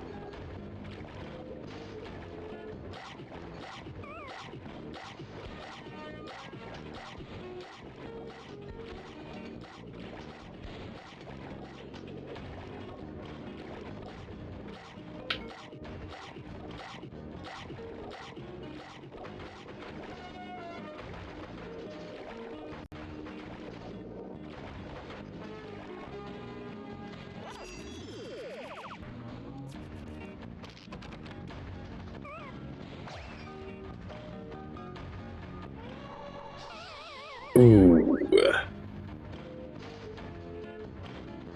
Steamy and Mimi. Oh, so dreamy. But not a dream I wish to see.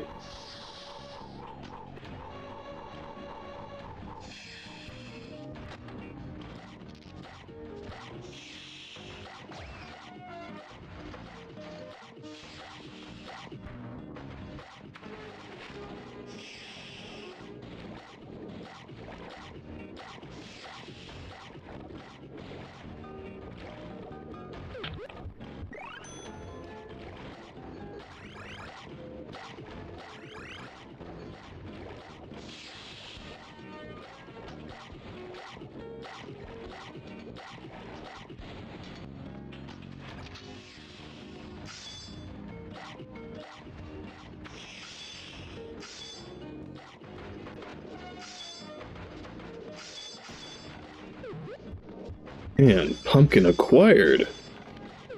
With a handy little wedge of health.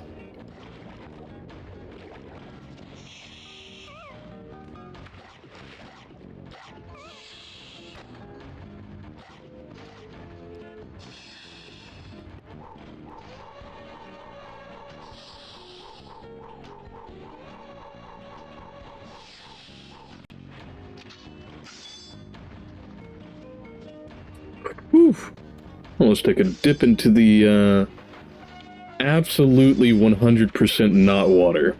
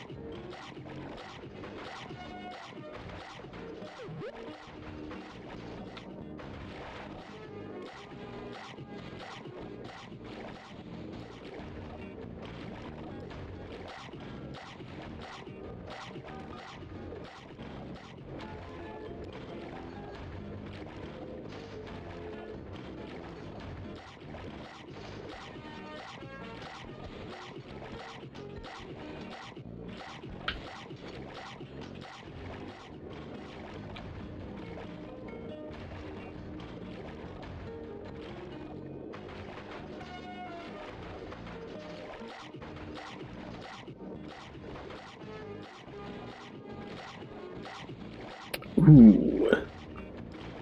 Now that is exactly what I needed.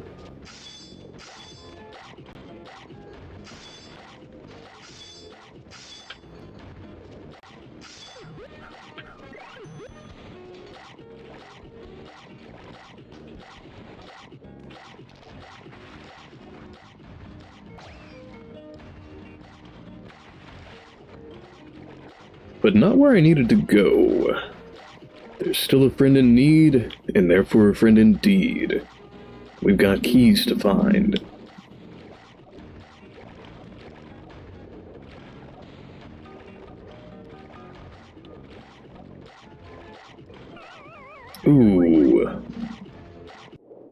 Not quite what I hoped for there.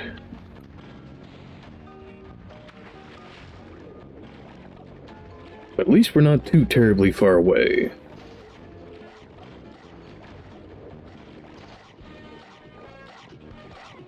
I would have sworn that I was on the right Z-dip there to get right by him. But my swearing would have been in vain then.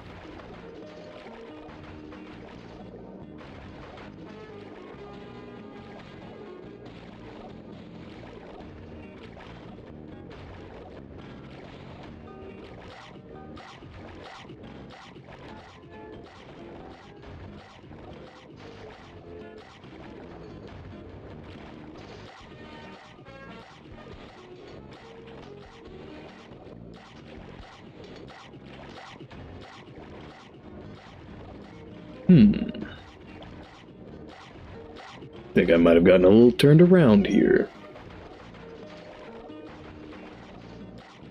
And yep, sure did. But I think we're back on track.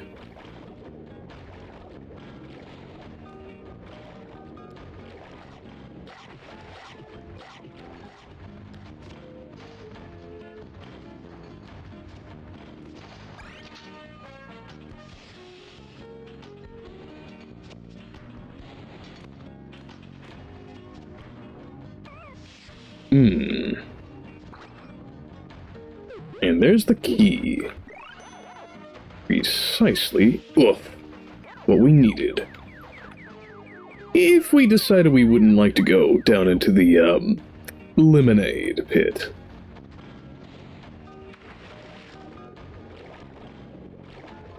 You know, as all ghosts love lemonade. In fact, they might very well survive directly off of it.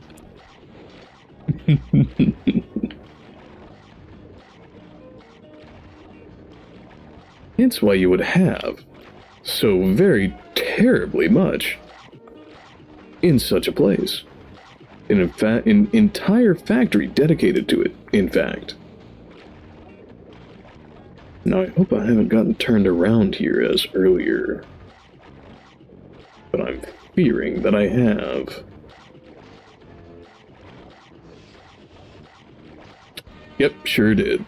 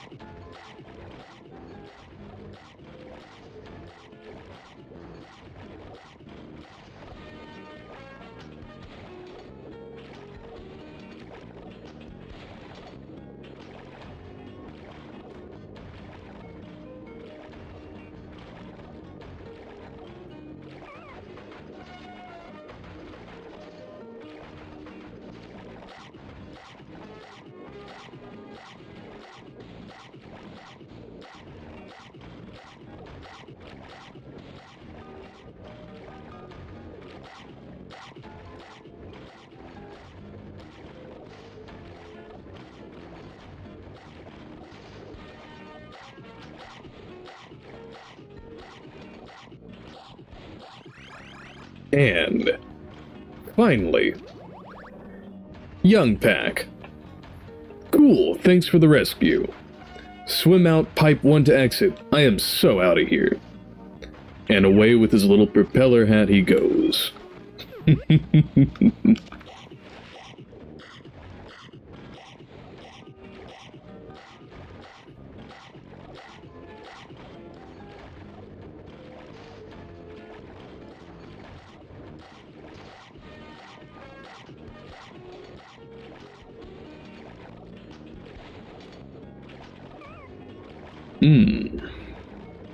A little too low there.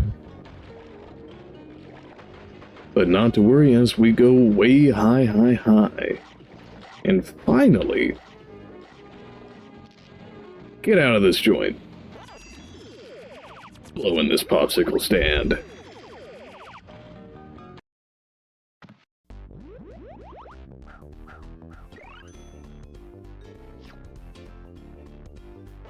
And having finally beat this level, I will take a brief break. We will be back momentarily.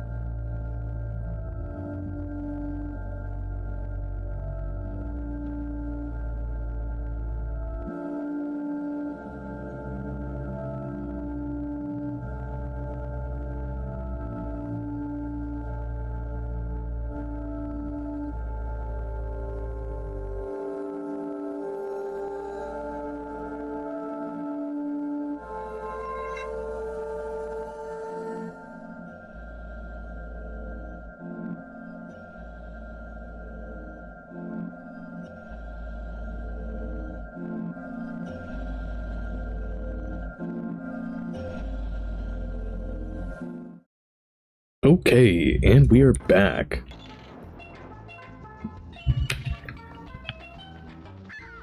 Now on to the bosses. Dude, there are more friends to rescue. You have to totally save them. So says Little Pack. We have that there with numero 4. And that one opened up 2. Excellent. Alright, let's do... Since we just did the industrial levels, let's go do the Clown Realm.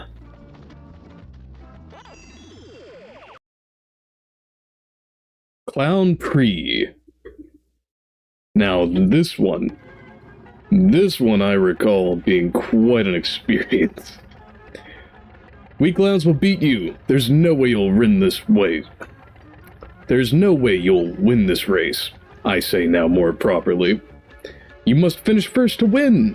Using turbo will not help. I took care of that myself. But what if he eats a power pellet and presses circle? We'll find out. Believe. On your mark, get set, go! And off we go!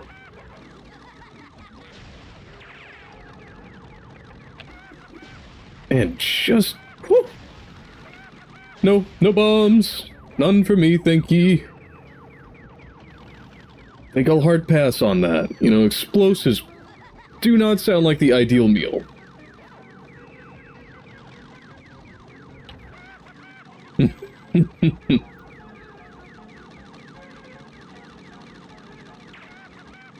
Off you go. Farewell. No. Ooh, and easy first. GG easy. No, never mind.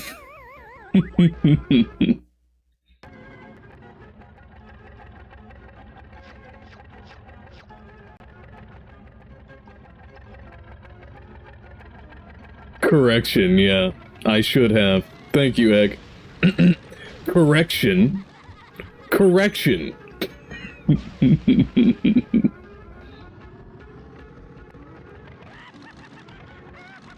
My man decided today is the day for violence. In what kind of race do you just get to drop right in front?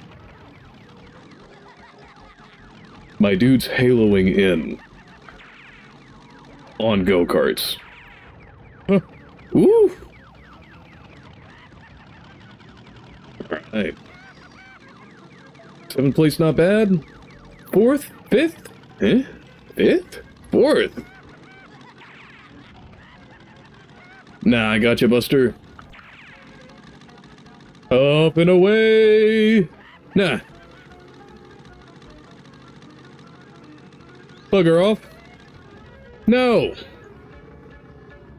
Not so in, not so close to the end. Correction. No.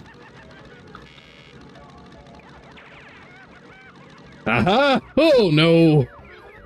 Well, I got in, but it took me with it.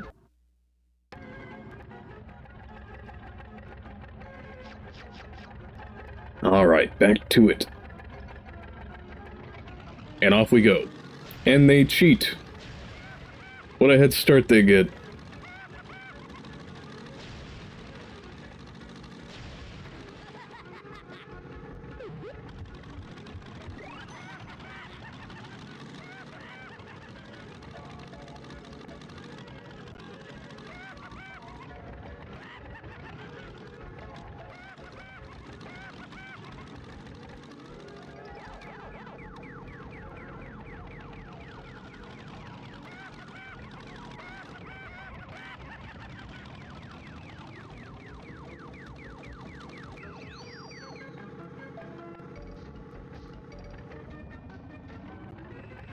And here they come, straight from the sky.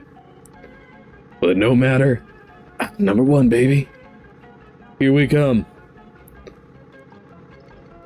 Onward to victory.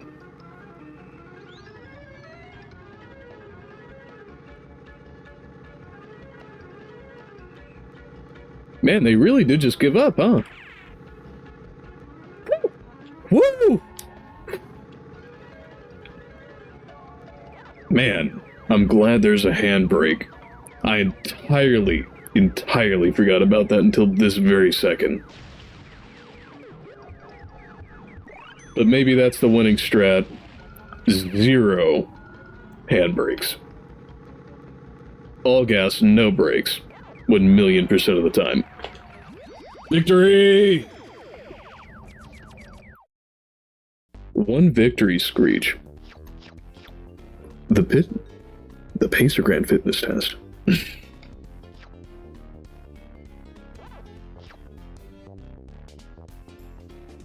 As we all know, the universal of its kind.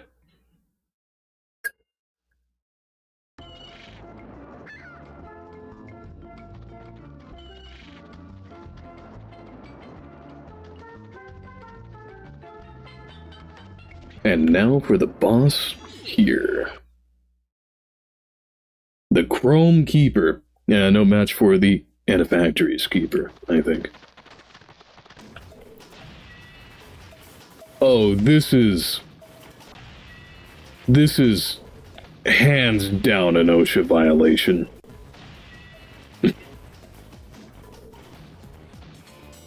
You know, it's a wonder those ghosts haven't formed a workers' union at this rate. If this is what they've got to deal with. And into the goop. precisely where you don't want to be. Many kinds of goop in this world for which you might seek, but this ain't one of them. And directly back in. I guess I really like it down here.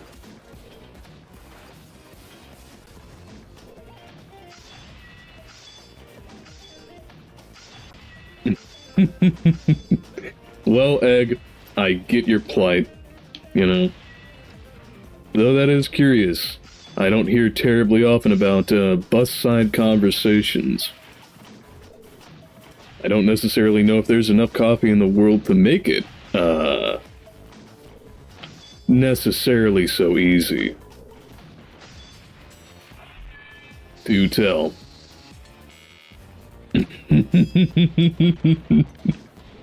Too right, too right. Come with me, and you'll see a world of OSHA violations. They'll make you scream as you get reamed by officers of violations.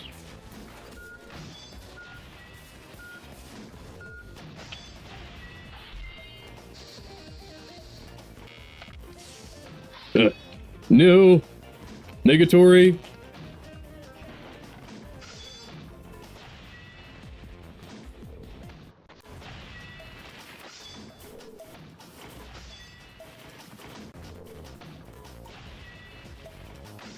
Alright, we might just have this whooped. I'll sacrifice. From me to you, buddy.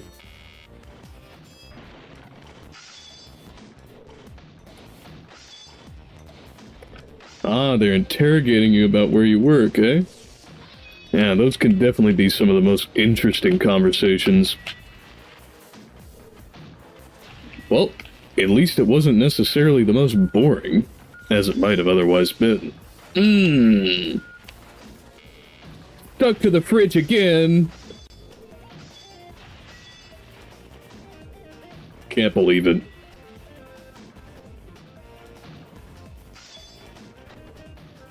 For me, to be the keeper of so many fruits and veggies, and bells apparently. With such a large magnet, you know, at least there is company for such a creature.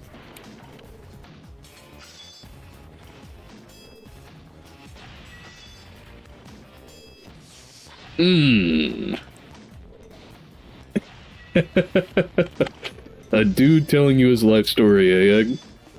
Well, do tell, you know. He tells you, you tell us. Ah. Womp womp.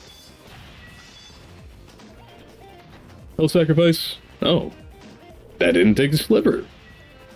Interesting. Well, what about that? That definitely did it. And that too. Worth.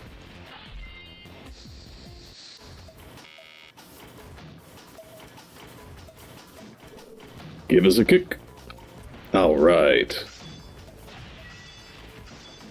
And a whole life. Oh no.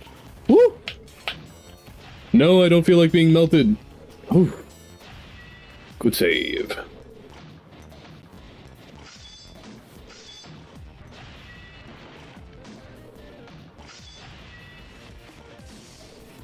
No!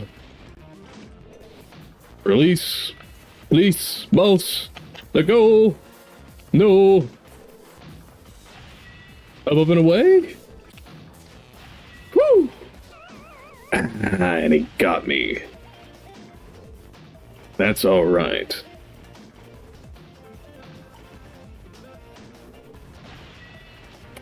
Ah, yes. The peon to manager pipeline. Always a thing to be heard. Well, does he at least work somewhere interesting?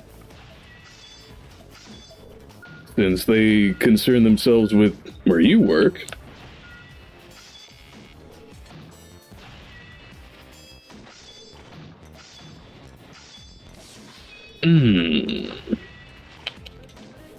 Non-ideal. Unlucky.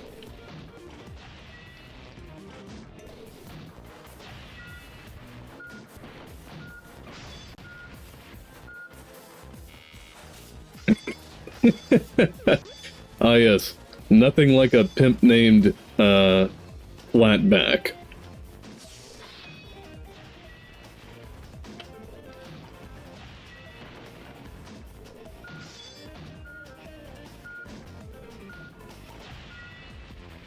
Perhaps even a pimp named Laidback.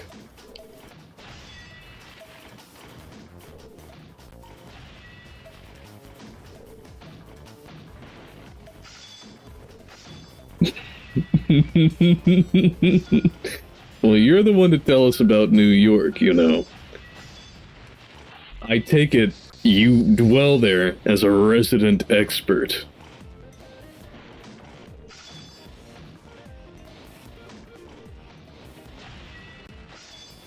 And if there's any place I've heard of having that quality of being like walking through the wardrobe into Narnia, yeah, New York's the one I've heard referred to constantly.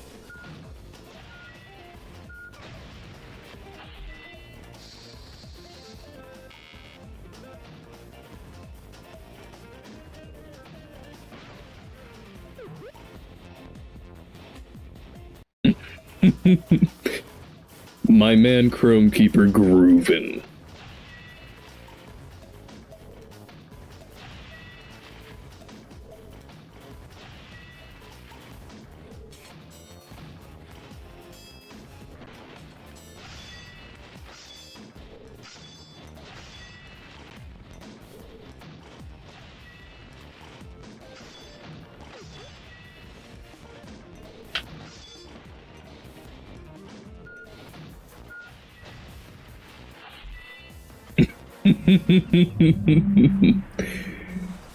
Wacky, waving, and inflatable. Not so different from this fellow that we just evaded. Too true.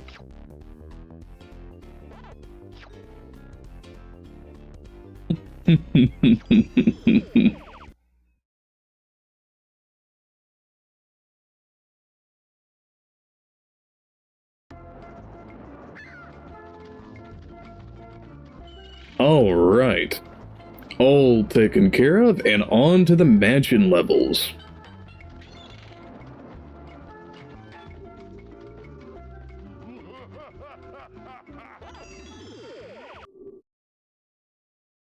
Ghostly Garden. Well, we shall see just how ghostly and gardenous that it is. Now, what have we here? A grave? Laid out just for me?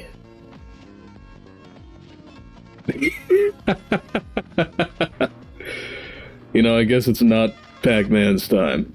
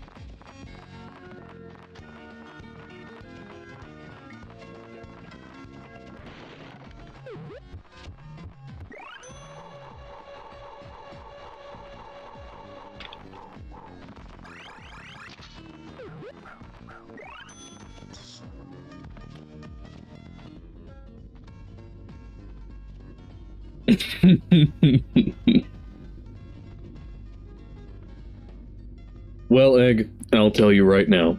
If I had an army, a fleet, an armada of Amazon drones, 100% I would drop coffee.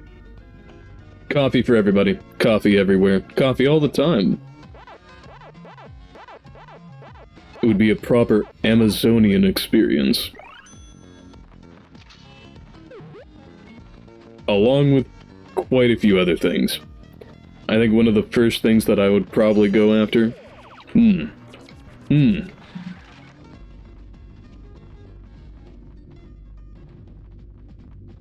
is the Lost and Found. Hands down. If there's anything that I think in this world has the most interesting mixture of things in it, it's Lost and Found sections. And can you imagine, all across just the vast stretch of the world, things lost and found redelivered to people at random.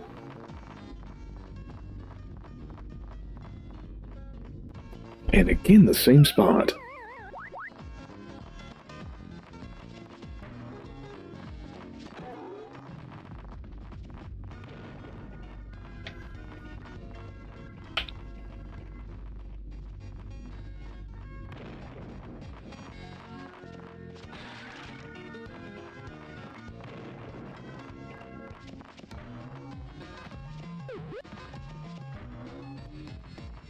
Ooh, close call.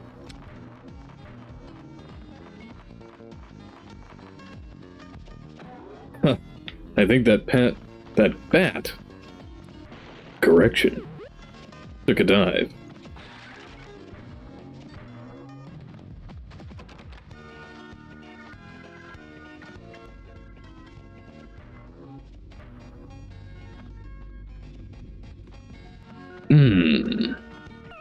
The ledge was not our friend today.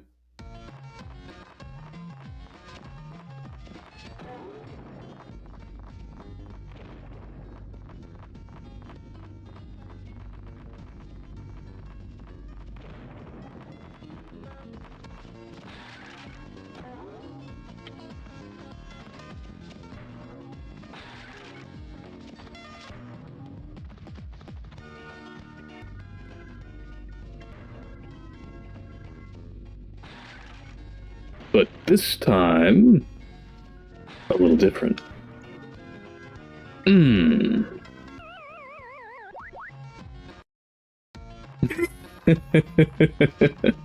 Well, I'm glad, in fact, that the ledge is always your friend, Egg. I'm glad that we can have, amongst the audience, a number of ledge lords, as it were. Now, is that in the order of, stoop? Or is that more like windowsill?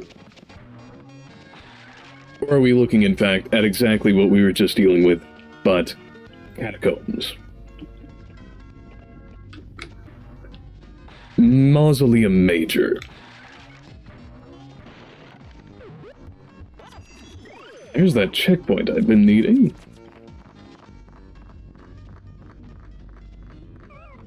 Ooh.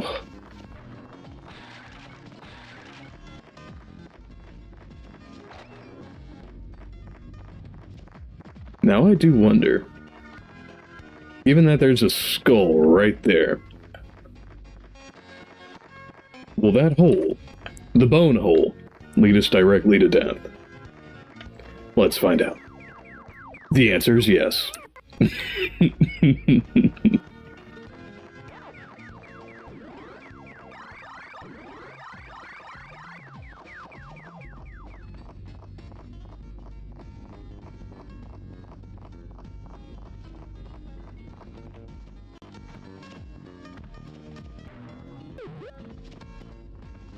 Oh no.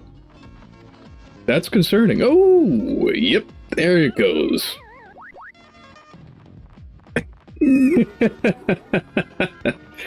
Well, you know, as a ledge lord, you might want to be wary of those of approximately that many feet off the ground. At least slightly. There is something to be said for, you know, precaution in such scenarios. After all, it would not do most people very well to end up as a car's hood ornament.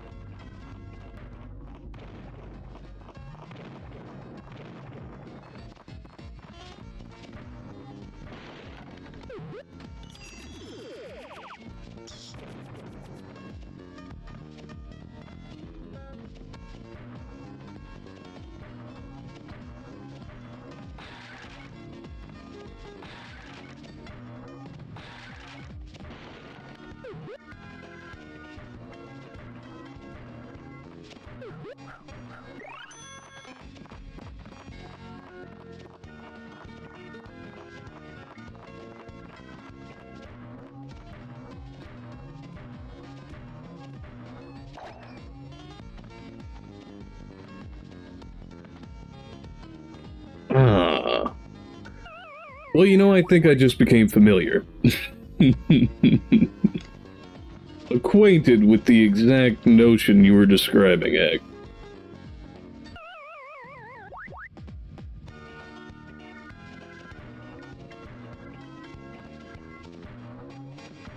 Rearward and downward.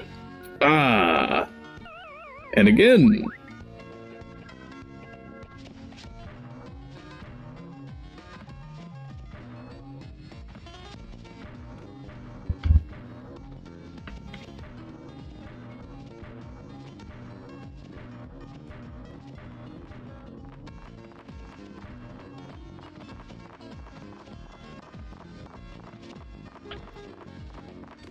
Ah, man. Hesitancy. It'll get you every time.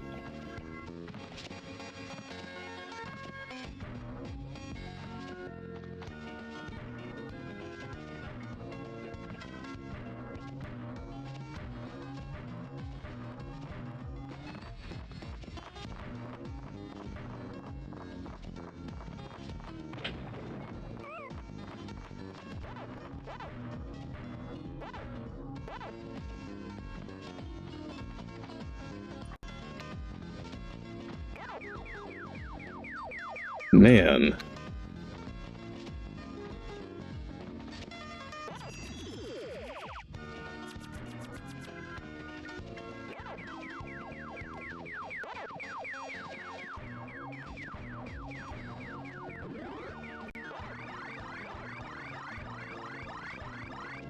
Yo, bus fight. You're about to have a Streets of Rage moment in the bus, Egg? Interesting. Well, you know, I don't necessarily think that,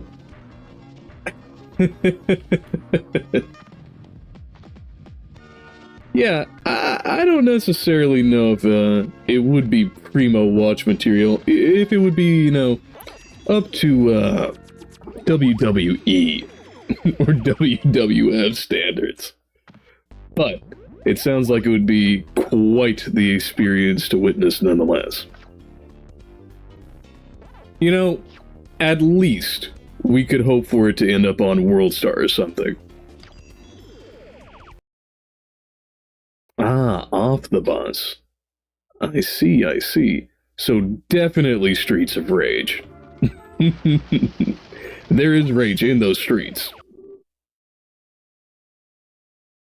Positively.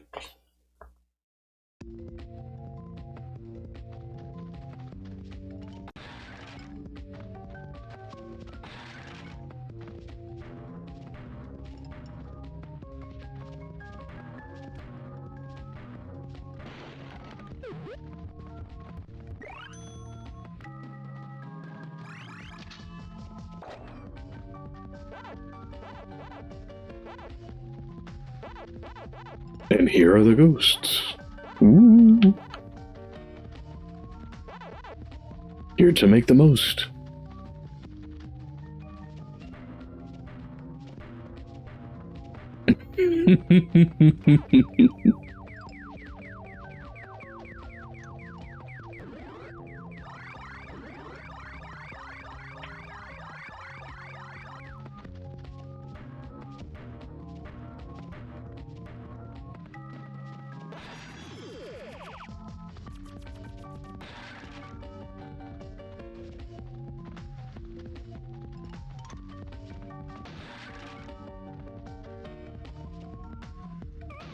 Ooh, close save.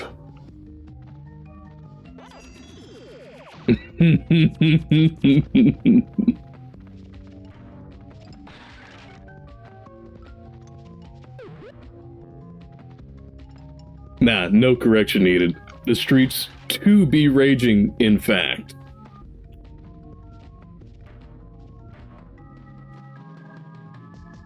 After all, you know, with the fight initiated, that would take it from rage in the streets to rage to the streets. That is exactly what they did off the bus. to the streets.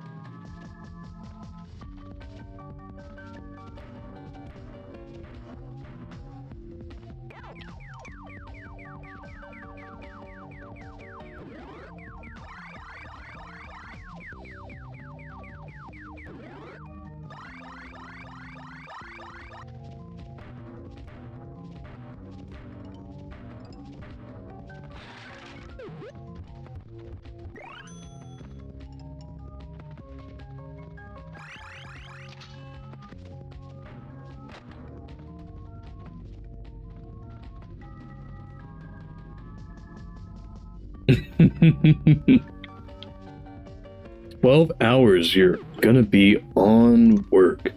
Man, oh man. I know that struggle. I don't pull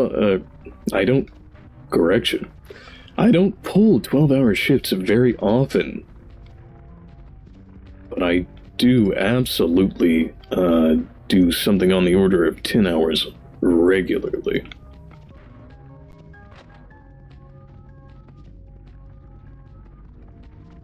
I'd say, while yeah, of course it does give me a Monet. Yes, I think all eggs could do with more money. This is a universal truth.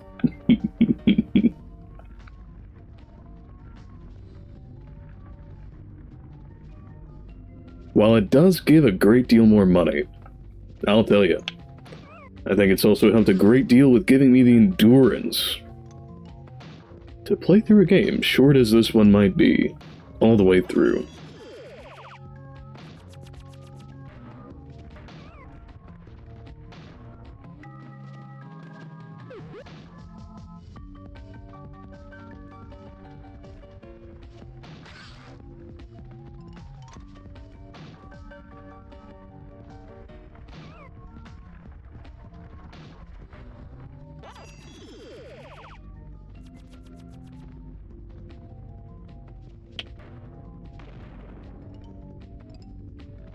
Whew.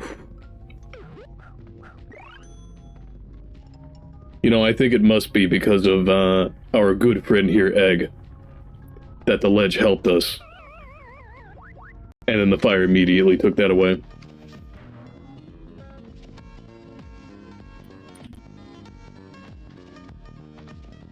Gotta keep up with those save states if I plan on using them.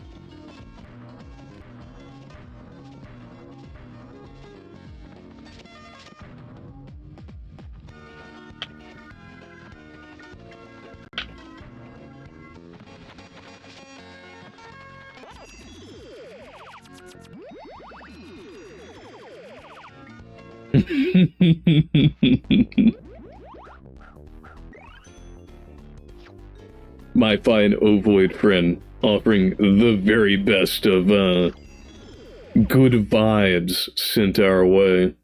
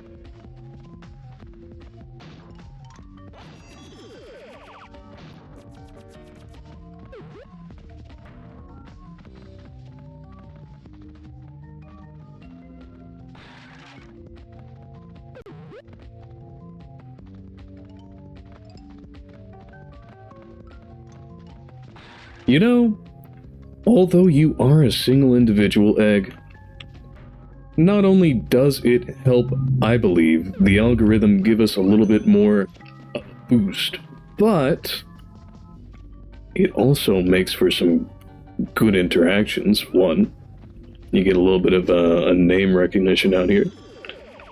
And two, it does make for a lot of fun.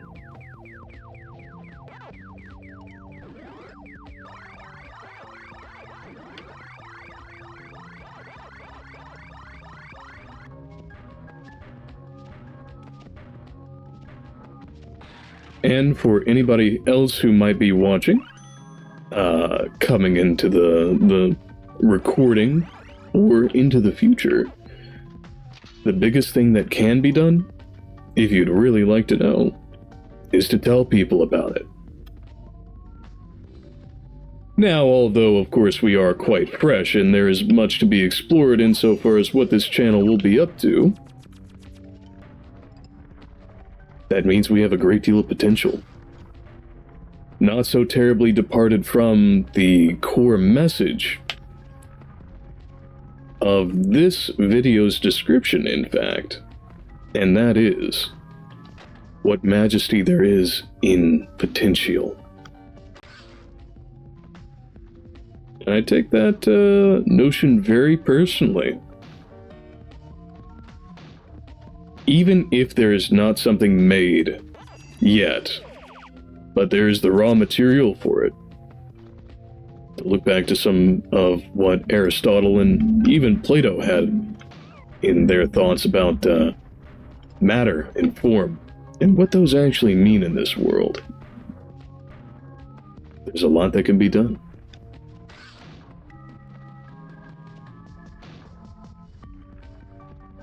It is simply yet formed. And for those who might want to see that guided in a particular direction, or even participate in whatever direction it does happen to follow, there's always telling people about it. Making sure that their voice gets heard here. And yeah, if you do want to tell them about it on your social media, or in person, whatever the case, like I was referencing in the introduction of this very stream, exponential growth is something that grows exponentially.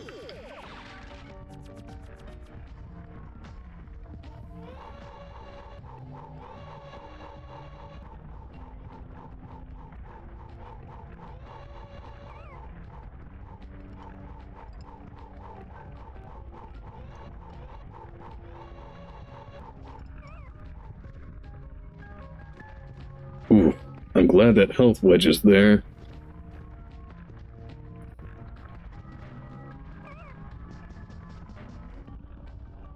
Especially with having just done that.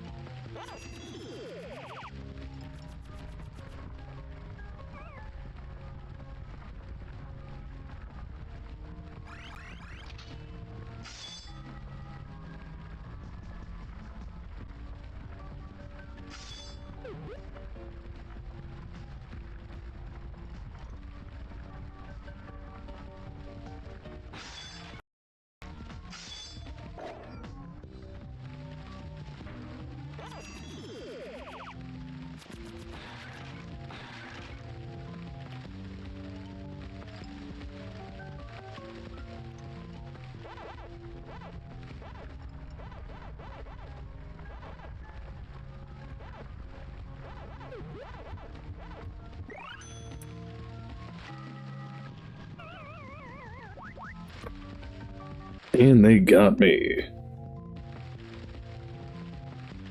Although, we might just be able to get back, get that key that we saw, and carry on.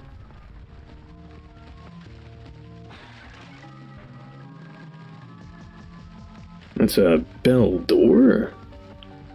Let's see if we can find a bell.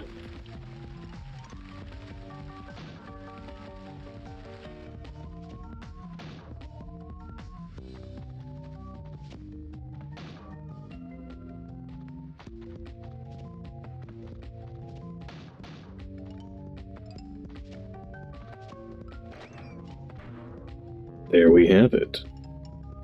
Come on then.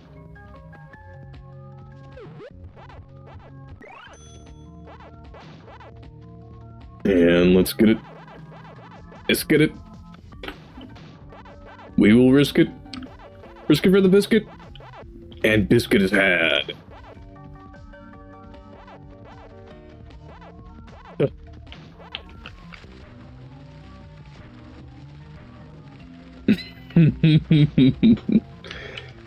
Not a bad question. What does Pac-Man teach us about philosophy?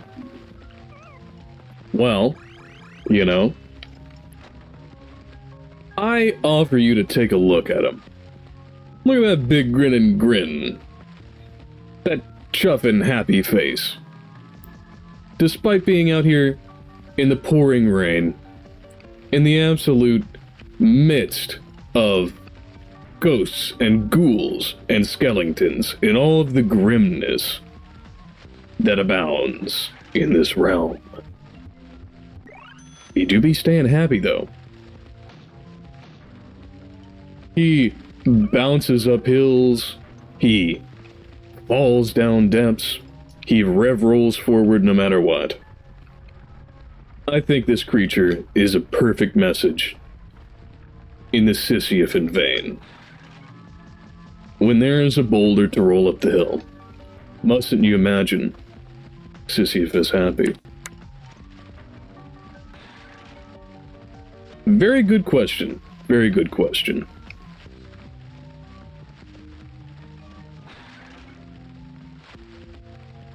And to further that, you know, we look through all of these environs, not just this one, macabre as it is. Dank dungeons of ancient times. Dusty, grimy coves where pirates inhabit. Clown world. Clown world.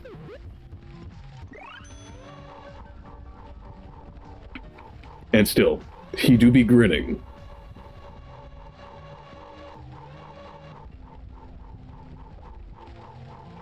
Lit on fire from the many sources sliced up, or put through the ringer by his fellows and compatriots, for whom he must rescue, as a pretense of his victory. Simply has to.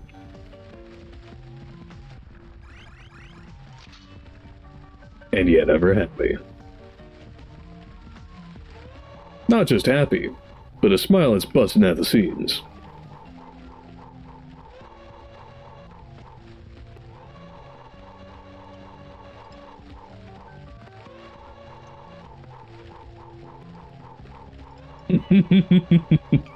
Of course, especially for our 17-story ledgelords, as they happen to be. A valuable lesson that I think we all can appreciate.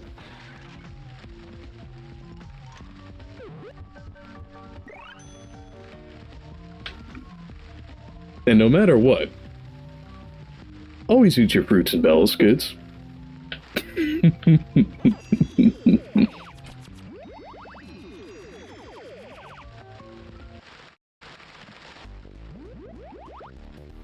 With that, another level down.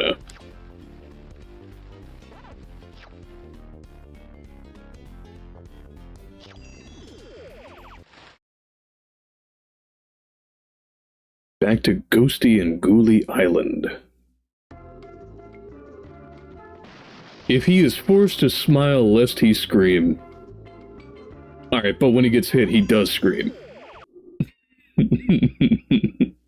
Grave danger.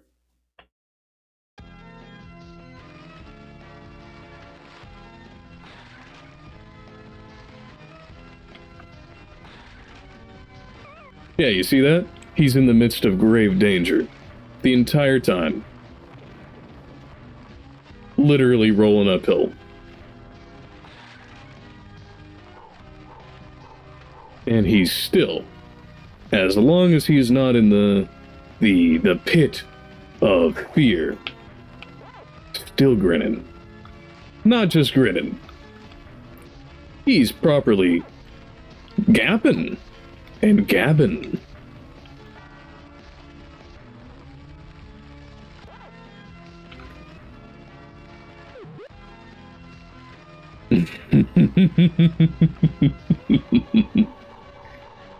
Well, if that's the mental state to be witnessed, he is doing work at least.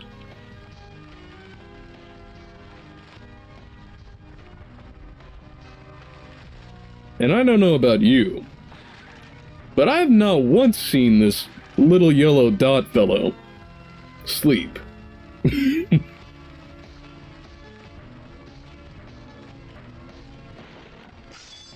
So I think 100% he's just got it going on.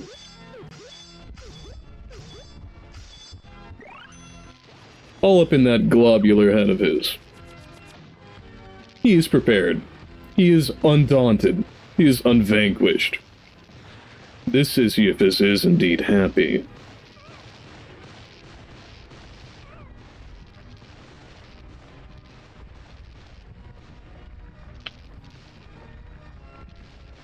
Ah. But you could be right. It could be simply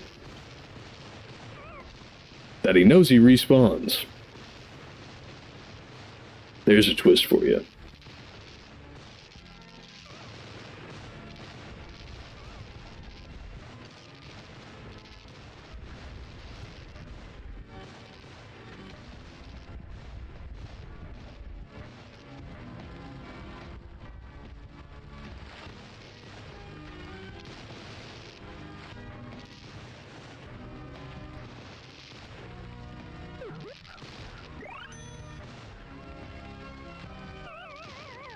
Ah, well, at least we got that extra life.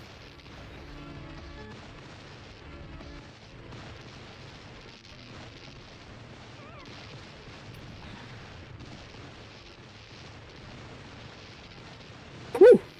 Ah, man.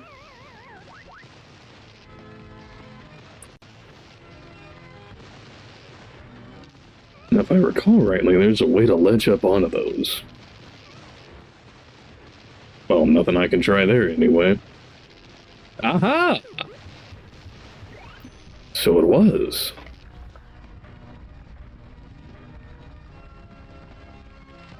Gargoyle be gone.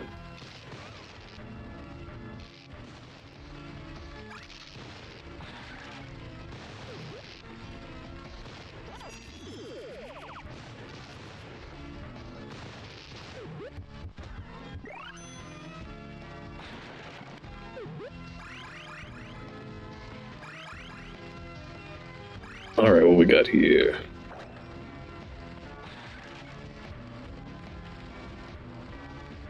A nice little trail, I dare say.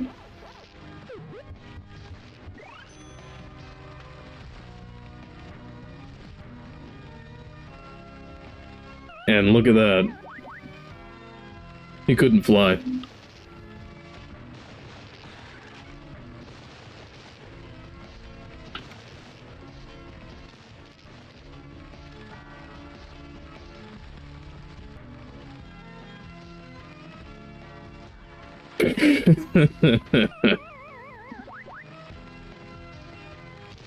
Maybe his head was up in the clouds.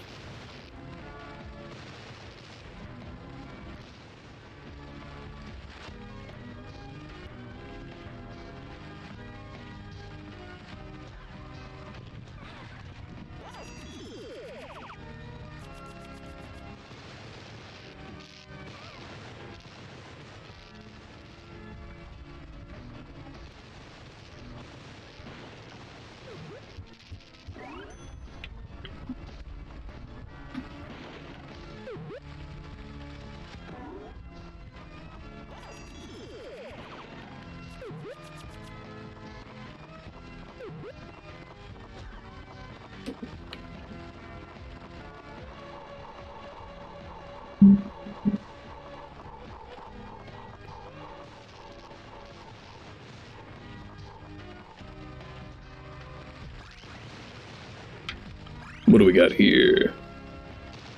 Ah, the way forward. Exactly what we need.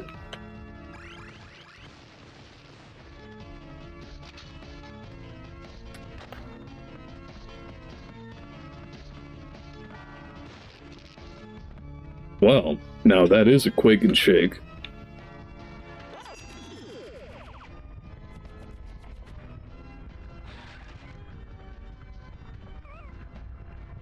Hoping to bounce through that.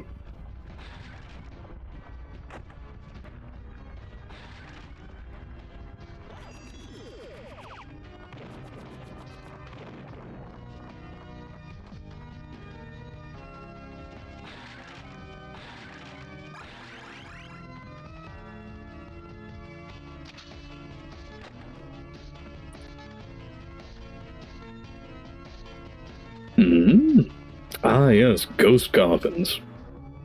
When regular coffins won't do, they just won't do.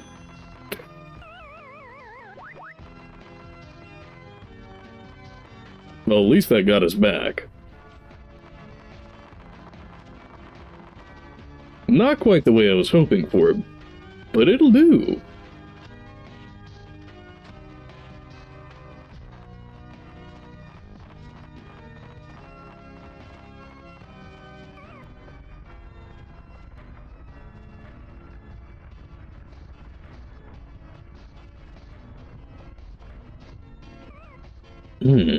Right on the very edge of that gout of flame.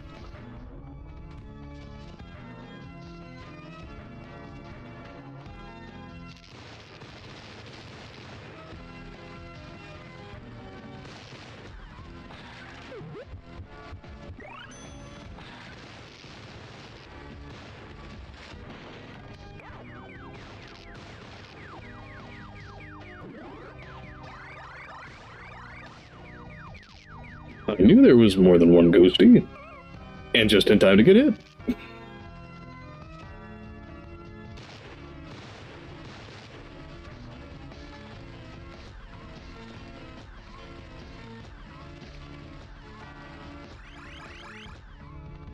And there's Mrs. Pac-Man. Smooch, kiss, smooch. Darling, you're my hero. We have to stop talk, man. I will meet you at his party. And into the sky she goes. Now she could fly.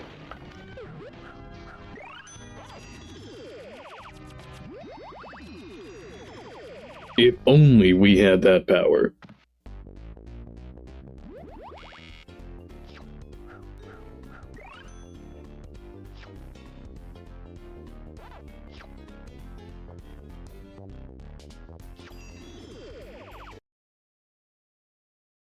And I believe that was the last level before the final boss battle. Although, as we saw earlier, we did get soft locked. So let's see if our cheats might be able to save our bacon here.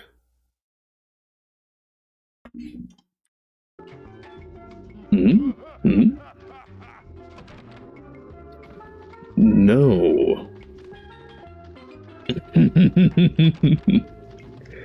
Normative or not, it do be so.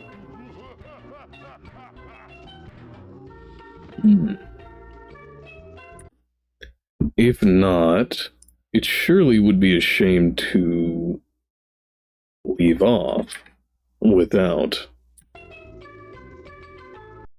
It might be something we need to restart the game for. In which case, give us just a moment.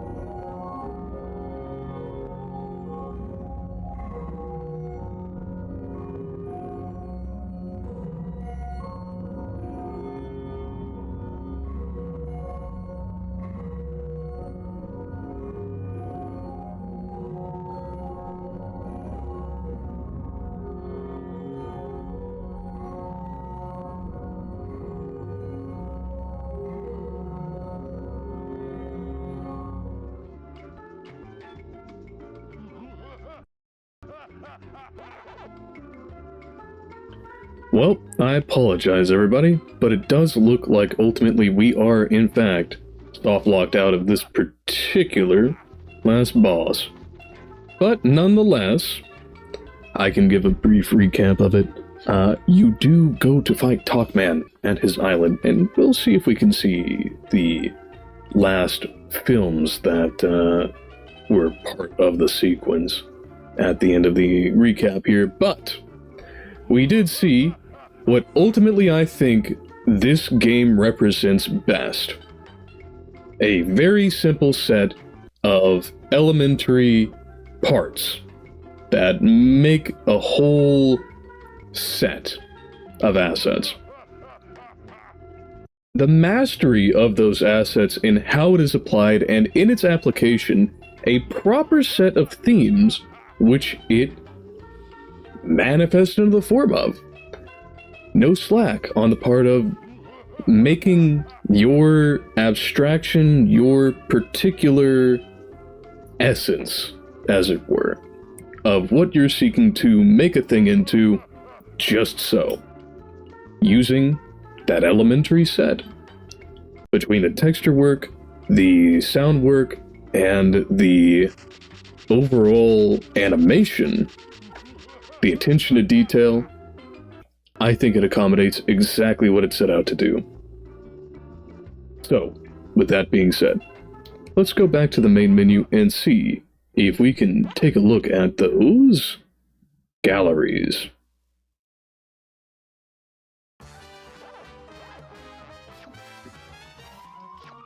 If that is at all possible, that is.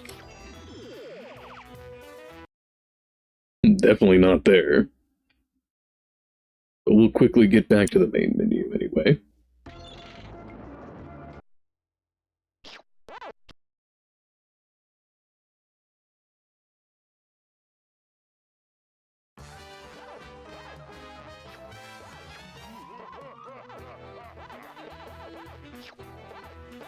No, it does not seem so. But even still, having the recap that we have, in the end, you do go to fight Talkman. There are 3 stages. The first in which you fight him directly with power pellets. The second, where you fight him with the bounce, the butt bounce.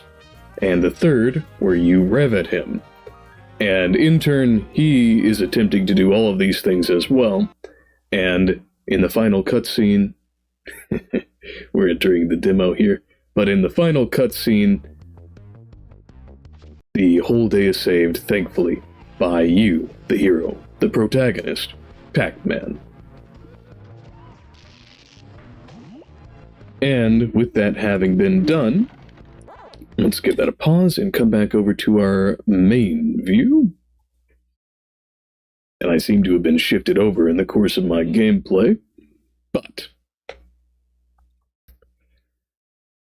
to finish out the entire stream, I'll say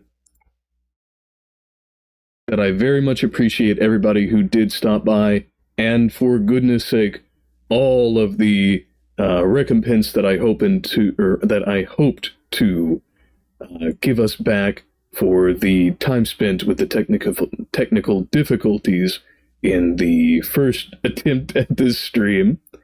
I hope that, even with it being a repetition of the same base material, we've been able to take a look at all of the things that made it worthy of review, as we have in such a stream.